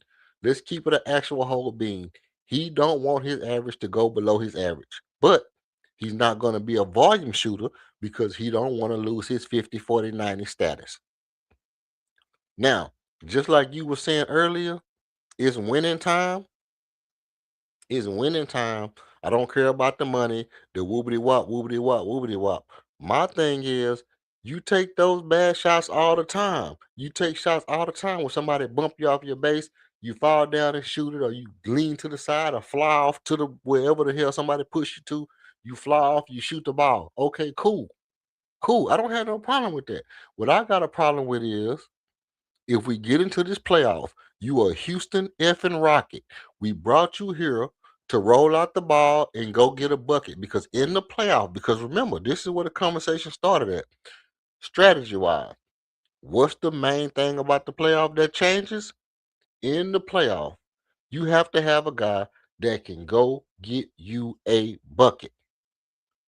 That means double team, triple team, whatever they teamsters, whatever they do, Team Titan, Team Wolf, whatever they do, you can go get a bucket. This is where championships are made. If we don't have that guy on our team and we traded Jalen Green and Dylan Brooks to get a guy that can do that, I'm gonna blame Kevin Durant. I don't want to hear shit about Alper Şengün. I don't want to hear shit about Jabari Smith Jr., Armin Thompson, Reed Shepard, nothing. None of that. If we don't have a guy that can go get us a bucket when things break down, when we need to score, we down by 4, we about to be down by 5. Nigga get a bucket. We up by 5, they about to close the gap and be down by 3. Nigga get a bucket. It's your job. It's your job. It's what we brought you here for. It's what we brought you here for. And what that means to me is he needs to take more shots. He needs to. I want Armin to take more shots. I want Jabari to take more shots. If Alper Şengün takes 15, 14 shots, I'm not going to be mad. I'm not going to cry. I'm not going to cry because I want Kevin Durant to take more shots. We brought him here to do that. Guess what? Alper Şengün, we pay him $35 million. We bought our wife that big shiny $35 million ring. Well, guess what? We got a side chick that got a $50 million ring. Huh? $50 million ring. And guess what I want her to do? I want her to cook and clean and wash the car. I want her to cut the yard. I want her to wash the damn drains in the sink. I want her to do everything. Because she got a $50 million ring. And I want her to do more than the chick with the $35 million ring. It's just good business. Oh, my bad.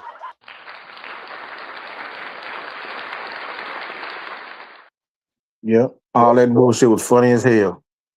So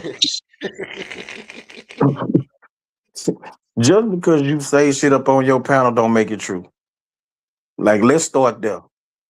Just because you say it don't make it true. Again, when you ask me about KD bad shots, they're not bad shots for him. You got a 7-footer that can shoot from everywhere on the court. He's bigger than everybody, shoots better than everybody. Just because somebody is there don't make it a bad shot. And when you're getting pushed and bumped, it's the perfect time for you to shoot the ball to the rim. Why? Because you're a superstar and you're going to get superstar calls. So, no, those aren't bad shots. Your side piece, they got a $50 million ring. You know why you gave her a $50 million ring?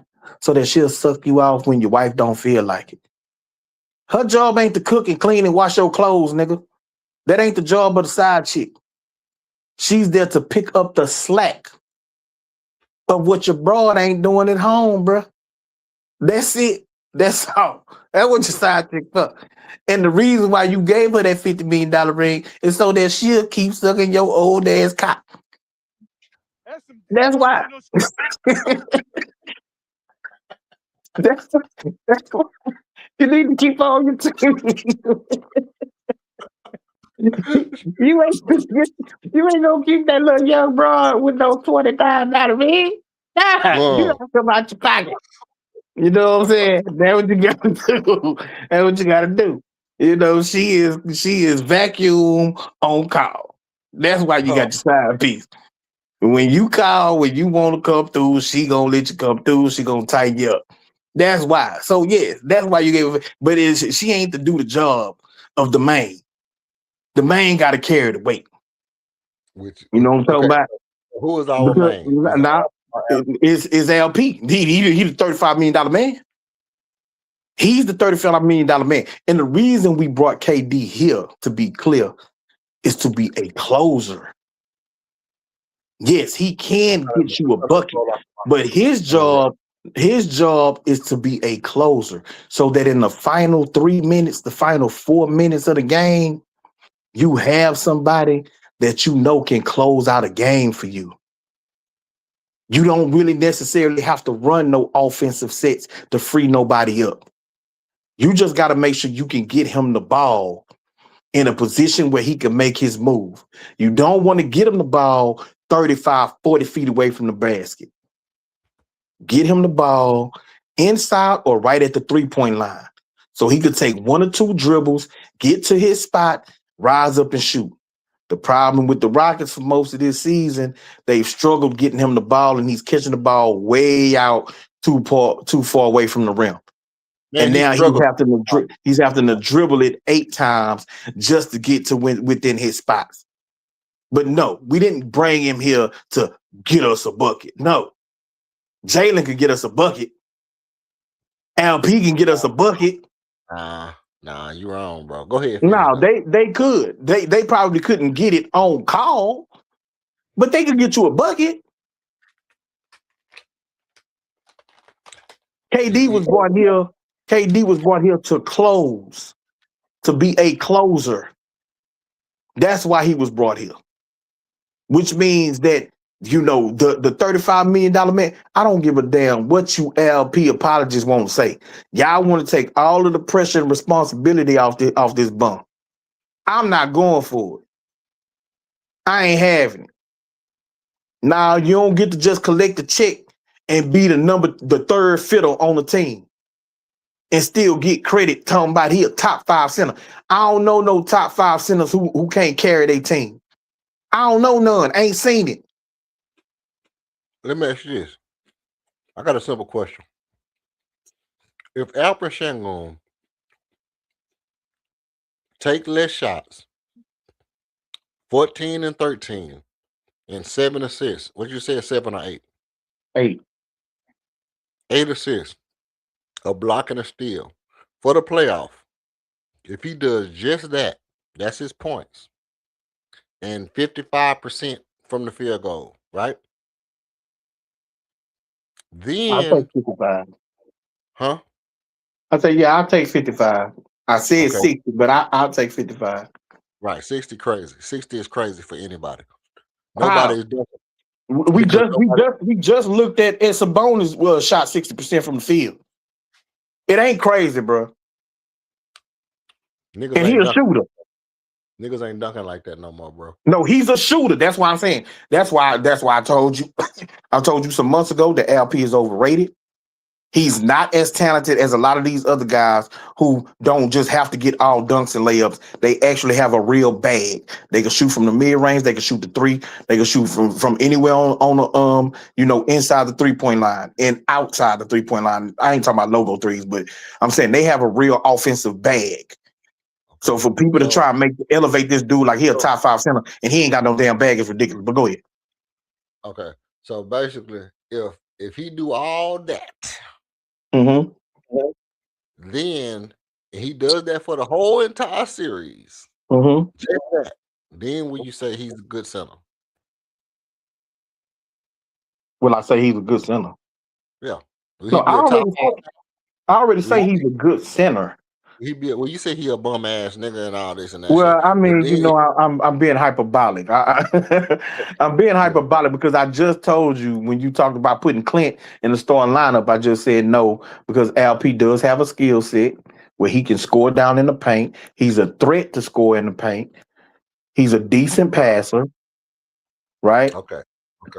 So he brings more than a Clint Capella to the table.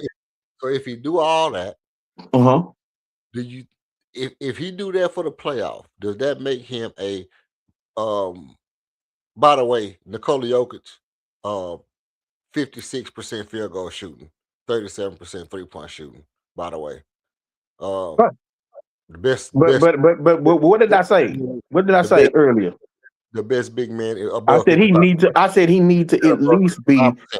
I said he need to at least. That's right. He need to at least be at 55%. He's not. But I'm saying the best big man of all history times, according to the majority of white people, is shooting 56% from the field this season. He was 58% this game, but over the past how many games? 58. One game was 62, 48, 52, 50. So the past 5 games, or the past 5 games. What are you doing for the season? For the season, it's 56%. Okay, so I don't care about the last 5 games. For the season, he's at 56. And what you say for 3-point, 37? 37, yeah. 36 okay. for his career, 37 okay. Okay. And 12. And those are numbers that LP ain't close to. He ain't sniffing, ain't breathing. They in a whole different galaxy. But, hold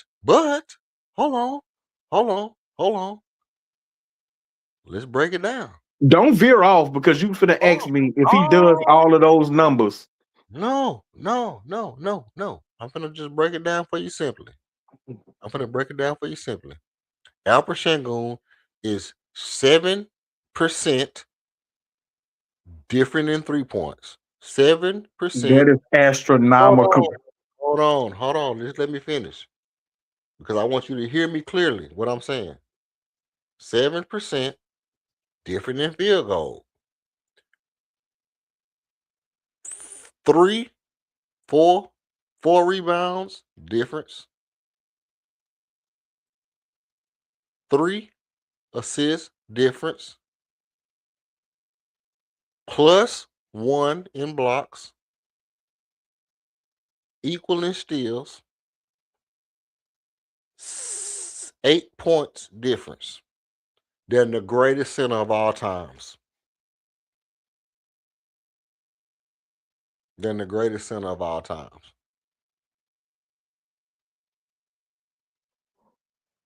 And you're saying what? What I'm Because saying is, once you total up all of them differences, that's a extra big man. That's damn near Clint Capella and LP combined. That's LP and Steven Adams combined to make Nikola Jokic.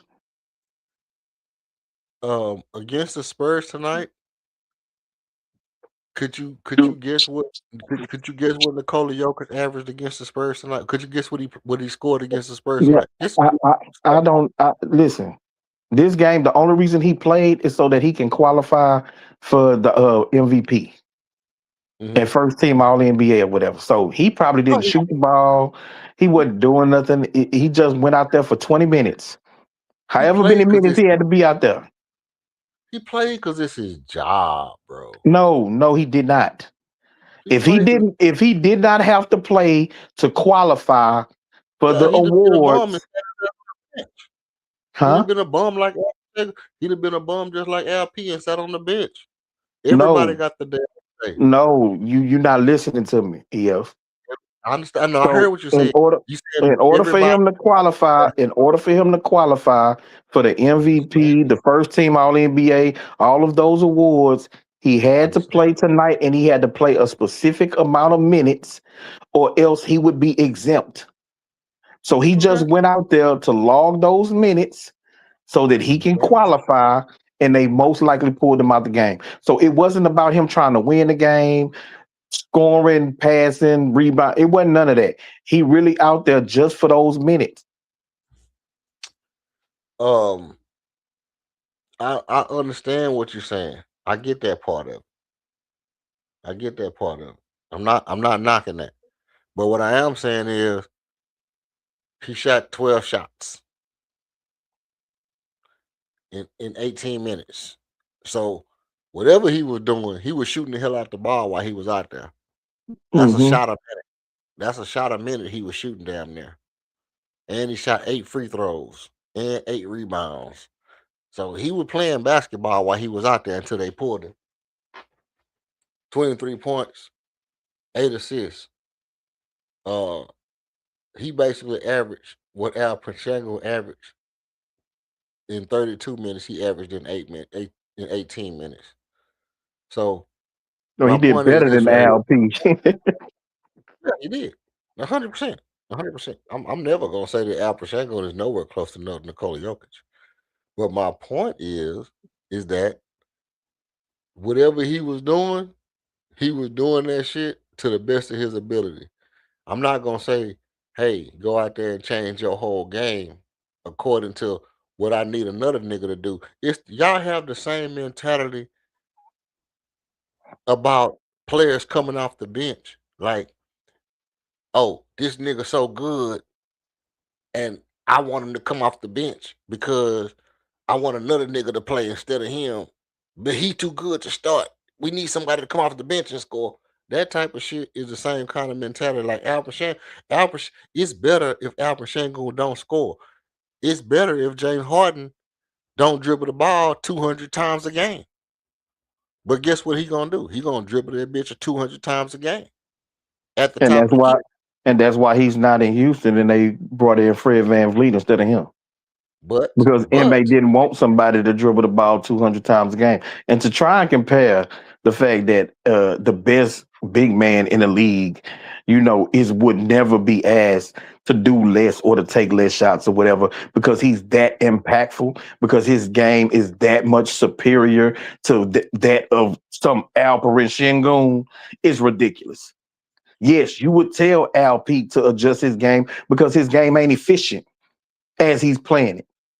Because he's not giving you enough on the boards as presently constructed.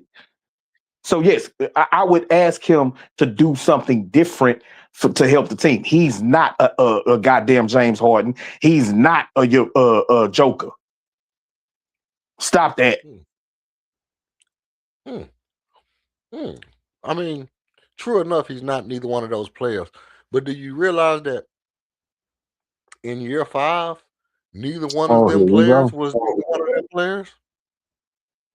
Yeah, well, both of them was better than LP. How about that? Meh. Man, my ass.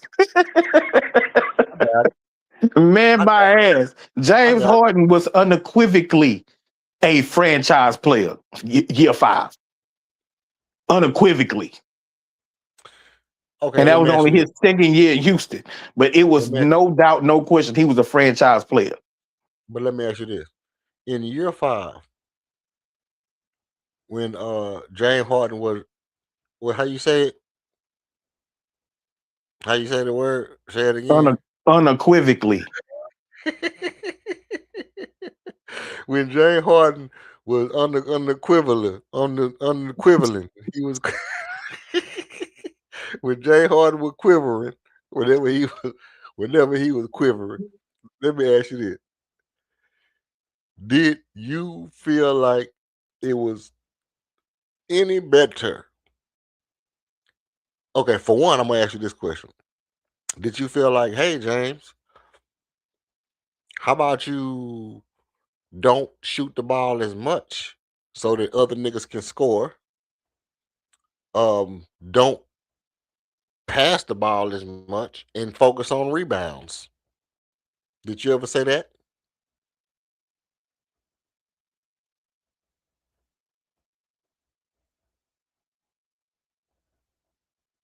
Hmm?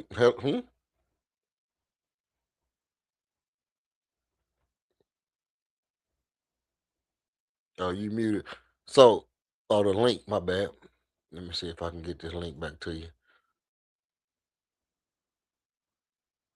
Oh, you found it. Okay. Yeah. I found it. I feel like. Oh, my bad. Did you ever, when James Harden was in his second year, did you ever say, hey, James, how about you don't shoot the ball as much so other niggas can get their shine on? Hell no, because who was around James Harden his second year in Houston? Lynn Sanity. Okay, and so he supposed to take less shots for Jeremy Lin. Like, see, the thing is, number one, KD is a better player than LP. Ahmed Thompson is a better player than LP. So I'm telling him to take less shots for Ahmed, number one. But Jabbar not. Who was the equivalent? Who was the equivalent of Ahmed Thompson second year for James Harden when he was in Houston? Trevor Ariza. Trevor Ariza was the equivalent of Ahmed Thompson. Yeah. Yeah. Where your wife at, man? Where your she need to come get that bottle and put that bottle up. You need to go back into the cabinet. Trevor Ariza was a highly athletic player. It needs to go back into the cabinet. He was never the scorer that Ahmed is.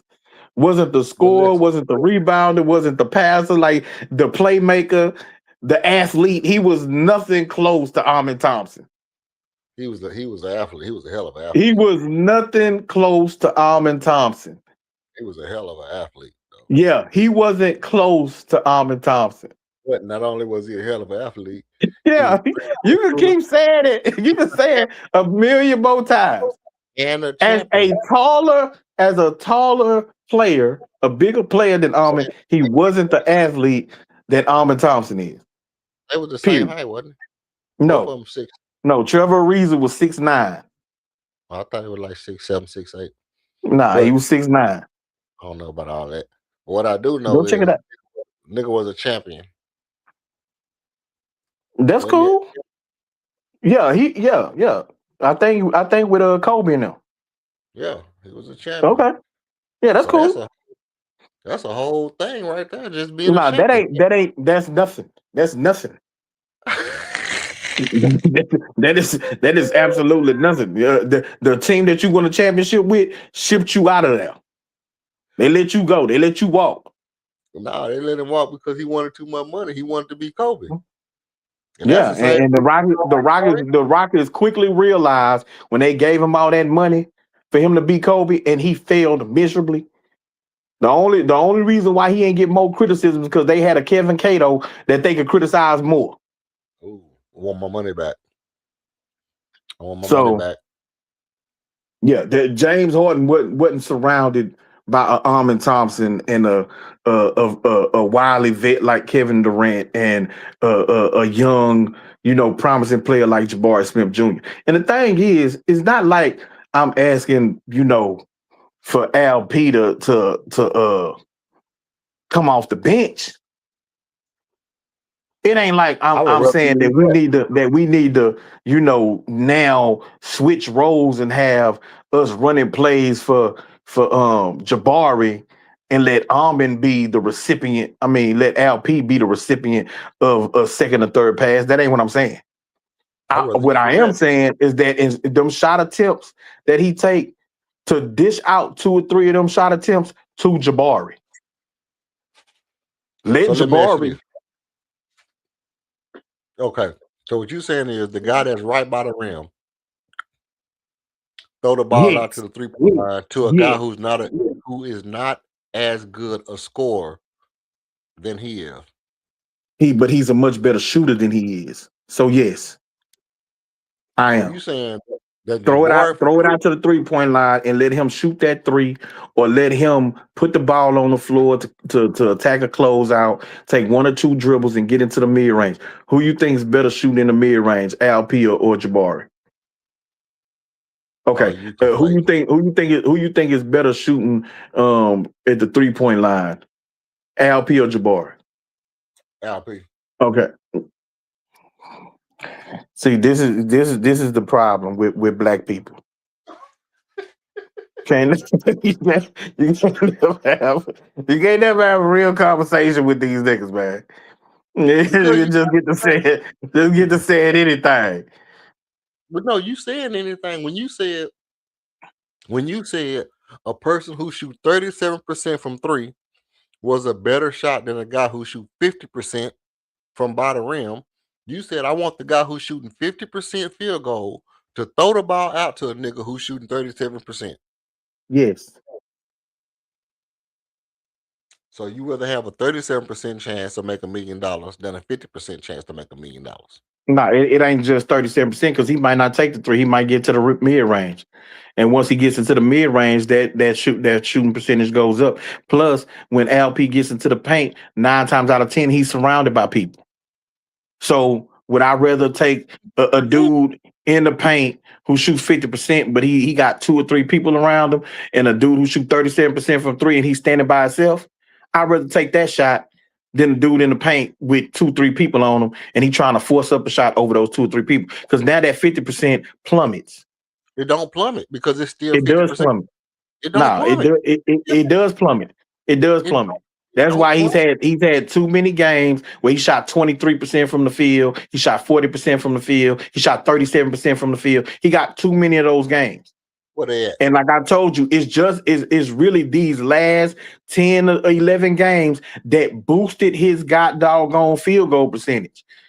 Where he had them games where he was shooting high 60s and 70%, and that's what really catapulted him to over 50%. If you look before them, the last 10 to 12 games, The motherfucker was under 50% from the field.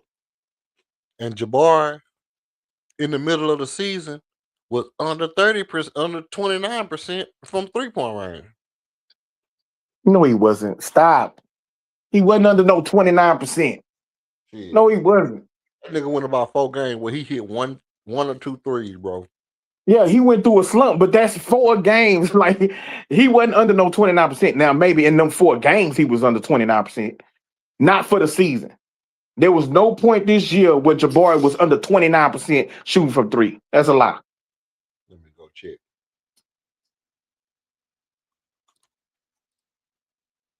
I'm gonna go check. I'm definitely gonna go check. Oh, so now you a statistician. Earlier you said that you wasn't no goddamn stat man, but now you the stat man. You niggas, man. Black people, man. This is what they do. Goddamn blacks, man. The blacks, I'm telling you. The black. I think he hit me with the Jesse Lee Peterson. He hit me with the Jesse. Amazing. Amazing. That's amazing. Let me see. So, oh, look at this shit. Jabari shooting 36% from 3. So, if he 36% from 3, by your logic, shit, that means he really like it plummets. It plummets in the playoff, right? No, I ain't say that. What you talking about? What you saying is because he really only 36% because of these last couple of games where he been shooting the ball good. In other words, he'd be 35% or 34%. See what I'm saying? Because really it's been just these last games where he been getting off. He been shooting the ball a couple more times. So you saying over the last few games that Jabari done had, like 3-4 games where he shot 80% from 3? Show me them games. I'm saying over the last couple of games. No, you trying to equate what LP did over a stretch of games where he shot a very high percentage from the field and trying to equate that to Jabari. Jabari has just been solid. He ain't had no games where it was his field goal percentage was outliers, because these games that LP has had over the last 10, 12 games, them has been outliers. Nah, bro. Yeah. Those has been outliers. The dude had games where he was 70 and 80% shooting from the field. So hold on. So over the last 10 games, he's shooting 53% from the field. That's an outlier. No, what I'm saying is, well, yeah, actually it is, because for the season he ain't shooting that high. But my point is, if you go look at those games, he had 2 or 3, 4 games almost damn near in a row where he was like 70%, close to 80% from the field. Bro. Those were the outlier games. And so what I'm saying is, if he shot 53% over the last, 10 games? Okay, let me run it down. Okay, let's look at his whole. You can look on the screen if you want to look on the whole thing. I'm gonna go all the way back. I'm pulling up my tab. What site you on? I'm on ESPN. Okay, so you stats Albert and Shingun stats ESPN? Yeah.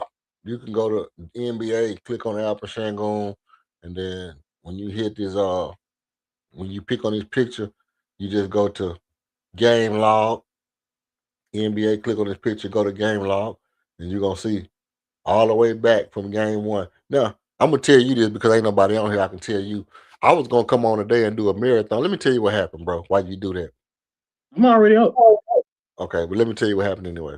I was gonna come on and do a little marathon today, right? For the season closer, because obviously I did like 20 hours for the season opener, right? Mm-hmm. So I was like, you know what? I'm gonna hit him across the head. I'm gonna come back on.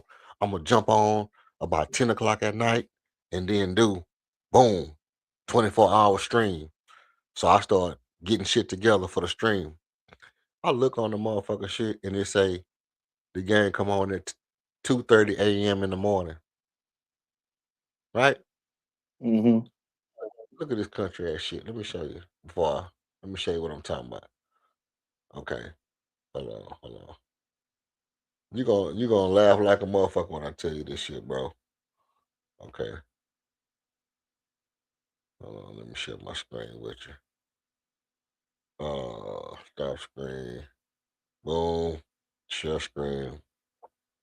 Look at this shit. You see my screen? Yeah. What that shit say? 2:30 a.m. tomorrow. That's what it said yesterday, right? Okay. Oh no, you can't see it. Oh, here you go. Now you see it. Now you see it. Yeah. That shit say 2:30 2 a.m. tomorrow. a.m. Yeah. Yeah. So I'm getting ready for the game. I look at my shit and it say 2:30 a.m. tomorrow. I'm like, damn. Well, okay, let me go ahead and get ready. I'll just wait till Sunday night, and then I'll go ahead and jump on Sunday night around 8 or 9, and then I'll just push it till like 8 in the morning and do 12 hours or something like that. Instead of just hitting them for the 24 hours overnight. So okay, cool. Boom. So I get in, I'm doing do. I'm working, getting shit done, downloading videos, and then I look up and I realize, god dang VPN on. Phone just get to blasting out Rocket game stats all over the place, nigga. My VPN on thinking me got me way over in Argentina or some shit.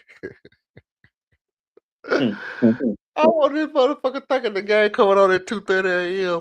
I'm telling my daughter like, the game ain't come on to 2:30. I don't know why they coming on at 2:30. What the hell kind of shit is this? Maybe because everybody playing at one time. Then I come back in here and look, and my VPN is on. And I done fucked around and not jumped off. So make a long and short of it is, I say that's cool in the game. I'm gonna wait till the start of the playoff, and I'm gonna do my marathon, right? And what I hope to do is I hope to do. I ain't want to say it earlier because I don't want nobody to try to jack my idea. But what I hope to do is I hope to do a full highlight. Watch all 82 highlights from all 82 games before the playoff starts. And that's what I was working on before the thing. So this right here is right on target. We can watch because what I want to do is I want to watch and see the progressions of who doing what, how they doing what, different games, different times and shit like that. Because when I was putting the video together, I ain't got them all together yet either. But when I was putting the video together, I was like, oh, this is gonna be tight. Because you could just see certain things. Ime running like four seemed like he was running 4 plays for like 3 months. It seemed like that nigga ran 4 plays for like 3 months and then put in one play, then put in one play. And then you can just see things start to open up. But it was just as Reed and Armin was getting better, he was opening up turning the nozzle and letting them loose a little bit more. Little bit more. You can see him turning them loose a little bit more. It's kind of dope to be honest. But I'm gonna try to do that. You know exactly what day the playoff, what day we start playing, what day the playoff The starts? 18th. I'm looking at it right now. It's right there The on 18th. the on your website on ESPN. Yeah. If you scroll a little bit from the top on the right hand side, you'll see it say find tickets, Yeah. vivid seats. Yeah, 4/18. Yeah, that's Saturday. Okay. So yeah, that's perfect. That's perfect. So then Friday night, probably from Friday night, probably around, or maybe I'll just do all day Saturday. Either way, either Friday night or just all day Saturday, I'm gonna come on this bitch and I'm gonna go live and I'm gonna start streaming all the videos, maybe some of my old videos, all the highlights, pre-game show, everything, whole little blast off jump off for the playoff. That's a little memorandum, little memento to playoff, being in the playoff for the first time in 7 years. So you know how we do. Right 7 the on. God number. You know what I mean? So we gotta do it big. But okay, boom. Preseason. 55, 60, 37. He already shooting above 50% right there. In the preseason, he came out balling. See what I'm saying? You see what I'm saying? So before the season even start, 55, 62. Had a bad game. 100% from three. 100% free throw. 55% field goal. 56. Okay, boom. Okay. So now let's go. OKC. 50. Bad for Detroit. Next two games, 63 and 75. Yeah, You see 49% what I'm for saying? October. Yeah, 49.2% for October. You But see it? There but ain't two no of those but. games. It ain't Hold on. no. Let's Hold on. let's do this proper. He shot We're gonna do it proper. 49.2% for October. But 2 games he was above 50%. That's 2 cool. games he Okay. was above 60%. 2 games he was above 60%. Uh-huh. He had 1 horrible game, 1 average game, and 2 good games. Okay. Okay. Now, 1 bad game, 1 average game, 1 bad game in November. We agree? Okay. 1 bad game, 1 good game, 1 bad game, or average game above, so I'll say bad. 2 bads, 1 average. Okay, boom. 1 good, 1 bad, 1 good. 1 bad, 1 good. 1 bad, 1 good. 49.3% from the field. This is 2 months in a row that he didn't shot under 50% from the field. Go ahead. I'm all the way up on the what's called. 1 average. Oh, where you at? You in November? Nah, I'm in. What's this? Hold on. So I'm October was 49.2, November was 49.3. So we in December now. Well, I'm at the NBA Cup right here on 11-7. I'm at 11-7 right here. Yeah. 45, bad, good, bad, good, bad, good, bad, good, bad, good. Bad, good. And then December lead us to 53.5, which is average. Right? Yeah, 53.4, yeah. Average. Okay. Good, bad, average, bad, good, good. Right? Okay. Mm-hmm. Good, bad, bad, bad, bad, bad, bad, bad. No, average, my bad. Average, bad, average, good, bad, bad, bad. 48.3 for the month Okay. of January. Okay. Average, bad, average, good, bad. Embarrassing. You played three. So you an all-star. You the quote unquote all-star. You played 3 minutes, zeros across the board, except for 4 rebounds, 2 assists. No points, no field goal attempts. You only get 3 minutes. The next game, you play 6 minutes. You go 0 for 2 from the field, 0 for 1 from 3, 1 rebound, 2 assists. You get 1 point. The Houston Rockets had a representative who, in 2 games, gave him 1 point, 5 rebounds, 4 assists. And I want to talk about that. Let me chime in on that because I'm with you on this shit. I'm with you on this shit. And I'm with you for a different reason. You already know what I'm gonna say. You already know me, so you know you ain't gonna agree. So, but just chill for a minute. Let me have I'm a my. mute up. I'm a mute up. Okay. If somebody say to me, Alpha ain't gonna be doing too much, I'll push back. If somebody say, you know, You like the fancy shit and that ain't help you win. That ain't gonna help you win games. And he like to pass the ball too fast. He throw the ball to too many people and blah blah blah blah blah. I'll push back. Then if somebody come to me and they say, "Oh, we need the Al Shingun hub. He need the hub. He's a hub. He's a hub. Hub. I'll slow roll the hub thing. I do think he should be more of a facilitator, Draymond style, but not hub. Not all things go through me hub. You know, I'll push back. But I am on record as saying Alper Shangoon has an absolutely special gift that you don't find at just everywhere. Like passing skills in a big man come at a premium rate. You don't find them everywhere.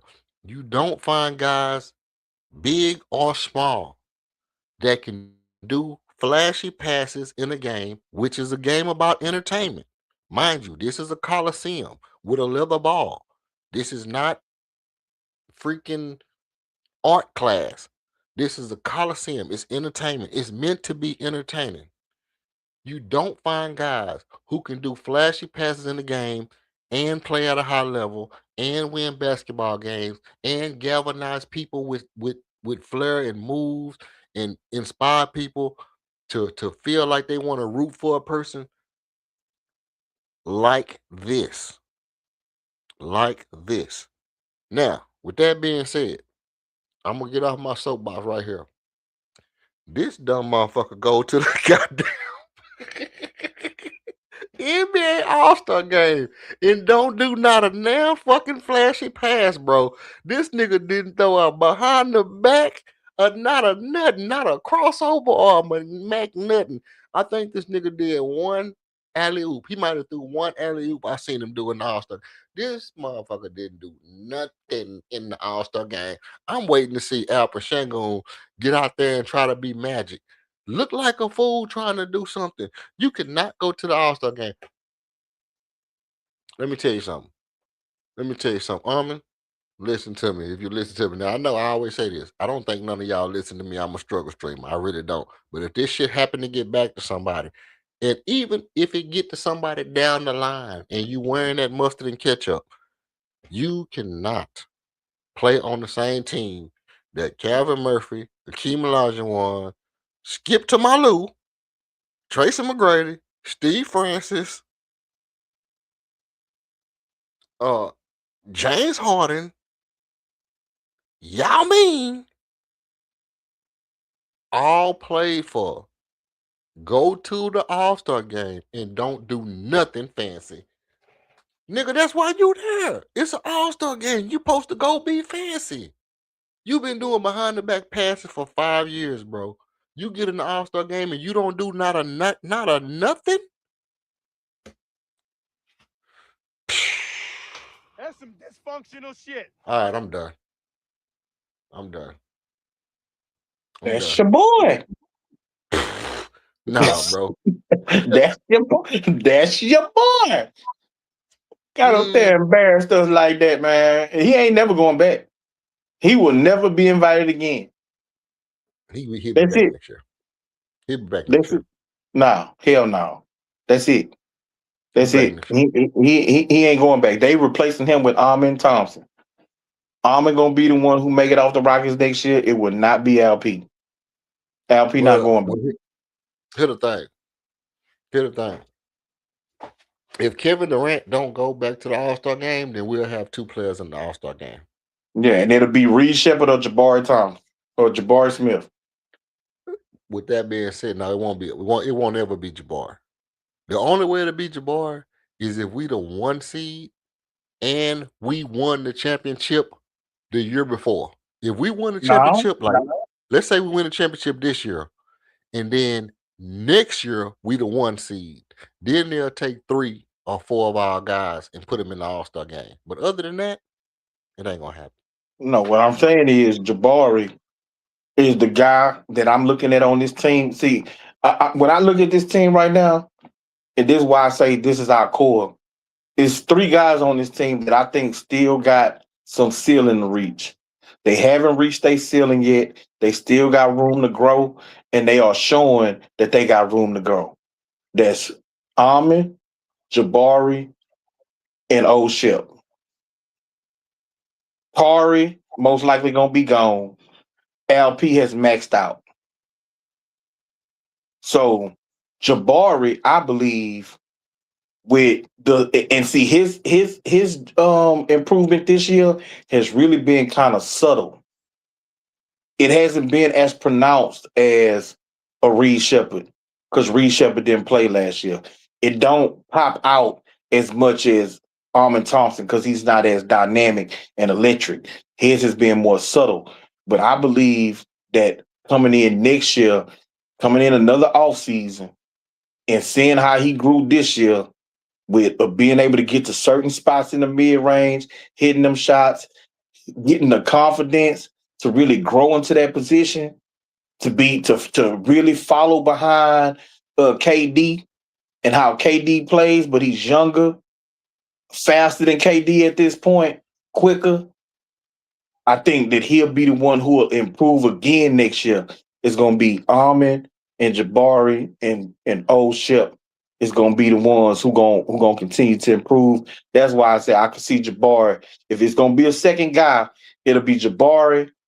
Most likely not Reed Shepard because of the point guard. There's so many guards, that they put in who's far more athletic and stuff like that. But if he improves, gets stronger and improves that mid range and his 3-point is more consistent, he could probably slide his way in there. Maybe he could slide his way in there. Maybe. Especially if, Steph Curry is dealing with injuries or guards is dealing with injuries and he can stay healthy. He could probably slide in there. LP ain't never going back. So here's well, I wouldn't care if LP went back or not. I ain't gonna even hold you. I ain't gonna even hold you because he didn't live up to the hype for me in the playoff. Um, don't mean that I don't think don't mean that I still don't think he's a top 5 center in the league. He's definitely a top 5 center in the league. I'm not gonna never go down on that until he totally says, "Hey, guess what? I'm never gonna come out and hit 5 threes again. I'm never gonna do a behind the back pass again. I'm never gonna do some no looks." When he start playing like Arvita Sabonis, like I'm gonna take 2 threes a game. I'm gonna pass the ball right every single time. He start playing like that, get him off my team. When he start doing that shit, get him off my team. Okay. I mean that. So I mean that. back to what you were saying. Which was Past the All-Star game, you at oh, Charlotte. okay, okay. Well, let's get back to this. I'm at Charlotte. Let's see. Charlotte, bad, average, good, good, average, bad, good. Okay, so for the end, hold on. In the end of February, he had 49%. So that means that all the way through the end of February, from the beginning of the season to the end of February, every month, his field goal percentage has been under 40, has been 49% or worse, except for one. Go ahead. We're going into March now. This is where it Okay, gets tricky. Go ahead. okay. Good, bad, good, good, bad, good, good, good, good, good, good, average, bad. No, Um, bad, average, then good. Memphis was bad at 46. New Orleans was average at 52. hold on, I'm still at Chicago. So I'm at Chicago. good, bad, bad. Chicago, Minnesota, Memphis. Chicago, 84. Minnesota, bad. Memphis, That ain't bad. bad. That ain't bad. That's 54 and a Oh, half. That's average. yeah, average. Average, bad. Average, good. Yeah, so Yeah. he did kill March. I ain't gonna lie, he killed March. Yeah, he killed March. So if you think about it, so if you look at this, and this is the 59 point points. that this the point that I was making, right? Yeah, I said 59 points. his last 10 to 12 games. So if you take the final 6 games in April and you take, so I'm gonna say 12 of his final 15 games, he was excellent. He had extremely high field goal percentages in 12 of his final 15 games of the season. So when I tell you that boosted his field goal percentage to 51%, where it's at now, that's what I'm talking about. Because other than that, if you take out March, or not take it out, but if you put it in context, March he went 59% from the field. Mhm. 59% from March. And if you go after Toronto, where he shot 40%, every game after that is above average except for 1, 2, 3 games. Mhm. Every other game is above average or all the way up to 76.9, 80%, 84%, 69%, 66%, 63.6%, 54.5, 52. Like, bro, all the 52.6, all of these is above average or much, much better. That Okay. boosted him. Okay. Would you say Nikola Jokic is a good 3-point shooter? Is he a good 3-point shooter? Yeah, I Yeah. think he's a good 3-point shooter. Okay. Go to his. Go to his 3-point shooting shit.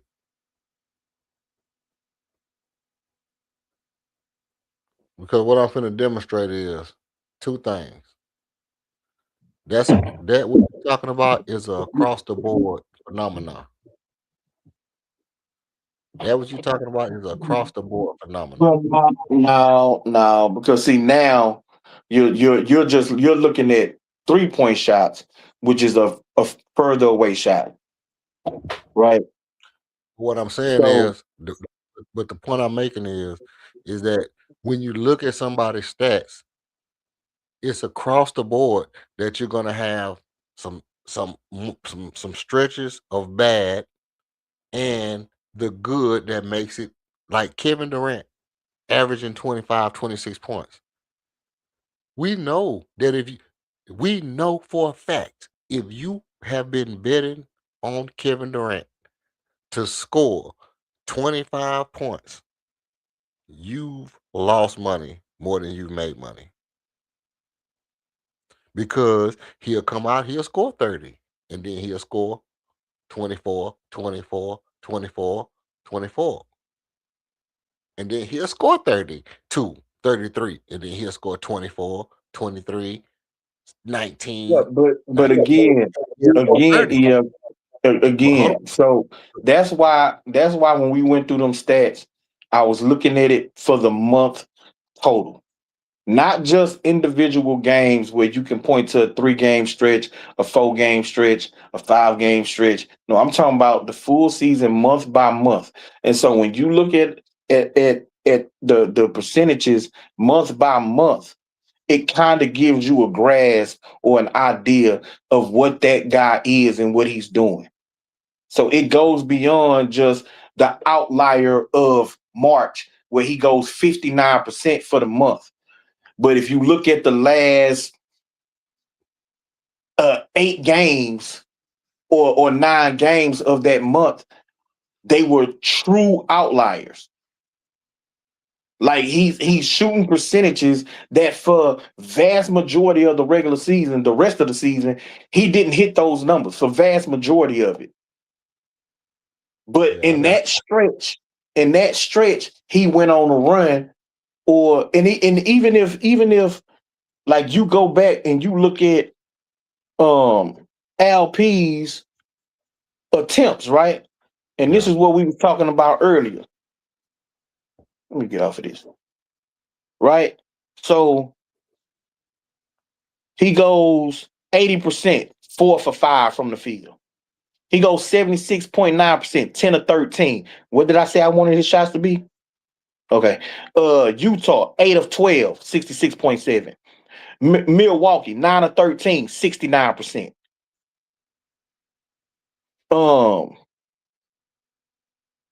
12 of 22, 54%. 9 of 13, 69%. 7 of 11, 63.6%. 10 of 15, 66.7%. 5 of 8, 62.5%. 7 of 12, 58%. Like, this is what I'm talking about. So I'm not talking about outliers because if we want to look at outliers, I'll even give this to LP in his favor. Well, for the month of what's that, October, he shot 57% from three. Come on, man. And Let me then ask you this. you have the complete opposite. Where in the month of December, he shot 6.7% from three. Those are two vastly extremes. Those are two extremes on opposite ends of the Richter scale. But One is but way lower than what he's capable of. One is exceedingly higher than he's ever capable of. But if you look at it overall, 23.5, 25, can I point something out to you right quick? 27, huh? Can I point something out to you right quick? Uh-huh. Point out something to you that's very integral to your point. At the times where his field goal percentage was under 15 was the times that he had bad field goal percentages. When he's what? When his field goal attempts was under 15, he always had bad field goal percentages. That's not true. Only time was the LA Clippers game. He shot 22 times and he shot 40%. That was bad. But on a regular, go down and look. On a regular, one game in LA, he was 5 for 7. He had 7 more. That was the game that I told you about. He shoot under 15%. He shoot under 15 shots, but they took him out early because we blowing him out. Okay. Games like that, I'm not talking about those. I'm talking about on games where he was on the floor. This is what I'm telling you. I looked at already. What I Yeah, already but know. I'm looking at it now. He played 30 minutes against New York, shot 5 times, he went 80%. We played against Minnesota the last game. He shot 13 times, went 10 of 13, It was 76.9%. it was a game where we were blowing people out and he came out the game. Utah, okay. Well, I mean, But I said that already. I already said that. If he shoot, yeah, if he's not on the floor, if he's not on the floor and he shot under 15 shots, that means we likely win because we blowing that team out. Okay, so what about Miami? Played against Miami. He went 9 of 13 for 69%, played 33 minutes. We won by 1 point. Barely. That was a fluke. That was one out of, but for the most part, marginally for the most part, if he's under 15 shots and he has significant minutes, most likely we lose that game if he doesn't. If he's under 15 points, most likely we lose those games. So what's the minute? Because most of these games he's over 30 minutes. But okay, but no. Yeah. Listen what I'm saying. But I'm saying if he's on the game, what I'm saying is if he's on the game for over 30 minutes and his shot total is under 15, his field goal percentage is bad. That's what I'm telling you. Yeah, but so I'm telling you, it's not bad. That's not true. Yes, it is, bro. Okay, So do this with me. So you Brooklyn, this is my point. 30 minutes, he went 7 of 11. That's 63%. The next game, 35 minutes, he went 6 of 8. That's 75%. 35 minutes. Okay. That's that to me. Those are outliers. What happened in Detroit? Okay, 27%. That's an outlier. 50% even. Okay, now go up to November. Go up to November. Uh-huh. Okay, the first game, 31 minutes, 13 shots, 38%. Yeah. Okay, And then okay. look at Memphis, 2 games up, 6 to 14. Under 14, under 15. Yeah, under 15. Bad. Okay. Bad. Okay. Over 15, bad. So that to me, that's not the majority. That's not the majority. That's the outlier. 13. That ain't the outlier. It is. It's an outlier, bro. Listen to what I'm telling you. The outlier game right here in San Antonio, he shot 22 times. He was on the court for 36 minutes. It was a bad game. It was a bad thing. But I'm saying because he shot over, we not really count. That's not what I'm counting right now. What I'm showing you is the majority of games, almost to a teeth, where he is on the game significant minutes and he shoots under 15 shots. That's what I'm looking at. I'm not looking at the ones where he over Okay. 15 shots. Okay. I'm looking at So okay, I'm just scanning through here. right. Portland, But 9 of 13, 36 minutes, you 69%. skip Washington, Yeah, I skip 13, Washington 13 shots. because that's good game, bad game. That's what he did for most of the season, But as that far was as also a field game, goal percentage wise. that was also a So game we blew them out. There was also a game where he blew yeah, but them see, out. that's what I'm saying. So you can't have it both ways. He played 36 minutes. Hold on. Listen to me. Hell You get too no. you get too hype. No, you That's an full of outlier. shit. No, listen, that's an outlier game.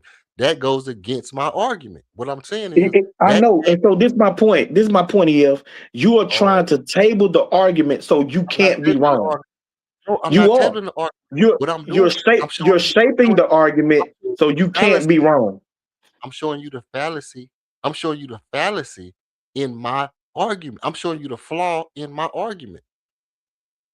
I'm not tabling it. I'm showing you where I'm wrong at, bro. I'm saying, hey, look, I'm wrong right here. That's what I'm telling you. Right here in Washington, I'm wrong because we blew that team out. He wasn't on the court. He was having a badass game before he got off the court, and we still blew that team out, and he still had a bad percentage. I was wrong right here. That's what I'm saying.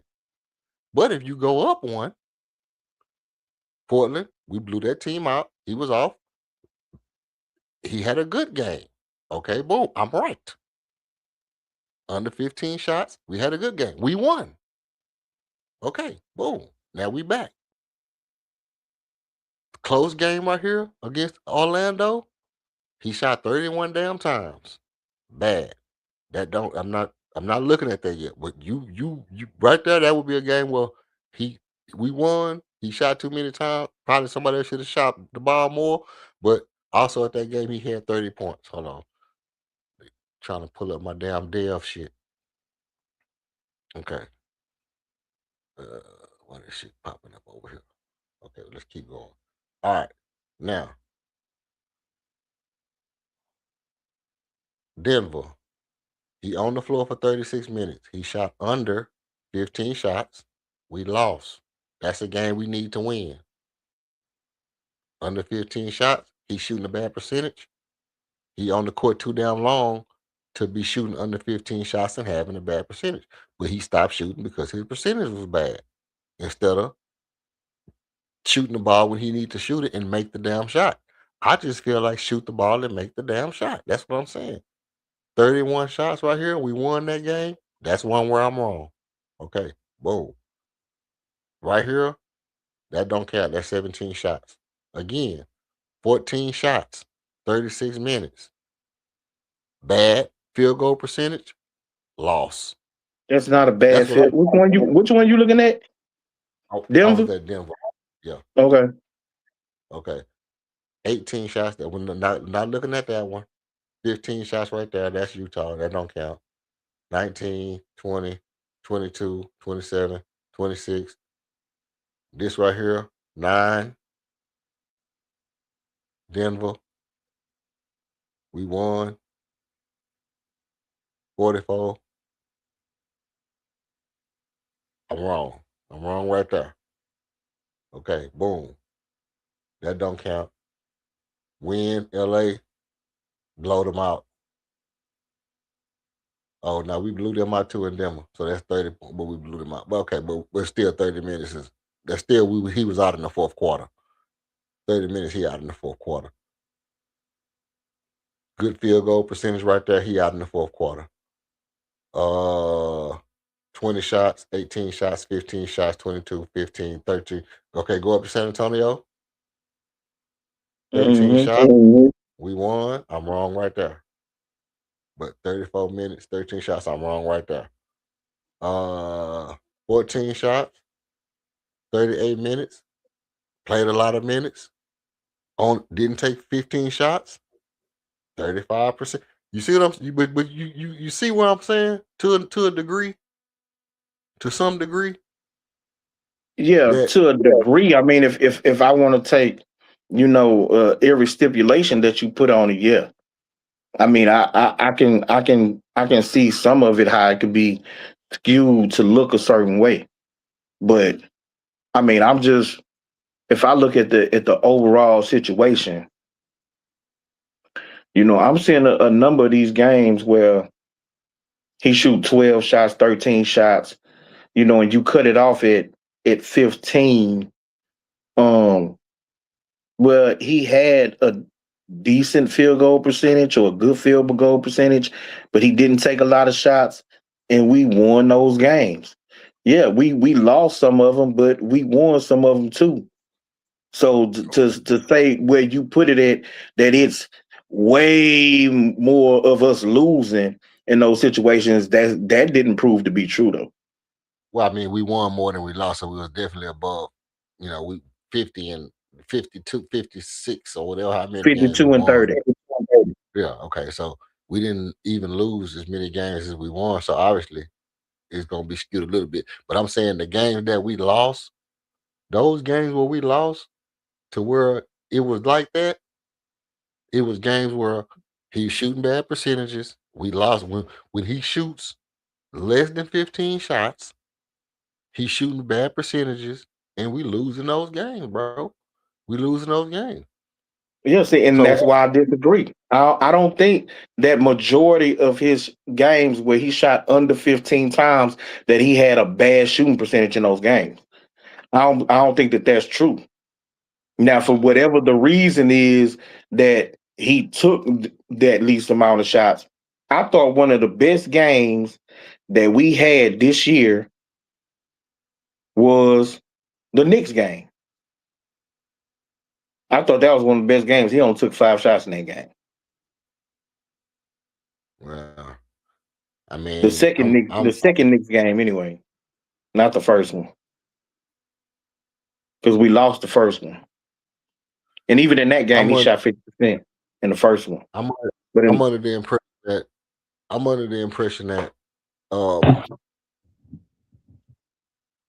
Albert Shangoon needs to take around 19, 17. I think we have our best games when he's shooting around between 17 and 19 shots. You know, not 20, all that. When he's shooting 22 shots a game, you know, he is usually good. It's usually good for us when he's doing that. But I think we have our best game when it's an equal distribution. And here's my take. To me, 16, 17, 18, I think is a good number for Alpha Shangoon to take shots. I think Kevin Durant should be around 22, 23, 24 shots a game. I think Almond should be around 16 shots a game, 15, 16, 17 shots a game. Jabari probably need to be around 10. Tori, Tori can scale down his shooting, but the thing about Tori is be- one of the reasons that Tori being in the starting lineup helps us is because it means he don't have to take shots off the bench. And Tari taking less shots helps us sometimes too. That means when he come in, he come in, he don't have to take shots with the first unit. He can just try to get to the basket. He take an open three if they don't cover it. And then when he come in with the second unit, he gets shots. And then Reed Shepard can take a lot of shots with that second unit. But I think the people who don't need to have shots on Dorian Finney-Smith don't need to take shots. Dorian Finney-Smith do not need to be in the 8-man rotation. I don't think he needs to be in the 8-man rotation at all. If you need a body and you just need somebody to be a body on there and he get a shot or two, okay, he in there, he gonna take a shot. But I'm not. If Dorian Finney-Smith come in the game, play defense, try to get to the basket, don't make it, okay, I'm not gonna cry if he take 2 shots. But I'm not Dorian Finney-Smith taking 5 shots. I'm not for Dorian Finney-Smith taking 5 shots. I just don't need to see it. I don't need to see. I don't need to see Dorian Finney-Smith taking 5 shots, just like you don't need to see Jay Sean taking 5 shots. Them two guys, I don't need to see them taking 10 shots together. I just don't need to see it. You got 8 people you want to see play. You got the starters, whoever they is. You got Reed Shepard, Clint Capella. That's 7. I need them to take their shots.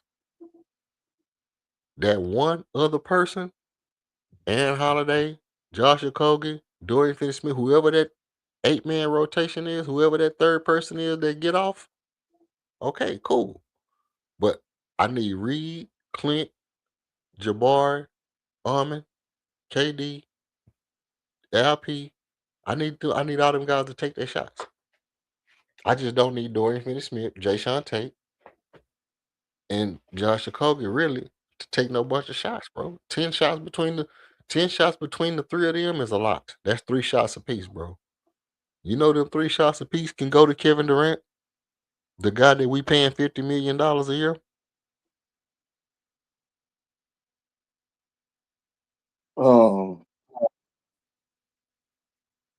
So the team roughly takes around 80 shots a game, Mhm. give or take a couple. You can't pass out 40 shots between LP and KD. Can't happen. It can't happen. Yeah. That means that Armin, Jabari, Reed, Torrey, Aaron Holiday, Josh Okogie, like they all gotta split 40 shots. Can't happen. Well, So the that's why I game where they say the game where they all shot 17 shots apiece was the game that I think was one of our best games. What game was that they all shot 17 shots apiece? Was that the Alpha Shangoon 36 pointer? Was that I the don't game know. that But if you're gonna have KD go from 17, roughly 18 shots, he can't go to 22. Now, if he can go to 20, LP comes down to 10, 11. No. Armin Thompson goes to 16. Jabari goes to 15. Reed Shepard is at 11 and a half. I say he can probably stay there. Tari Eason is taking 9.5 shots. Hell no. Shooting 41%. Dude, stop shooting the ball. 9.5 shots is way too much. He need to come down to like 5 shots. Steven Adams ain't playing. Aaron Holiday takes 4 shots a game. He could keep his. Josh Okogie takes 3.5 shots. So he can keep his. Even Dorian Finney-Smith is only taking 3 shots a game. So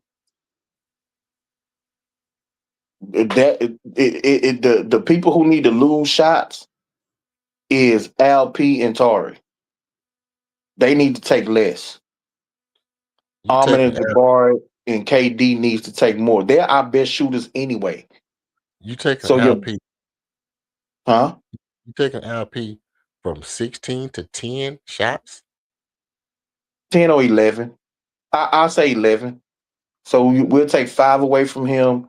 We'll take 4.5. So 9.5. You might as well say 10. Let's take 5 shots from Tari Eason. That's 10 shots. So you're giving Torrey 4 shots. Yeah, I'm giving Torrey 4 shots. So when he come in with the second unit, what is he? Well, no, he getting 5. He getting 5 because it's 9.5. He taking 9.5 shots. So when he out there on the So floor, if I round it up to 10, then he'll get 5 shots. He'll lose 5 shots. And I'd rather them other 5 shots between him. So the 10 shots between LP and Tari should go to Ahmed Thompson, Jabari Smith, and either Reed, who's at 11.5 shots, so that's roughly 12. Maybe he can keep his there. Aaron Holiday only take 4 shots. Maybe he can get 1 or 2 extra shots.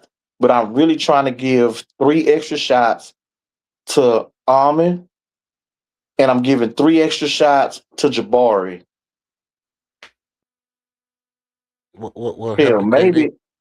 What happened to KD? You're not giving Yeah, KD no KD. extra? Yeah. I said KD gonna go from because he had 17.6, so you might as well say 18. So I can Which is give what KD. I can give KD 3 more shots. I could probably live with KD shooting 20, 20, 20, 20 20. times. Let I, him get 20 shots. LP get 11. Almond get 16. Jabari get 15. Reed get 12. Torrey get 5. Aaron Holiday get 6. Josh Okogie will stay at his 4. That's some dysfunctional shit. there's no way you're gonna tell me that Josh Okogie should shoot the same amount of shots as Tari Eason. No, bro. I'm not going there. Why? We're Why? not doing that shit. He's shooting at a better clip. He's shooting at a better clip than Torrey Eason from the field and from the 3-point line. Where's you talking Bro, about? bro. Where's you talking about? That's that fake ass stat shit you doing, bro. That's whack, Oh, bro. so None now of the that. I don't, stats fake. Now the stats fake. that's what I'm saying. That's but okay. Stop. Hold on. Is Josh Okogie a better scorer of the basketball than Tari Eason? Statistically, yes. Do you know Numbers that don't lie. statistically? Men Do lie, you know that? women lie, numbers don't lie. Do you know that statistically, Tim Duncan is the best scorer, better than Shaq and Elijah Warren and everybody? No, he's not. He's not Statistically, statistically. No, he's not. efficient. He's more efficient than Elijah Now, Warren, bro. okay, efficiency and statistically, are two sides of the same coin, but they not the same. Is that what you're saying about Josh Okogie? Is that statistically he better than Tar? He That's don't right. average more points than Tar. He He don't average don't. He more don't points than average. He don't average more. He don't average more shots than Torrey. Again, I told you Torrey takes 10 shots. Josh bro. Okogie takes 4 shots. Actually, Josh Okogie's at 3.7. Okay. Torrey's at 9.5. So if we gave Josh Okogie 10 shots Hey, with his field goal percentage from the 3 and from the 2, he would average more than Torrey Eason. you know He that don't take LeBron. the amount of shots. You know that LeBron take less shots than Michael Jordan. What does it see? There you go. There you go. Moving the goalposts. That ain't got nothing to do with what we talking about. Example of why I call you Michael Jordan fans, because you're not consistent in your own argument. Yeah, thank you for the LeBron drop. Because you're not consistent. Like that got nothing to do with anything what we talking about. It do. No, it don't. It's saying that statistically, That's right. LeBron has a better field goal percentage than Jordan, and Jordan took more shots, so we should give LeBron more shots because he's a better scorer than Jordan. Statistically, No, he's more efficient. He's a more efficient scorer. He's not a better scorer. He's a more efficient. Okay, so efficiency is different from better. Right. So Josh Okogie can be more efficient, but when you need somebody who can put the ball on the floor, who can create It for ain't gonna himself, be Tari. He's shooting 41% from the field. The nigga shooting worse than Jalen Green was. he's the one that's on the floor. And we with the ran second, Jalen Green ass up out of here. he's the one that's on the floor with the second unit Hold that can on. do it. This nigga, outside of J.D. Davison, Jeff Green, and Isaiah Crawford, he's literally the worst shooter on the team. And you really think that's true? That is true. Okay. Like I say, men lie, women lie. The numbers don't lie. He's the worst shooter on the team. Outside of the dudes who don't never damn play. Okay, so let me ask you this. Tari Eason is the worst shooter on the team. Outside of the dudes that don't play. And so we gonna listen, don't get the acting silly. Tari Don't Eason start acting silly. No. Don't start acting silly. Don't compare. Yeah, because we're not comparing them to Steven Adams. We're not comparing them to Clint Capella, and we're not comparing them to these dudes, J.D. Davidson and these other dudes that don't play. Dorian Finney-Smith is coming off of an injury. Tari Eason is the worst shooter on the team. Yeah, of the dudes who actually play minutes. Yes. So Jay Sean Tate is a better shooter than Tari Eason. Again, I say people who get minutes. Yes. Jay Sean Tate just started getting into the lineup 10 games ago. Yeah. Jay Sean Tate from the field is shooting 50% from the field. So Sabonis, he was hurt. So Jay Sean Tate is a better shooter than Tari Eason. Yeah, from the field, yeah. Okay. So Jay Sean Tate is a better scorer than Tari Eason? Could be if he got that many shots. We don't know. He don't jack up the ball 10 times a game. So basically what you telling me is all your bloviating about Jay Sean Tate, as horrible as he is, bum ass Tate and all this and that. Basically what you're saying is you rather keep Tate and trade Eason. No, I'd rather get rid of both of their bum asses. Well, I gotta keep one bum for the other bum. and then who you gonna get to replace him? Another Dorian Finney-Smith? Hell, any damn body. You want to talk about Dorian Finney-Smith? I didn't told you Dorian Finney-Smith was hurt this year. So me personally, I'm not gonna hold this season against Dorian Finney-Smith.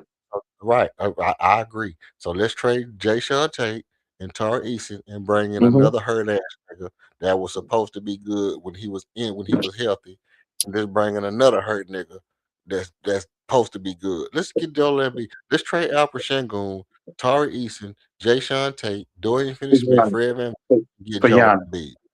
No, for Joel Embiid. Giannis. No, Giannis hurt too. Giannis hurt. Why I can't get hurt, Giannis? No, don't try to give me a nigga that's routinely hurt. But I'll take a nigga who is, who is hurt this year. Anthony Davis. Alfred Sengun for Anthony Davis. Head up. Again, this dude is routinely hurt. He's hurt every year, everywhere he's been. Straight up. Anthony Davis for Alfred Sengun. Straight up. See, man, you being silly, man. You said Anthony Davis was a better center than Alfred Sengun. And he is.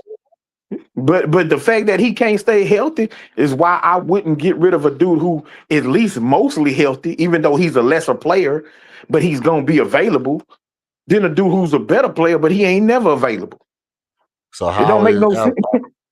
How is Domantas Sabonis any different? He always hurt. Because Sabonis, no, he's not always hurt. He was hurt early in his career. He was hurt this year, but he had a number of seasons where he was completely healthy. And when you look at his skill set and what he brings to a team, he's just a superior player to LP. Child, please. I think I ain't no superior nothing. He's a superior player to LP. Shit, niggas. I don't know nothing about no superior, no none of that. I don't know about none of that. I know you too busy worrying about LP bum ass. Oh, I'm just saying that everybody that you don't like, you act like they horrible players, and then I'll be like, show me the motherfucker show me the person that is equal to that's valuable to you that you don't like. If it's somebody that you don't like, they have no value, and there's nothing that they can do that ever makes sense that you don't try to depreciate their value. So you saying that Alfred Sengun needs to, even though he just scored 36 points, shot 5 or 7 from 3, all of a sudden this nigga a worse shooter than Dorian Finney-Smith and Josh Okogie. Well, yeah, I mean, look, bro, the sun shines on the dog's ass every once in a while. Every dog ass shine every now and again. I know dogs shiny asses. I know all kind of dogs got shiny asses. You can find them little pugs and them little chihuahua, they got shiny asses. But what I'm saying is, Josh Okogie and Dorian Finney-Smith have started multiple games this year. Neither one of these niggas never scored over 20 points. Okay, that ain't their role. Is it Tari's role? Hell no. It's just he can't get right. That's why his ass on his way out of Houston any goddamn way. Dumb son of a bitch, he can't get right. So he don't know how to play his role. So okay, so he's so dumb and he so can't get right that he was able to do something that them other niggas couldn't do. So Which is that make what? him bad. Score What he did? 27 points. Score 27 points. Ooh. And Score guess 30 what? points. Guess what he also gonna do Get that them dudes ain't. Guess what else he get gonna do that them dudes ain't gonna do? Get his ass ran up out of Houston. get $20 million.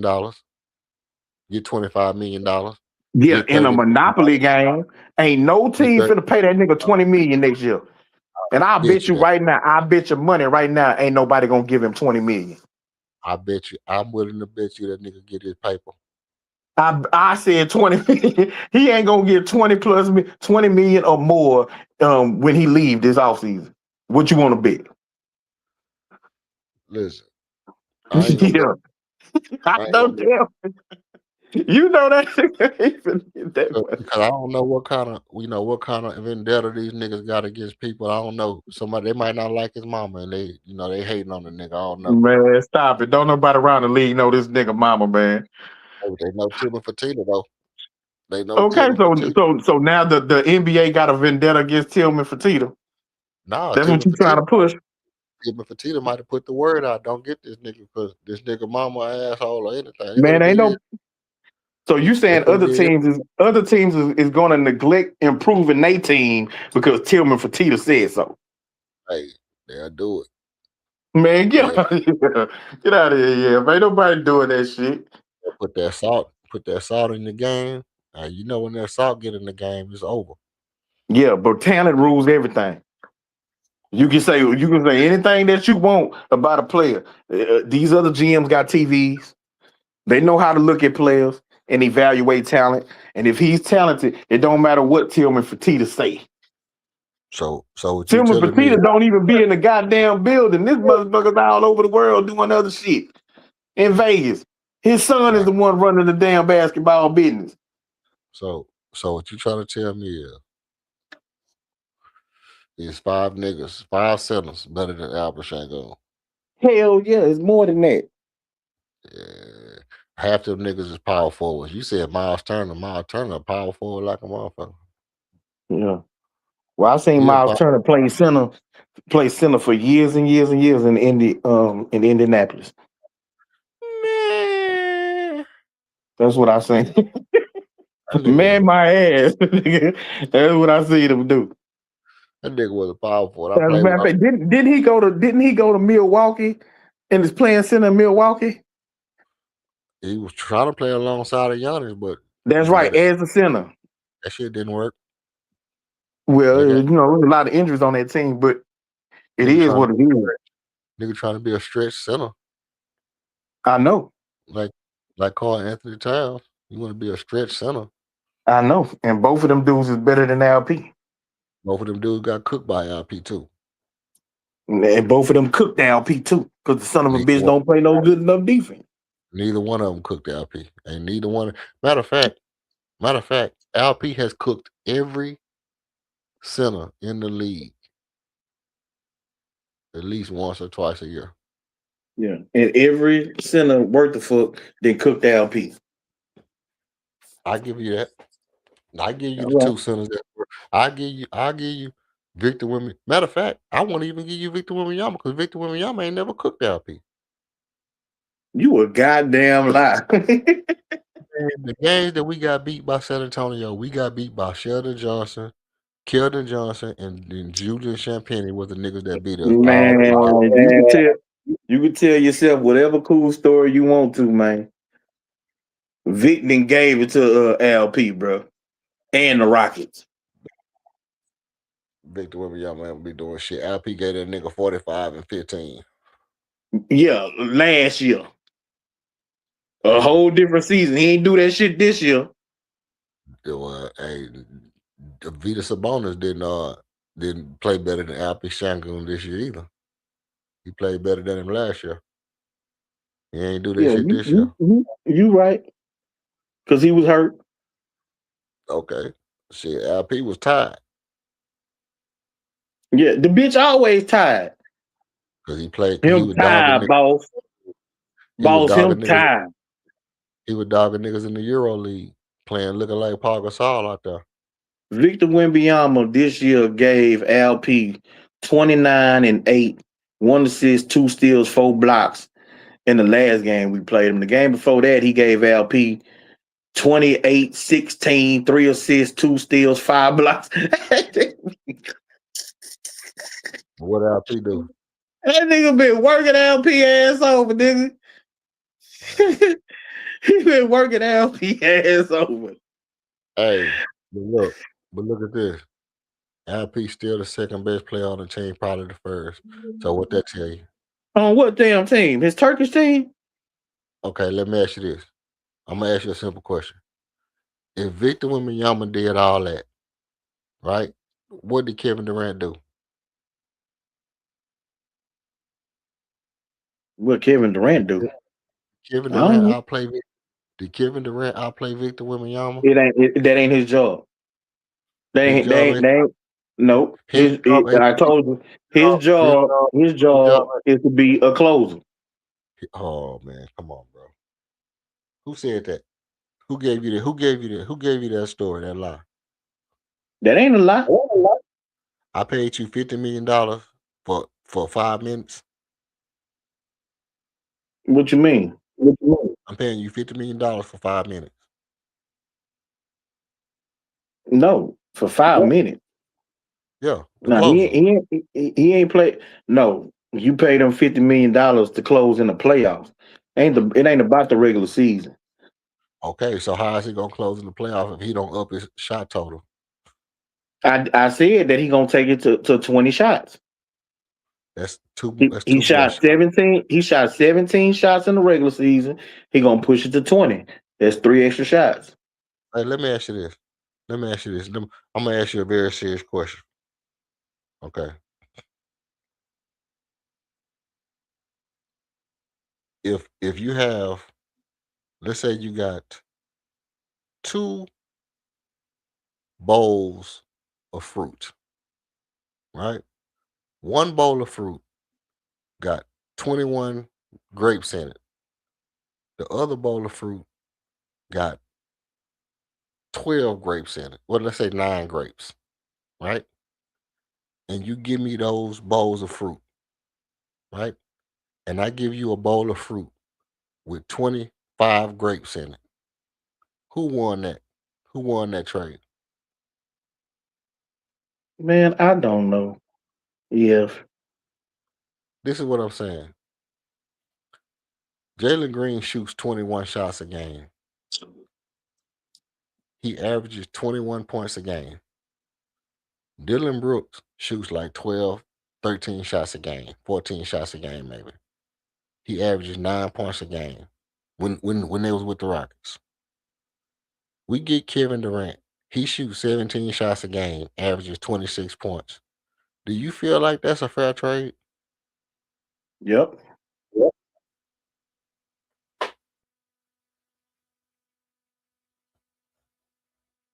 Yes, I do. Because Kevin Durant shoots over 50% from the field.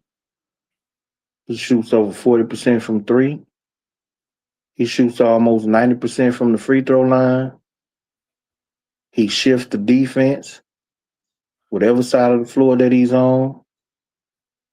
And so these other guys, he gives them the ability and the freedom to expand their games, to take their games to the next level, which some of our players have done, like not Atari, Jabari Smith All right. and Armin Thompson and a Reed Shepard.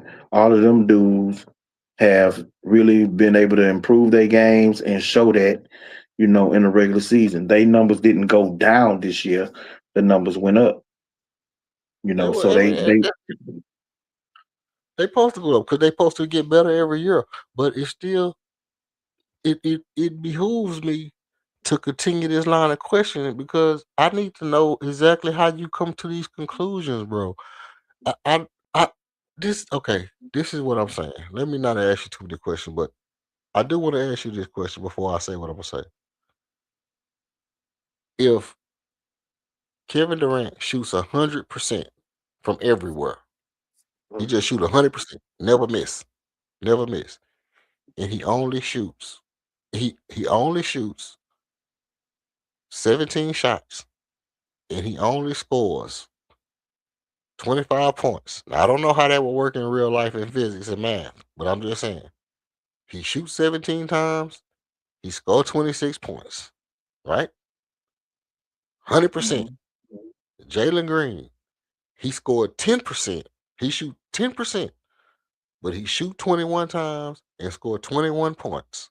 Dylan Brooks shoot 1%. He shoot 12 times and get you 9 points. What do it matter what the percent is if at the end of 48 minutes you only got me 26 points, bro? I don't care how good you can shoot. I don't care what your efficiency is if when I need a basket, you don't get it. And my point is this. If you're only going to score 26 points a night, average, and like I said, a lot of times it don't be 26, a lot of times it be 24. A lot of he might score 26, he might score 14, he might score 30, and then score 15, and then score 30, then score 24. It don't be 26 points a night. But if when I need baskets, you can't get the baskets, what do it matter what your percentage is? Okay, so number one, I think that that's a great question, for yourself because you talk about Jalen Green, and when we needed baskets in the playoffs, his 21 points went down to 13. And so that's why the percentages matter. Because a guy who can truly shoot the ball, his scoring isn't going to plummet at no Jalen point in the season. Jalen wasn't shooting the ball. Yeah, well, he was shooting the ball, but he was shooting it horribly. That's what he was doing. See, those types of guys, you can't depend on them to shoot the ball and score the ball. When you need a bucket, you can't depend on them to get you a bucket. But So if you got a that's what you got a okay. I his, mean, his but you just said Kevin Durant job ain't to get a bucket. I said his job is to close. You the one who want to talk about if I can't depend on you to get a bucket, which is what truly Jalen Green and Dylan Brooks. Because in the playoffs last year, we couldn't depend on them to get a bucket.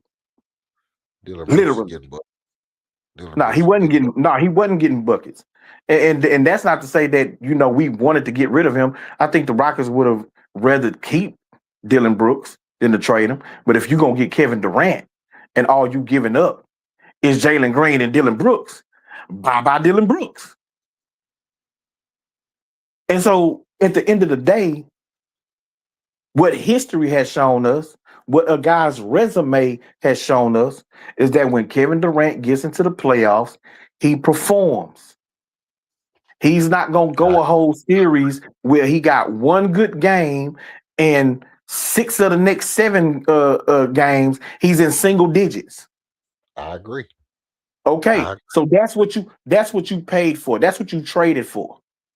So whether it's 25 points or 26 points, if he gives you that in the playoffs, if that's something you can pencil in, that is a great head start for any fucking team. No, it ain't bullshit. That is a great head start for any team that can go into the playoffs and know off the gate before the referee throws the ball up, we are plus 25. No, we got 25 points. We got 25 points on our roster tonight. Every night, you got 25 points. I pay for every night we got 20 points from Al Pachenko, but I pay a guy, and I say, now, true enough, I say, well, hey, look, this guy is this amount of money I'm paying him because I expect him to at least do X, Y, Z. I expect from his resume for him to perform to this level. When the playoff come, I need everybody to raise their level in order for them to show they salt. To show they salt. Show what you made of. And for a guy like Kevin Durant, who's supposed to be our star, I would say, hey, and all I'm doing is saying, hey, Kevin Durant is Kevin Durant. Albert Shangoon ain't Kevin Durant. So I expect Kevin Durant to outplay the other superstar. Period. No, If you no. if he cannot outplay the other superstar, I would assume that guess what? Albert Shangoon or Armin Thompson has to outplay that other superstar. That's right. As they Right. should. Okay. And here's the truth. We don't have no history of seeing that be done other than Albert Shangoon doing it. We've seen Albert Shangoon outplay other superstars. So by that logic alone, What by other superstars we seen him outplay? by that very logic alone, we've seen him outplay Giannis. We've seen him outplay I ain't Jokic. see We've that. seen well, you didn't watch the Euro League because I seen him outplay all them niggas in the Euro Yeah, League. yeah. So, I watched the NBA. I don't care about so the Euro League. well, you should care about the Euro League The because Rockets can't win no championships off the Euro League. seen I've seen Albert Shango. No, I'm not talking about whether the league where they play basketball at. I wouldn't care if they play basketball in the snow with a bike rim with a wood backboard. I'm saying, can the one person that I got on my team outplay the other nigga on his team? And I'm saying I would expect that Kevin Durant can do that if by some stretch of the imagination, people like you, Stone, Ime Udoka, gonna say, well, hey, he 37. We don't expect him to outplay the other player. Then guess what? I need either Albert Shangoon or Amin Thompson to outplay this other superstar. Now, my mind tells me that the only other person that I've seen do it is Albert Shangoon. So we hope he can do it. Now, I would like I said earlier, for Armin Thompson to solidify himself as a bona fide superstar in this league this playoff. So if by some stretch of the imagination, Albert Shangoon can outplay the other superstar, I hope with everything in me that Armin Thompson has 35-point games, 40-point games, 20-point games, 30-point games. I hope that Armin Thompson does that. 5 steal games, 4 blocks, 2 steals in a block. I hope that Armin Thompson slam niggas on their head. I hope he do all the shit that solidify him as a bona fide superstar in this league, this playoff run, which is my point. And to me, I don't necessarily have to have Kevin Durant outplay the other player if somebody else is going to step up and do it. But Did by we the see? same, Did we see no, Almond outplay Steph last year in the playoff? no, Okay. Did we see Almond outplay Ant Man last game of the season? no. Okay. No. What I saw, Okay. I saw, I saw Ant Man not play last game of the season. And I saw Armin No, he did. outplay. He did play. Uh, Yes, he did play. I saw Armin outplay Jaden McDaniels last game of the season. So Ant Man didn't play in that game. That's what you're saying? Not for real, for real. Okay. Not for real. For real.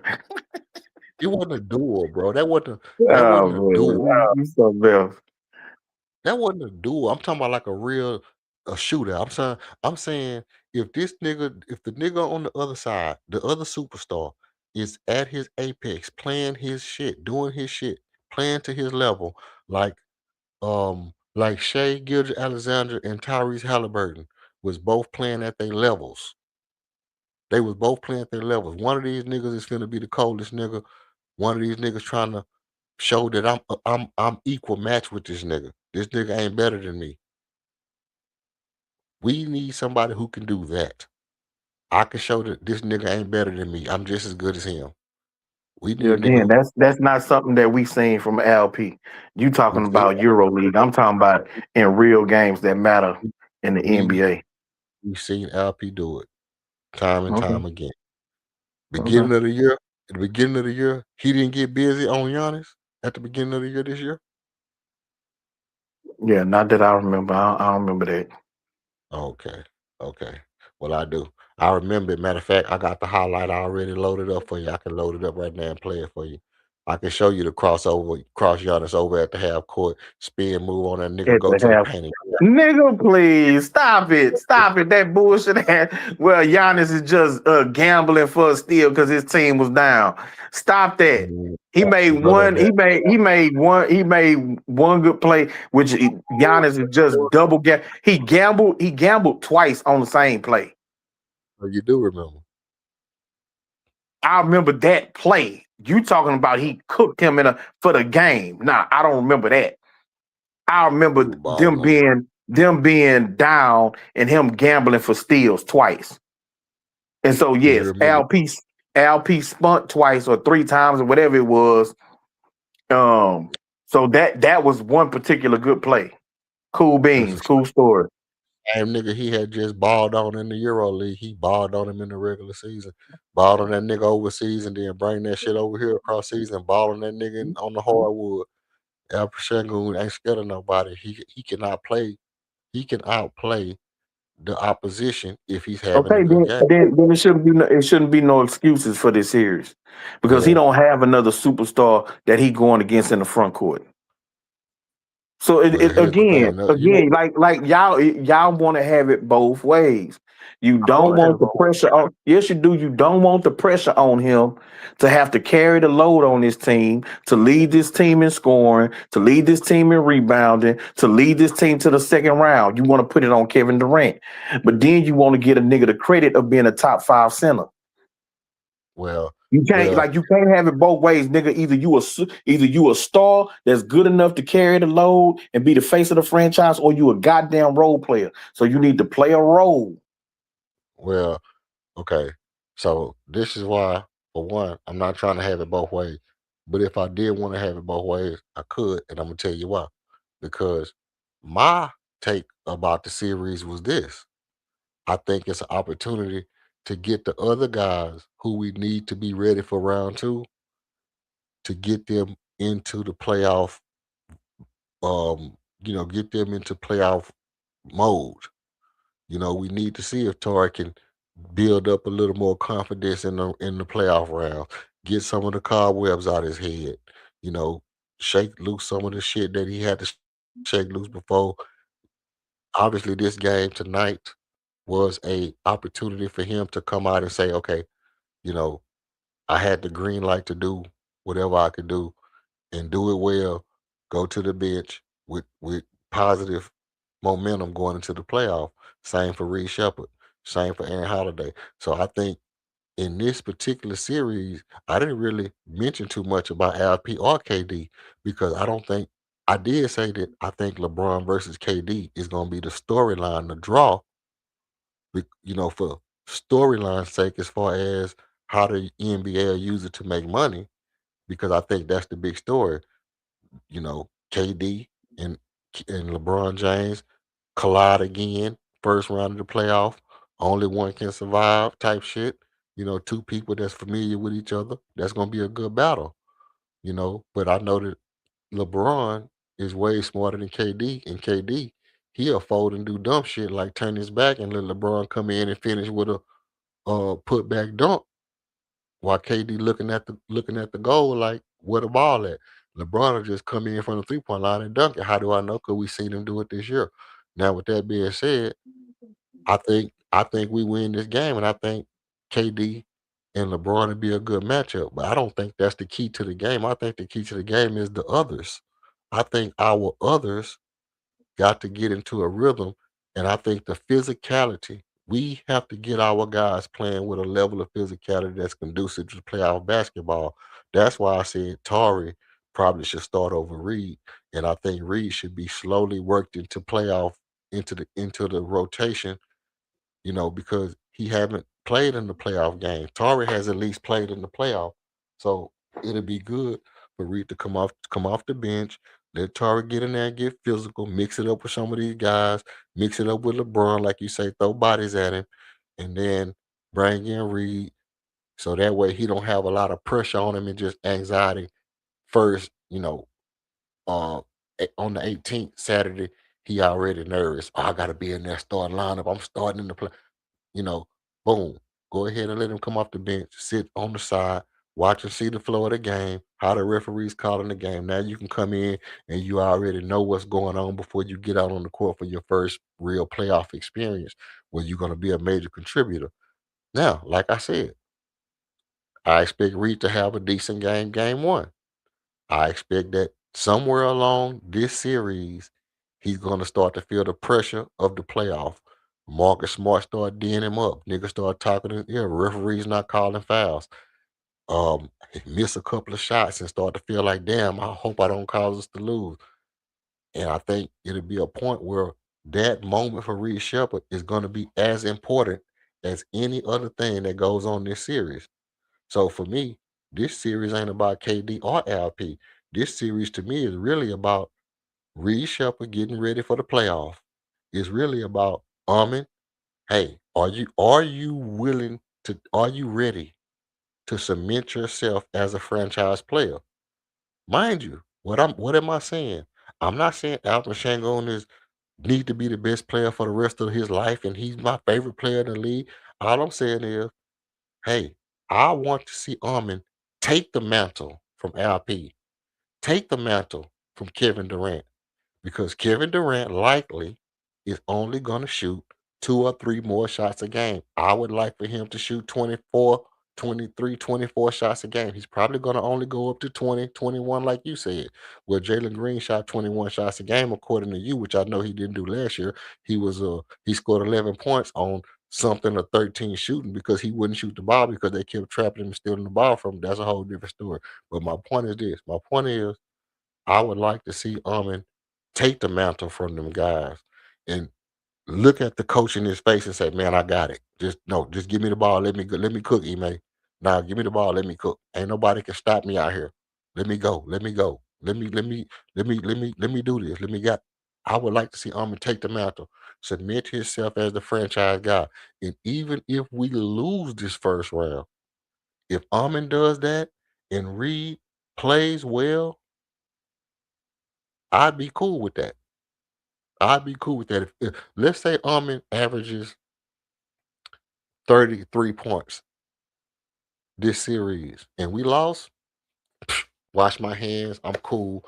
I go right on into the summer, ready to talk about basketball every day like it's still basketball. Because I got a lot of shit I can say based off of what all I done said this year, what all I expect to see happen, how much shit that I already know gonna happen, what all I need to see to get us ready for where I think we need to be 2 years from now, which is what I keep talking about, where we actually have a chance to win the championship. Or if we make a move, we might can do something next year. But ultimately, everything that we've been talking about all hinges on what this is right here. If Armin can have any amount of games like he did against Minnesota in this first series, and Reed Shepard can do any resemblance of any of the stuff that he's done at any time, we got a good second round coming. The only other caveat is this. When I'm talking about Kevin Durant, um, being able to outplay his counterpart, I'm not saying Kevin Durant need to go out and score 40 if somebody else scores 40. I'm not saying Kevin Durant need to score 50 if we play against Curry and Curry scores 50. What I'm saying is if we're up by 5 and they start making a run, you can't let them close the whole gap. If we up by 7 and they start making a run, you can't go the whole damn 7 points without Kevin Durant demanding the ball, getting the ball, and hitting the bucket, and keeping us from getting overcome by a onslaught of scores and turnovers and shit like that. If we're down, That's if for your we're best down, player, well, yeah, Kevin Durant is the best player right now. but not according to you. I mean, when did the change happen? Because you've been telling me that LP was the best player. LP is our best player. Is the best player. He is, but Kevin Durant is the best player. No. Now, Like, how you talking? Like, bro, come on, yeah. Come hold on, yeah. on, hold LP's on, the best player, but KD's the best player. hold on, Like, come on, hold on, man. hold on. What have I been saying this whole time? Our best, we got Kevin Durant for this purpose. He is supposed to outplay the other team's superstar. Why would Okay, I say that? what have I been saying? That the best player is supposed to do that. KD is the closer. He ain't the best player. According to you, the best player on the team is LP. So it's his But job to outscore the opposing superstar. You seen him do it in you seen him do it in the Euro League. time out, So time out, it's his time job. He's not out, supposed to let us lose a 5 point or a 7 point lead. He's time out, supposed to demand the ball. He's supposed to stop the bleeding. bro. But you trolling because basically what you're saying is, you know, don't tell the truth because it make me sound like I know what I'm talking about. Because what you saying is Albert Shangoon is the best player according to me, and what I'm saying is that's only according to me, according to you. Because if you listen to what I'm saying and not what you want me to be saying, you will find out that what I'm saying is Kevin Durant's job to me as a basketball connoisseur. I would say it that way. His job to me is to be the person that he has to be able to outplay the other team superstar at some juncture of this playoff. It's that simple.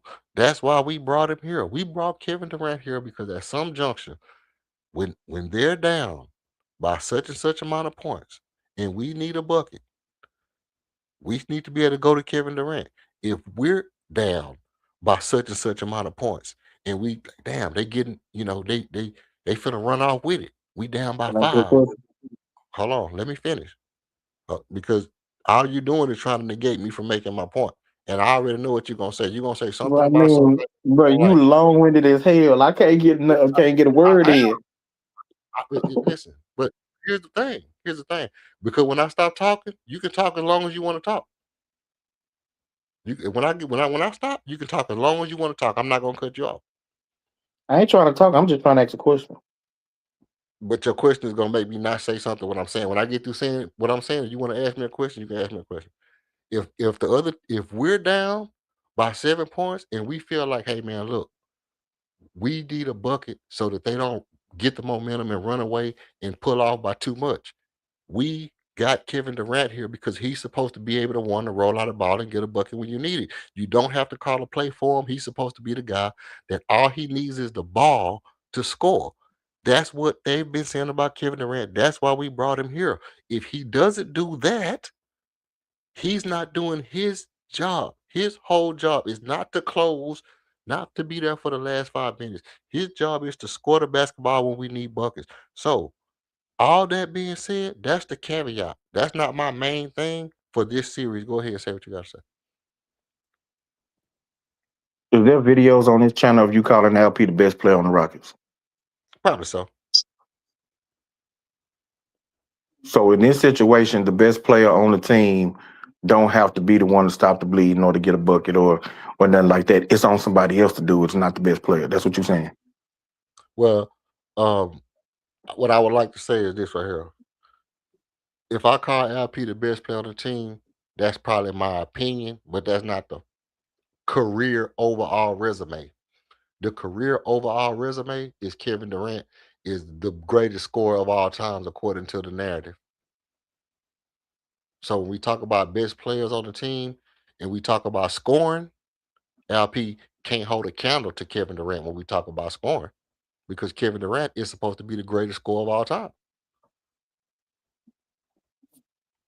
Yeah, but it's not just about scoring, right? Well, that's what I'm talking about. I'm talking about outplaying that nigga across from you. When that nigga get to getting buckets and stealing the ball and making good passes and doing all that shit and rebounding, all the shit that Kevin Durant can do, I need to see you raise your playoff level and do that shit. Be a bus driver. That's what we brought you here to do. We didn't bring you here. We brought you. Listen. We didn't want you to have to carry the whole load of the team on your back by yourself. But we do expect you to be a fucking Hall of Fame player. That's what we pay you Hall of Fame money, and your resume says that's who you are. So be you. Be you. So if I show you on the internet where it was said, the articles and all of that, Kevin Durant was brought to Houston to be their closer. Would that mean anything to you, or is it just your opinion and what you think Kevin Durant was brought here for? If I play you numerous videos of people saying the Rockets got a guy who they can just roll out the ball and get a bucket, is that going to mean anything to you? No. Because roll out the ball don't mean closer. That means start the game. Roll out the ball means start the game and get a Okay, bucket. so with that rolling out the ball and getting a bucket is describing his skill set. That's not saying why he was brought to Houston. You can describe his skill set as somebody that you can roll the ball out and get a bucket. That describes his capabilities. That don't describe why he was actually brought to Houston. So what I'm asking you again, if I could show you where it was said that Kevin Durant was brought to Houston to be their closer, would that mean anything to you, or is it just what you think he was brought here for? Well, when you say what I think, are you saying that I think it because that's what everybody was saying about Kevin Durant? Is that at the beginning of the game, if you roll the ball out on the court, Kevin Durant can get you a bucket, which means that's not closing. That means at the beginning of the game, he can That's get you a bucket. describing his Yeah. skill set. Hold on. I just heard you say that. But what I'm saying is that's not a skill set. That's a requirement. They got Kevin Durant because they needed a guy. Listen, the demand was we needed a guy who you can roll out the ball and get a bucket. Therefore, we got Kevin Durant. So what does that mean? I need a woman who can cook. Therefore, I met such and such. She can cook. That's what I got her here for because she can cook. You see what I'm saying? It's the Again, job requirement. I brought you brother, for this brother, reason. brother. What you're saying he was brought here for, there's nobody on the internet saying that's why he was brought here. Saying that they Bullshit. could roll the ball out and he can get a bucket Bull- is describing his skill set. What I'm Bullshit. seeing on Sports Illustrated, what I'm seeing for Jason Gatlin, what I'm seeing from what's the name of this guy doggone article? Heavy at Arizona Republic. Like what I'm seeing from these people is that Kevin Durant deemed Houston Rockets closer this season. Houston Rockets were brought to Houston to be their closer. So I'm seeing multiple people, multiple articles, all saying the same thing. What you're saying isn't what they're saying. You're describing a skill set. You're describing an attribute, something that he has the ability to do. The purpose of him being brought to Houston is something deemed completely different by people who cover the team, who speak to the people behind the scenes, and all of that type of stuff. So I'm asking you for a third time, if I can show this, does that mean anything to you, or is it just what you deem he was brought here for? Okay, and then I'm gonna ask you. I'm gonna ask you for a third time. When you say it's just what I think, and I'm saying, can I think it because somebody else said it, or do it have to be something that I just made up in my own head? Did I answer the roll the ball thing out multiple times already? Well, See, the what you difference saying? is that I can answer your question, you ain't answer mine. You want to answer my question with a question. Well, I'm I answering your flat out question. answered your question. You didn't answer my question. Yes, I did. You asked me would it mean something to me if you found articles with people saying that you can roll the ball out there and he can get a basket. I said no, because that's describing an attribute. That's describing a talent. That's describing something that he does. It don't describe why he was brought to Houston. The articles I'm talking about is specifically saying why he was brought to Houston. Okay, so let me ask you this: context matters. Like I said last year, all we need was KD. So when you say need, all we need is, what does that imply? That means you have a deficiency in something, you are looking to fill that void, right? All I need is food. So what do? I get a sandwich. The sandwich is not a attribute. The sandwich is the fucking meal. It's the what I need. Yeah, but we're I not talking got the about sandwich. sandwiches. I got the sandwich to do something to fill my stomach, right? We need KD. Why? A guy who can roll out the ball and go get you a bucket. Yeah, but again, so your sandwich analogy is like they're saying, well, every time that sandwich they make their sandwiches, they put lettuce on it. The Videos of point KD. of you buying the sandwich ain't because it had lettuce on it. You bought the sandwich to fill your stomach. But the lettuce is an attribute. It's an add-on. It's added to the sandwich. It accentuates the sandwich. It's not the sandwich. It's not the purpose of you buying the sandwich. You bought the sandwich for one reason. What's on the sandwich is an attribute. You dig what I'm saying? Like if it's pepper jack cheese, that's an attribute to the sandwich. The purpose of you buying the sandwich was for a different reason. So the reason that he was brought here was for one thing. The fact that you can roll the ball out there and he can get you a bucket isn't the reason that he was brought here. That's a part of his game. That's something that he provides. But the reason that you brought him here was to be a closer. Because the main thing that everybody talked about last year heading into the playoffs, when we was in the playoffs, was the Rockets don't have a closer. The Rockets need a closer. They don't have somebody in the final 3 to 5 minutes that you can run the offense through. You ain't got to run no plays for him. You ain't got to do none of that. This is a guy that can carry you to the finish line. That's what the talk was all last year. So the purpose of getting Kevin Durant was to put a closer on the team. Okay, now you added your closer. When he got traded here, the first thing everybody said was Houston got their closer. Not Houston got the dude that can roll the ball out there and get a bucket. Well, they probably did say that too, but it was Houston got their closer. That was the overarching talking point idea of us getting Kevin Durant. The Rockets got their closer now. It was not. You got a young LP who was an all-star. You got a young up-and-coming star in Armin Thompson. You got Jabari Smith. You got Tari Eason. You got these young guys. You got Fred VanVleet over there, Steven Adams. You got you some veterans, but now they got their closer. With the defense that they play, now they got their closer. Well, let me ask you this. So, if they just needed a closer, what was he supposed to be doing for the rest of the game? He was for the rest of the game. He was supposed to be, adding on to what the young guys was doing. I've been saying this all year. The guys who is supposed to carry the team is our young guys, our young core.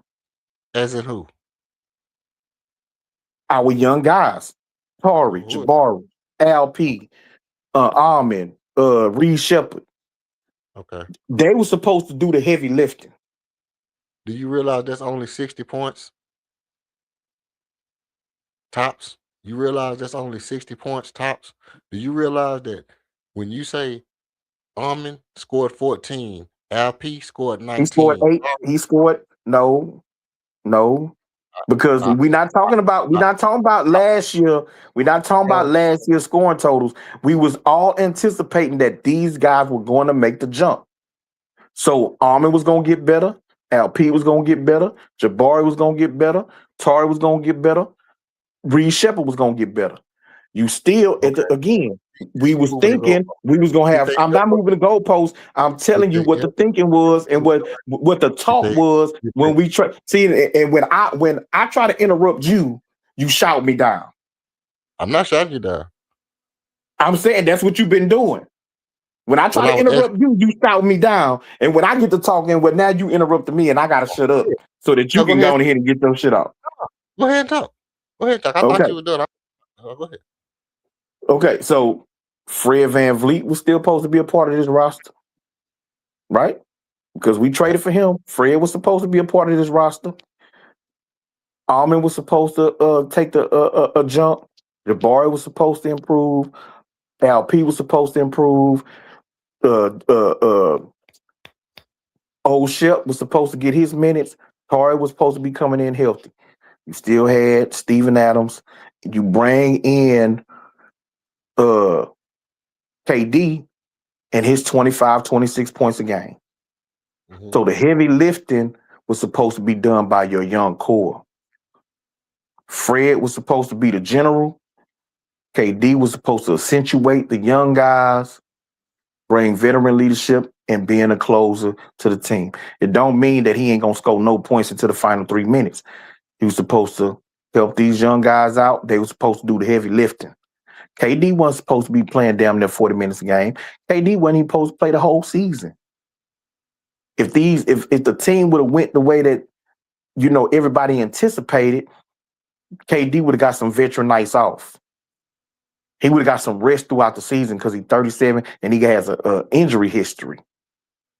So this is the thinking of when you make a trade for KD, you the number 2 seed the year before, and you keep your team intact outside of one young guy and pretty much a replaceable guy in Dylan Brooks, which they thought they replaced with DFS. Yes, he's coming off of an injury. He had surgery in the offseason, but we figure he'd come back in the regular season, better shooter, longer, better defender than Dylan Brooks, or at least comparable. So you're not losing much.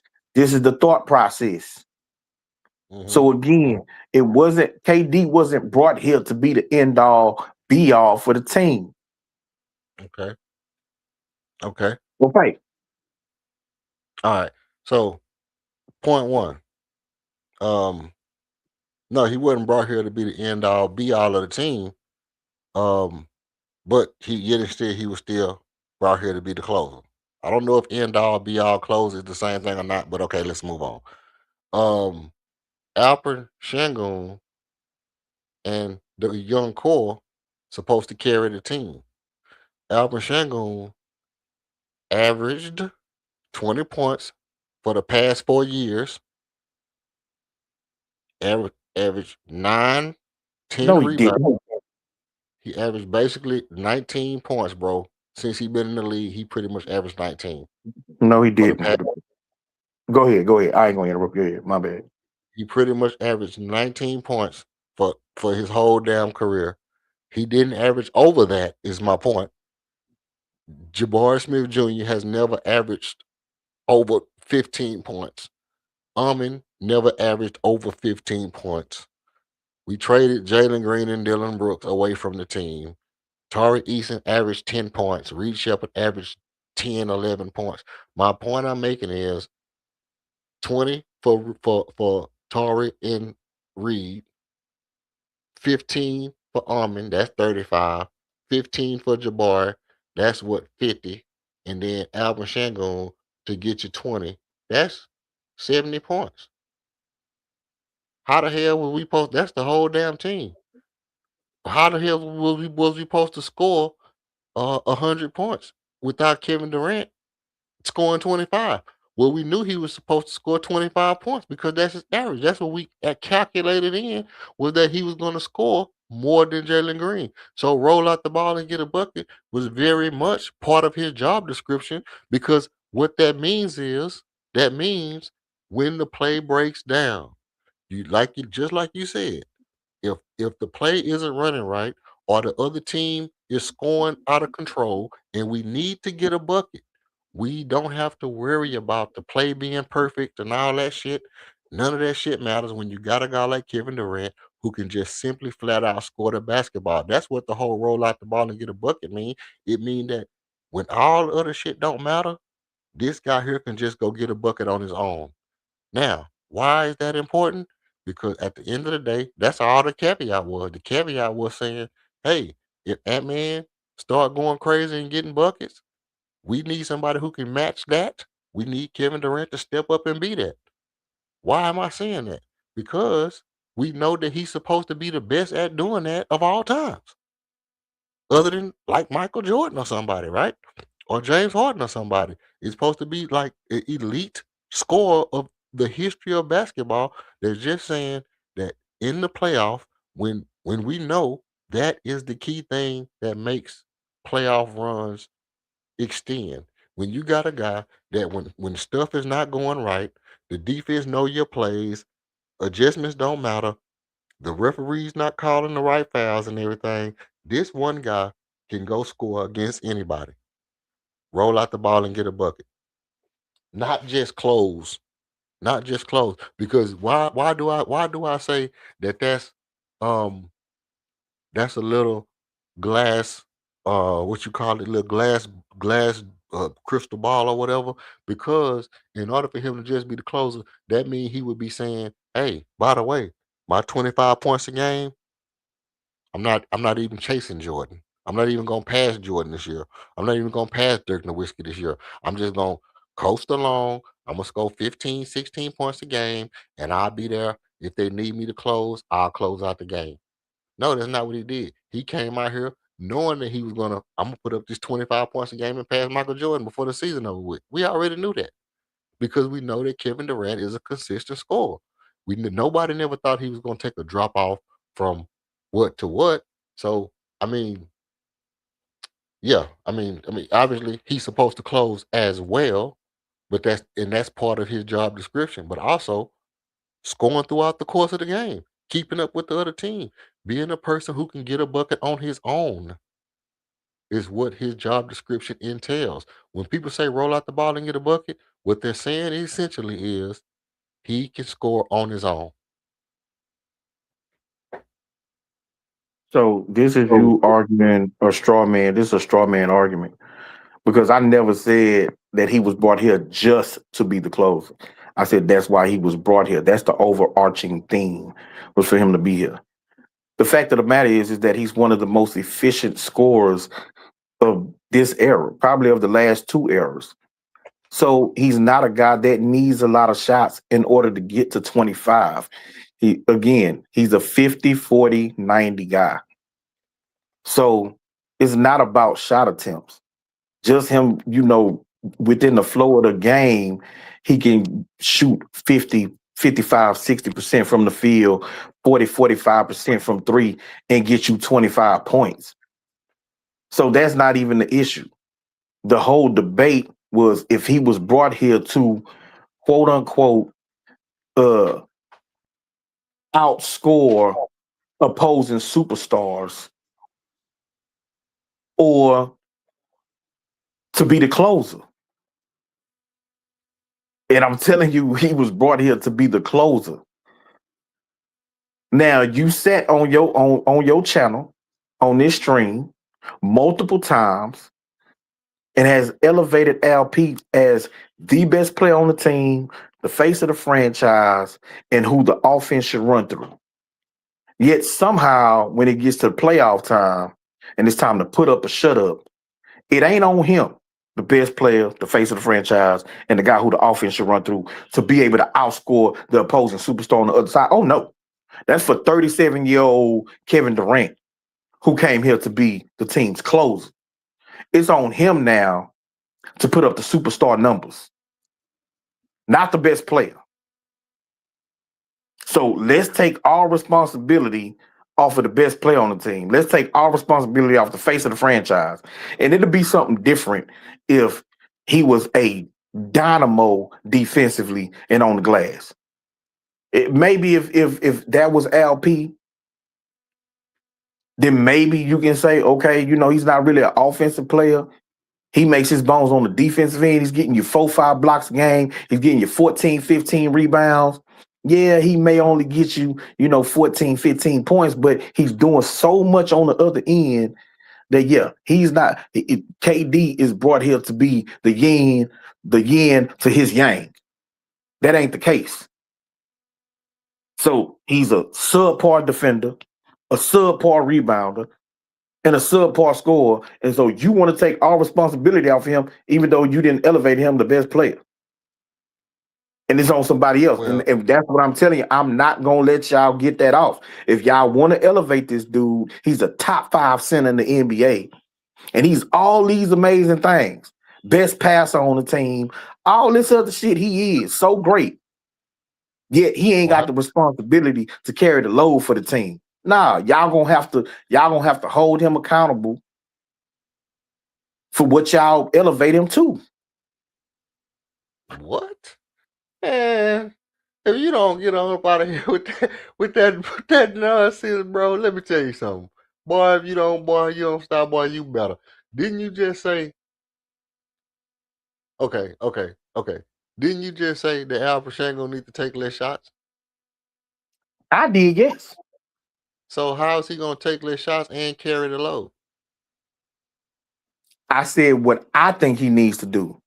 I'm not predicting that that's what he gonna do. We know this dizzy motherfucker ain't finna do that. So hold on. Dude asked, hold on, let me just finish this. Dude in the chat earlier asked, how do we think the Rockets can win? That's when I said, I believe, and I think I told you a couple minutes before that. I think LP needs to take less shots, concentrate on rebounding, defense, and being a ball mover. That's what I believe.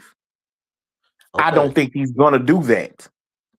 I think he's gonna continue to play the way that he's been playing. And so what I'm saying is, y'all not gonna get off on blaming KD. Y'all not gonna get off of celebrating wins or pointing the finger at everybody else when this son of a bitch don't show up and LeBron go put up 28 to 35 and LP got 19 points, on 6 of 22 shooting with 7 rebounds and 6 turnovers. Nah. So again, you just said you think Al Pacino should only score 15 points and shoot the ball less. That's what you think should happen, right? Yeah. Okay. So if Al Pacino only scores 15 points and shoots the ball less, where in the Sam shit do the other 100 points come from? It's gonna come from Almond, who I said I think he should get more shots. How many points? I said this earlier. 22, 24, 25, somewhere around that. 22, 24, 25. Yeah, somewhere in that range. Right? If he can get us between, I'll say 22 to 25, okay, that's good for him. Jabari, who is at around 15 points a game? Yeah. So if he can get up to 19, 20, you got KD who gonna get you. I honestly do believe that KD is gonna be between 28 and 32. That's where I think KD gonna end up. Right. Okay. So between them, old Shep maybe still give you his 12 points, 13 points. I don't think that's gonna be much different. You're gonna still have Aaron Holiday, who may get you like 8. Tari Eason, I want his shots to go down. So if he can get us about 8, and then you got LP, give you 14, 15 points. You play defense. I mean, you got to remember, LA ain't got no Luka. They ain't got no Austin Reeves. You got LeBron and a bunch of role players, most of which can't create their own shot. The tempo tends to slow down in the playoffs. It's more so of a half-court game. Defensively, the scoring probably going to go down. I don't expect us to score 115 points a night. It's going to probably be closer to, 101, 105, 103. It's probably going to be closer to that. So. So in a nutshell, what you're saying is basically EFU exactly 100% right. Hell no. How? Unless you agree that he needs to bring his scoring down and get his rebounds and assist up. Well, I mean, you still talking about LP. What I'm saying is, you say whatever you want to say about LP points. I don't care about none of that. I ain't gonna never tell somebody to do less than what they need to do. Do whatever you can do. See, I'm gonna tell you a story. Let me tell you a story. First of all, let me say this. I think we're exactly right. KD need to average around 28 to 32 points. That was my whole point. I don't care if LP No, I don't care what happens. If KD is averaging 28 to 32 points, I feel a whole hell of a lot better than KD scoring 24 to 26 points. That's just the bottom line because The Rock said so. Now, let me tell you a story. I was young and I used to walk home, and then where I used to stay at, it was like a little dark alleyway. And I used to walk through that alleyway, and there used to be a dog they called an alley dog that used to come out and try to bite niggas and shit like that. And I was walking with some partners of mine, little, they was some gang banger little dudes, little gang banger dudes. And one of them was, cool dude. He he pulled me to the side. He said, "Man, what's up, kid?" Woo, woo, woo. I said, "Man, shit, I gotta walk home, this, that, and the third, man. It's getting dark. I need to go ahead and get there. So we're gonna cut the game short, whatever, blah, blah, blah." All right, so now I'm getting ready to walk home. He pulled me to the side. He was like, "Shit, walk with me most of the way." And then when we got time to break off, he handed me a little knife. I was young. I was probably like maybe like 13, 14 years old. He handed me a little knife. He said, "Hey, take this with you, man. I'm gonna tell you something. Do whatever you gotta do to keep a nigga up off of you. Not what you wanna do, whatever you gotta do to keep a nigga up off of you." See, and I took that with me in my mind. The reason why I'm saying it is because I don't care if Alvin Shangoon points go, if his scoring, if his shots go up or his shots go down.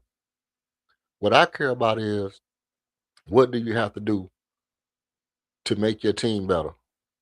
Now, for me, when I say KD has to outscore the opposing team's superstar player, that's because I feel like he's the best person to do it. It's because I feel like he's the best person to do it. By the same token, I've also said I would like for Amin Thompson to average if Amin could average 30 this series and KD could drop all the way down to 20. I wouldn't care because that's the thing that I think would make our team better.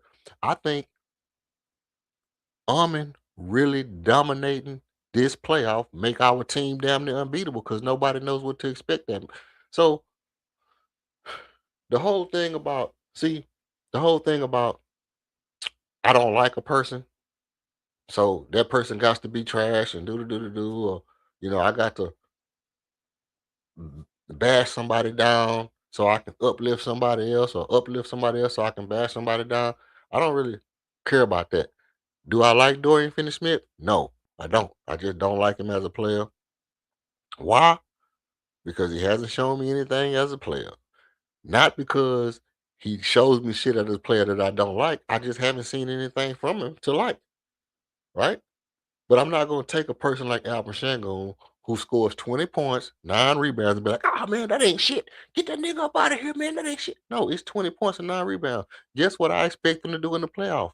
20 points and 9 rebounds or better. Because in the playoff, you elevate your game, you don't minimalize your game.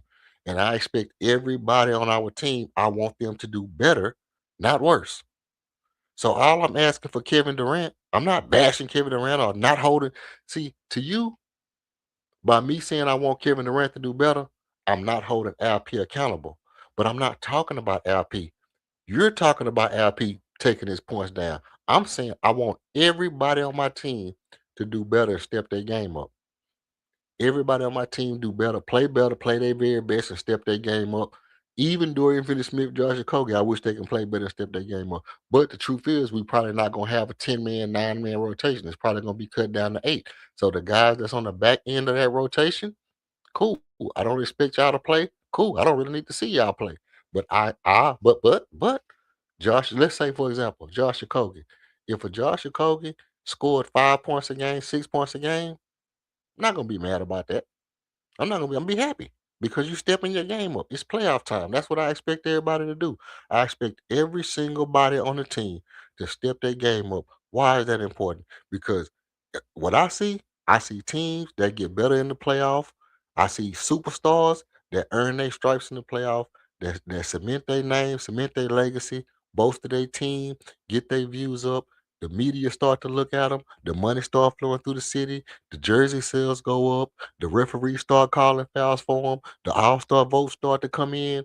All that shit is what I want for the Houston Rockets. That's the shit I want. That's why I don't be always trying to, you know, really voice all the negative shit about everybody, because to me the negative shit is part of the game. Nobody's great. Now, do I hold Kevin Durant to a little bit higher than usual? I do. I do. Why? Because he's a superstar. He's a megastar. So I expect a little bit more of him than I do of other people. When Alvin Şengün don't rebound the ball when he has 3 or 4 rebounds, guess what? I got to come on here and say, hey, I would like to see Alvin Şengün have more rebounds. Am I gonna say, man, Alvin Şengün the worst rebounder? No, I'm not gonna do that. I'm just gonna say, man, look, Alvin Şengün needs to have 9 or 10 rebounds a game. I feel more comfortable when Alvin Şengün, Jabari Smith Jr. With my power forward, it gets me 8, 10, or 9, 10, 11 rebounds a game. I'm better. But if Jabari Smith Jr. is gonna have 4 rebounds, Alvin Şengün gonna have 4 rebounds, we can just go ahead and sit the first round out. Especially if Kevin Durant gonna not outscore nobody. But I don't, I would like to see Jabari Smith Jr. average 10 rebounds. And for the sake of arguing, because I know, that's one of your strong points, and not that you're good at it, but you do it a lot. I don't understand how you say you want Alvin Şengün to score less and Jabari to score more, and then not say that Jabari need to rebound more when he a power forward.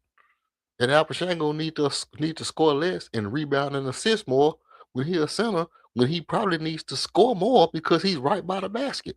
Instead of throwing the ball, taking a 50% shooter and throwing the ball to a person who's shooting the ball at 37% because most of his shots are threes.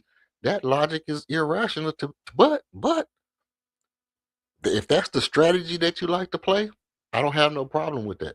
I don't have no problem with Jabari taking more shots. I don't think the playoff is the time for him to get more shots. I think season is the time where Jabari needs more shots.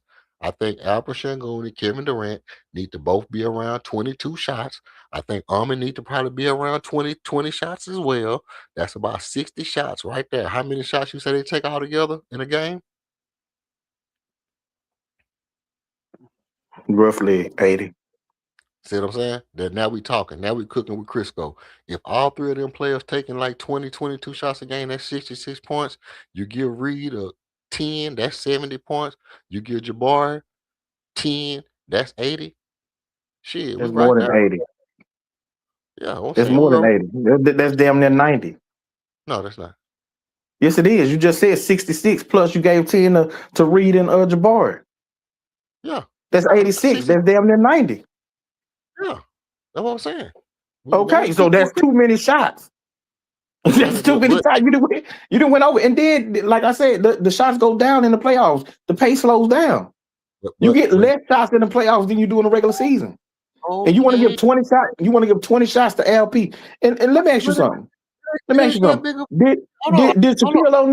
Shaquille O'Neal, who was a better post player than LP, did he pass it out to 30-something% 3-point shooters? How about Elijah Warren? Did these dudes who was far better down in the paint than LP pass it out to dudes who shot 30-something% from the three? That's illogical to you, though. Everybody, no. But they wasn't taking less shots to do it, bro. You're saying, hey, I want Alvin Şengün to take 14 shots a game so that I can say he took 14 shots a game, and if we lose, I want him to take less than 14. If we lose, I can blame it on him for not taking shots. No, I would. I said this earlier. And see, that's the thing, because you don't want to listen. You want to respond. So I said that if he did that, that allows MA to set him to the side and say, okay, LP gave us 14 points, 13 rebounds, 8 assists on 55-60% shooting. He did his job. It's what the rest of y'all aren't doing. I said that. So it ain't me wanting him to take less shots so then I can blame him for taking less shots. That don't make no sense. I already said how I felt about that. But at the same time, if he's not going to take less shots, which I don't anticipate, and I didn't say I want KD to score 38 or 30 point, 28 or 30 point. And then like I said, I think he is. Just like I think LP not gonna give up shots. I think he gonna keep doing the same goofy ass shit that he been doing all year. That's what I think. But by the end of this series, he gonna be around 48, 49% shooting from the field because that's what he's shown throughout majority of the season until he went on a run late and gonna give us around 8 rebounds. That's what I think. So if you're gonna still take and you saying you want to take more shots. So if you're gonna still take your same shots or more, then it's on you. Like you're the best player. You're the face of the franchise. The offense runs through you. You've shown the ability to outscore other superstars in the Euro League. So do it now. Do it for the team that gave you $35 million and called you a cornerstone of the franchise, a centerpiece of the franchise. Do it now. Don't put it on the shoulders of a 37-year-old dude. You 23 years old, 24 years old. Do it now. Hey, And the LP apologists not going to get to hide behind blaming KD. Not around me. well, okay. Well, let me say this. Let me tell you something. If we lose in the first round, I'm blaming every nigga on the court. First of all, but I'm gonna blame Ime first. Well, no, I'm gonna blame Stone first, like I always do. I'm gonna blame Ime second. I'm gonna blame KD third. I'm gonna blame LP fourth. I'm gonna blame Alvin Thompson. I'm gonna blame Reed Shepard. LP 4. I'm gonna go from the top. Yeah, because I said Stone first. Oh my God. I'm gonna blame Stone first, Ime second, KD third, LP fourth. Yes, I am. I'm gonna blame the guy who won 2 championships over the guy who's been in the year 5 league, bro. Been in the league 5 years, bro. I'm definitely gonna blame the guy How long ago who's did he win supposed to. those championships? Definitely going to blame the guy Yeah. who's supposed to be the best scorer of all time over the guy who averages 20 points. If we don't score the basketball. Yes, I am. I am going to say that the fucking Hall of Fame player that we pay $50 million to, if he does now, here's the caveat. Here's the caveat. If KD goes nuclear and everybody else flames out, then guess what? I take that back. I can't put him in there, so I'm not going to blame him. But if everybody plays just like we've been playing, if everybody does exactly what we've been doing, right? And KD scored 28, and he scored 30, and LP scored 23, and he scored 24, and he scored 19, and Ahmed scored 17, and Jabbar scored 16, and Reed scored 15, and Tari scored 10 or 8, and Okogie scored 2, and we do the exact same thing we did for the majority of the season. I'm blaming Stone, I'm blaming Ime, I'm blaming KD, I'm blaming LP, I'm blaming Ahmed, I'm blaming Jabbar, I'm blaming probably not gonna blame Reed. I mean, he gonna get some blame because I know he's gonna get cooked in the playoff, but it's not gonna be a blame. Really, really, the blame is gonna be at the top of the head for me, just because it's the top of the head. But I don't expect to do super superior things. I'm hoping that we do super superior things. I don't expect it.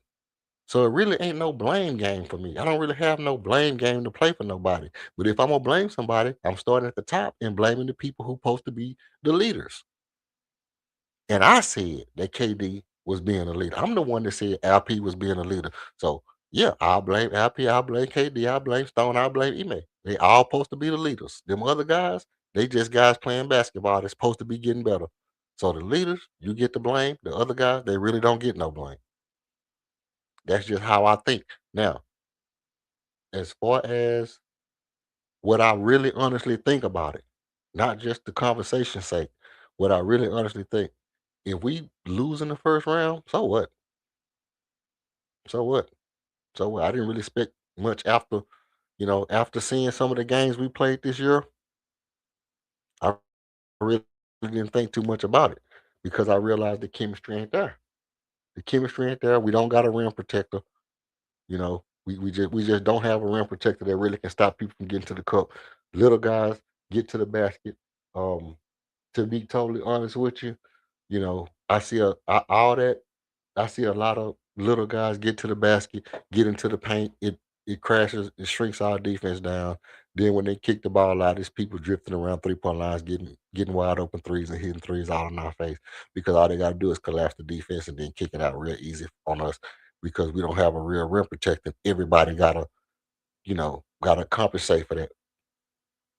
Um, See, I don't have no blame Kevin Durant or blame LP. In essence, I don't. I just would like to see everybody step up. Now, with this being said, I said 22 shots, 20 shots, 22. Maybe I pushed the two shots over. My bad. Sue me. So sue me. But yet and still, if Kevin Durant take 22 shots and Alperen Sengun take 19 shots and Armin Thompson take 19 shots, whatever. That's still 60 shots. You give Jabbar 10, you give Reed 10, somebody else, whatever. I don't, well, all I'm saying is I really think the big three got to carry the team. I would like to see one of those big three do more than the other two. I would like to see Armin do more than KD and LP. Why? Why is that? Because I want Armin to submit himself as a bona fide. I want to see Armin take that 5th year leap and go into another stratosphere as far as being a superstar. It's just me personally. That's just me personally. I hope and I do want to see Kevin Durant have a great offseason. I would love to see Kevin Durant get a championship and be the leader on the team and get a championship. Be the bus driver. Quiet the people from all the talking about bus driver shit and going to Golden State. I would love to see Kevin Durant take that next step and go into that place where people can shut the hell up talking about when he went to Golden State and about his toe being on the line in Brooklyn. That's all I'm asking. That's all I'm asking. Go out there and outplay the other superstar. Make your legacy. Let me say this before I quit. Yeah, I'm finna get up out of here, man. Yeah. Let me say this last thing. People talk about the greats of all times, and I always say this: the thing about greats is they have moments. It's the moments that make people great. What do you remember? Do you remember the Dr. J on the thing? Do you remember LeBron James with the chase down block, Jordan with the crossover on Byron Russell? All these greats have moments that cement them and solidify them, and you calculate the amount of moments that you can have in your head about a player, and if you got a lot of those moments in your head from a player, that expands on how great they are. I would like to see Kevin Durant add, because I only got two. I only got two moments for Kevin Durant. One was the toe on the line with Giannis, where he played hella good and then stepped on the line. Two, the big shot over LeBron when he played for the Warriors. Them the only two real moments I got in my head for Kevin Durant. He Then you did that got, twice against LeBron, though. but they don't stick in my head. But so the moments this year, the moments this year when he passed Jordan and stuff like that, kind of starting to stick out a little bit. I would like for him to have more of those moments. So this playoffs gives him an opportunity to have some of those moments. Also, if he stay on the team and we continue to make runs, he still got an opportunity to build on his legacy. So I would like to see him build on his legacy like that. And that's one of the reasons why I say I want him to outplay the opposition. I want him and LeBron to go head up and beat LeBron because I like basketball like that. Hey, go ahead and get your take off so we can get up out of here, man. Yeah, man. I stand by what I said. This series, in my opinion, needs to be an Alperen Sengun series. Um, the Lakers is gonna play us like they did the last two times where they just swarmed and crowded KD and somebody else gonna have to really step up. He don't have nobody in the front court of LA that really should give him trouble. So he, for the most part, is gonna be able to rest on the defensive end, or he should be, you know, roaming, cutting off pass. I mean, driving lanes and shit like that defensively. But he needs to be the go-to guy. KD really needs to have his biggest games in the second round against OKC. That team is going to mostly play him straight up. They're going to pressure him, but they're going to play him straight up. They ain't finna compromise their entire defense to stop KD. I don't believe the Lakers will.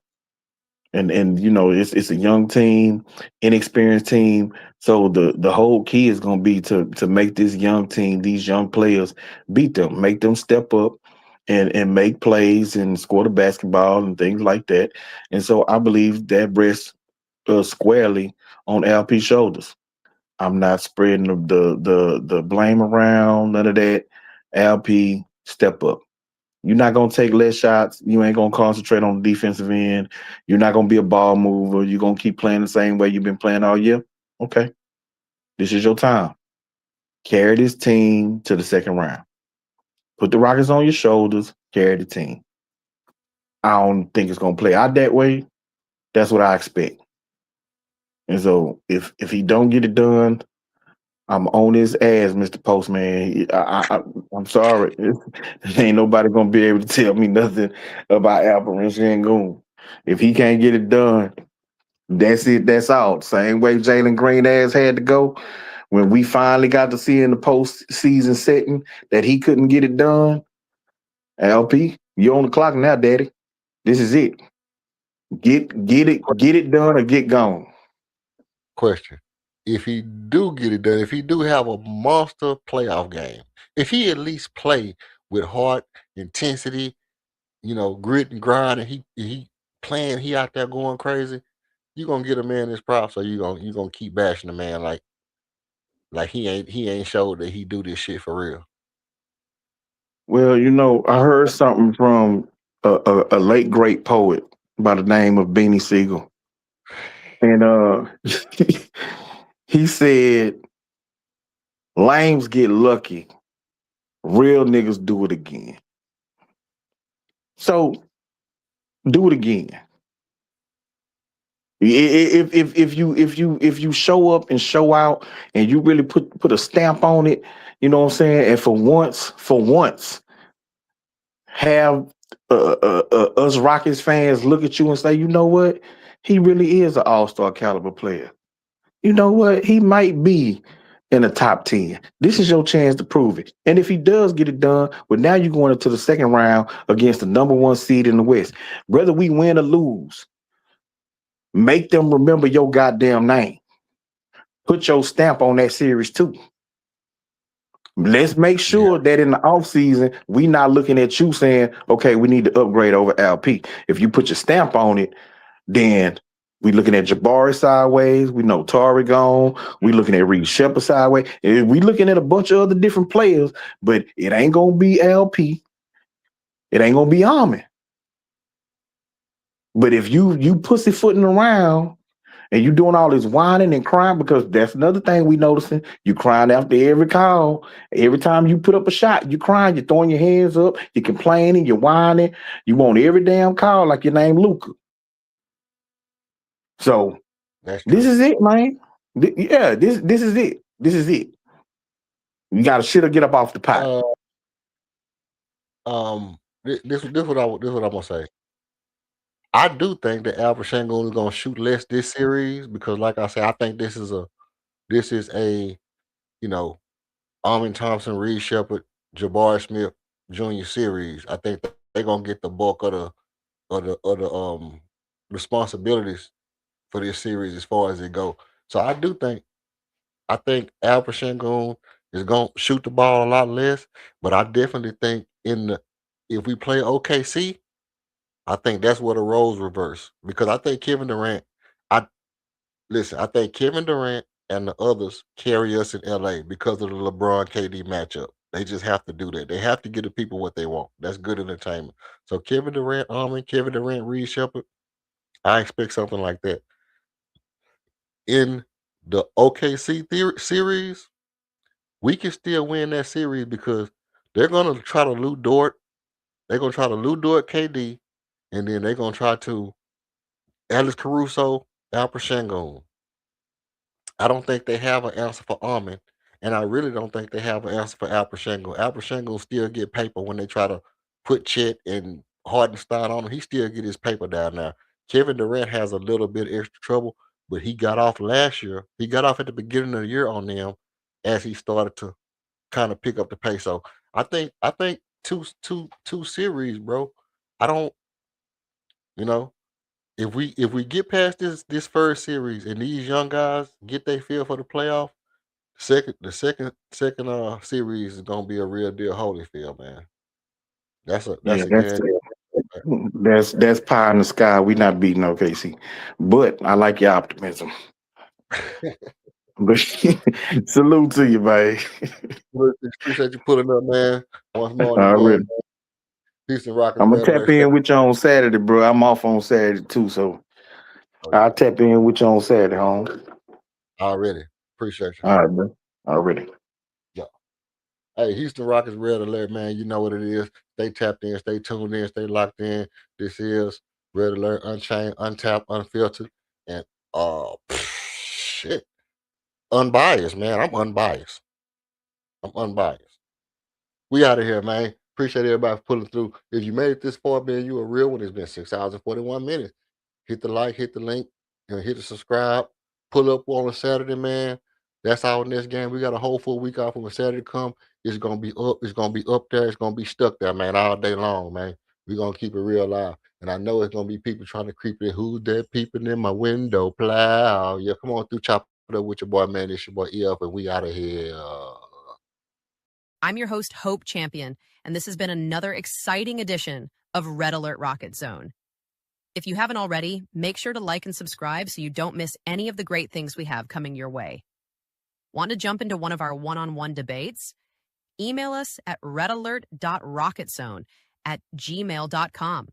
We'd love to hear from you. While you're at it, head over to the website and check out the KG1 merch. And if you want to show support or buy us a coffee, you can send it through Cash App, $6KG1. We truly appreciate your support because every show needs a spark. And for us, you are it. So come back again and blast off with Red Alert Rocket Zone.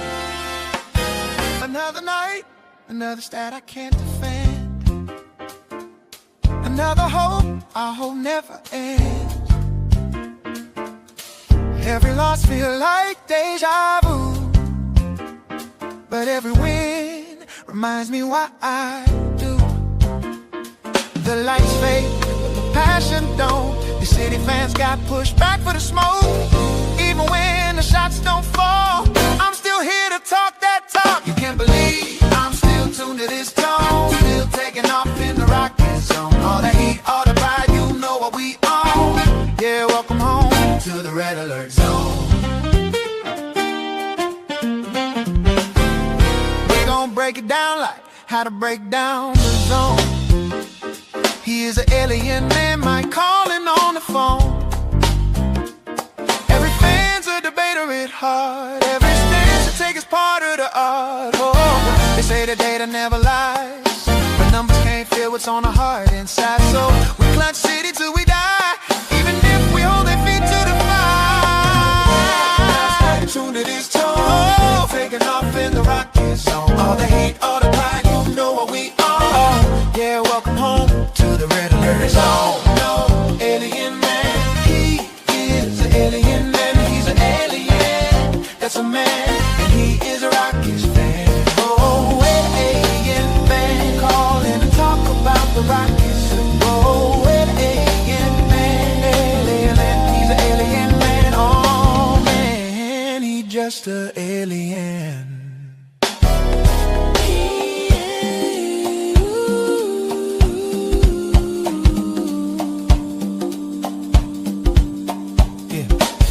He's an alien, he's an alien, he's an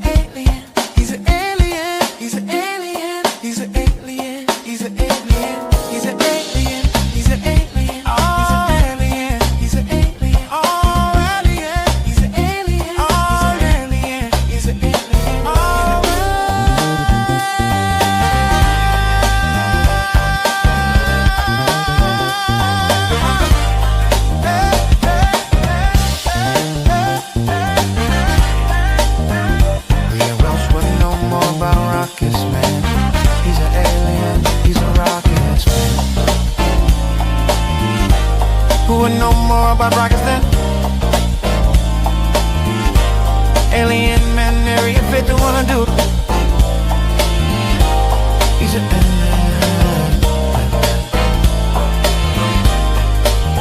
To the red alert zone.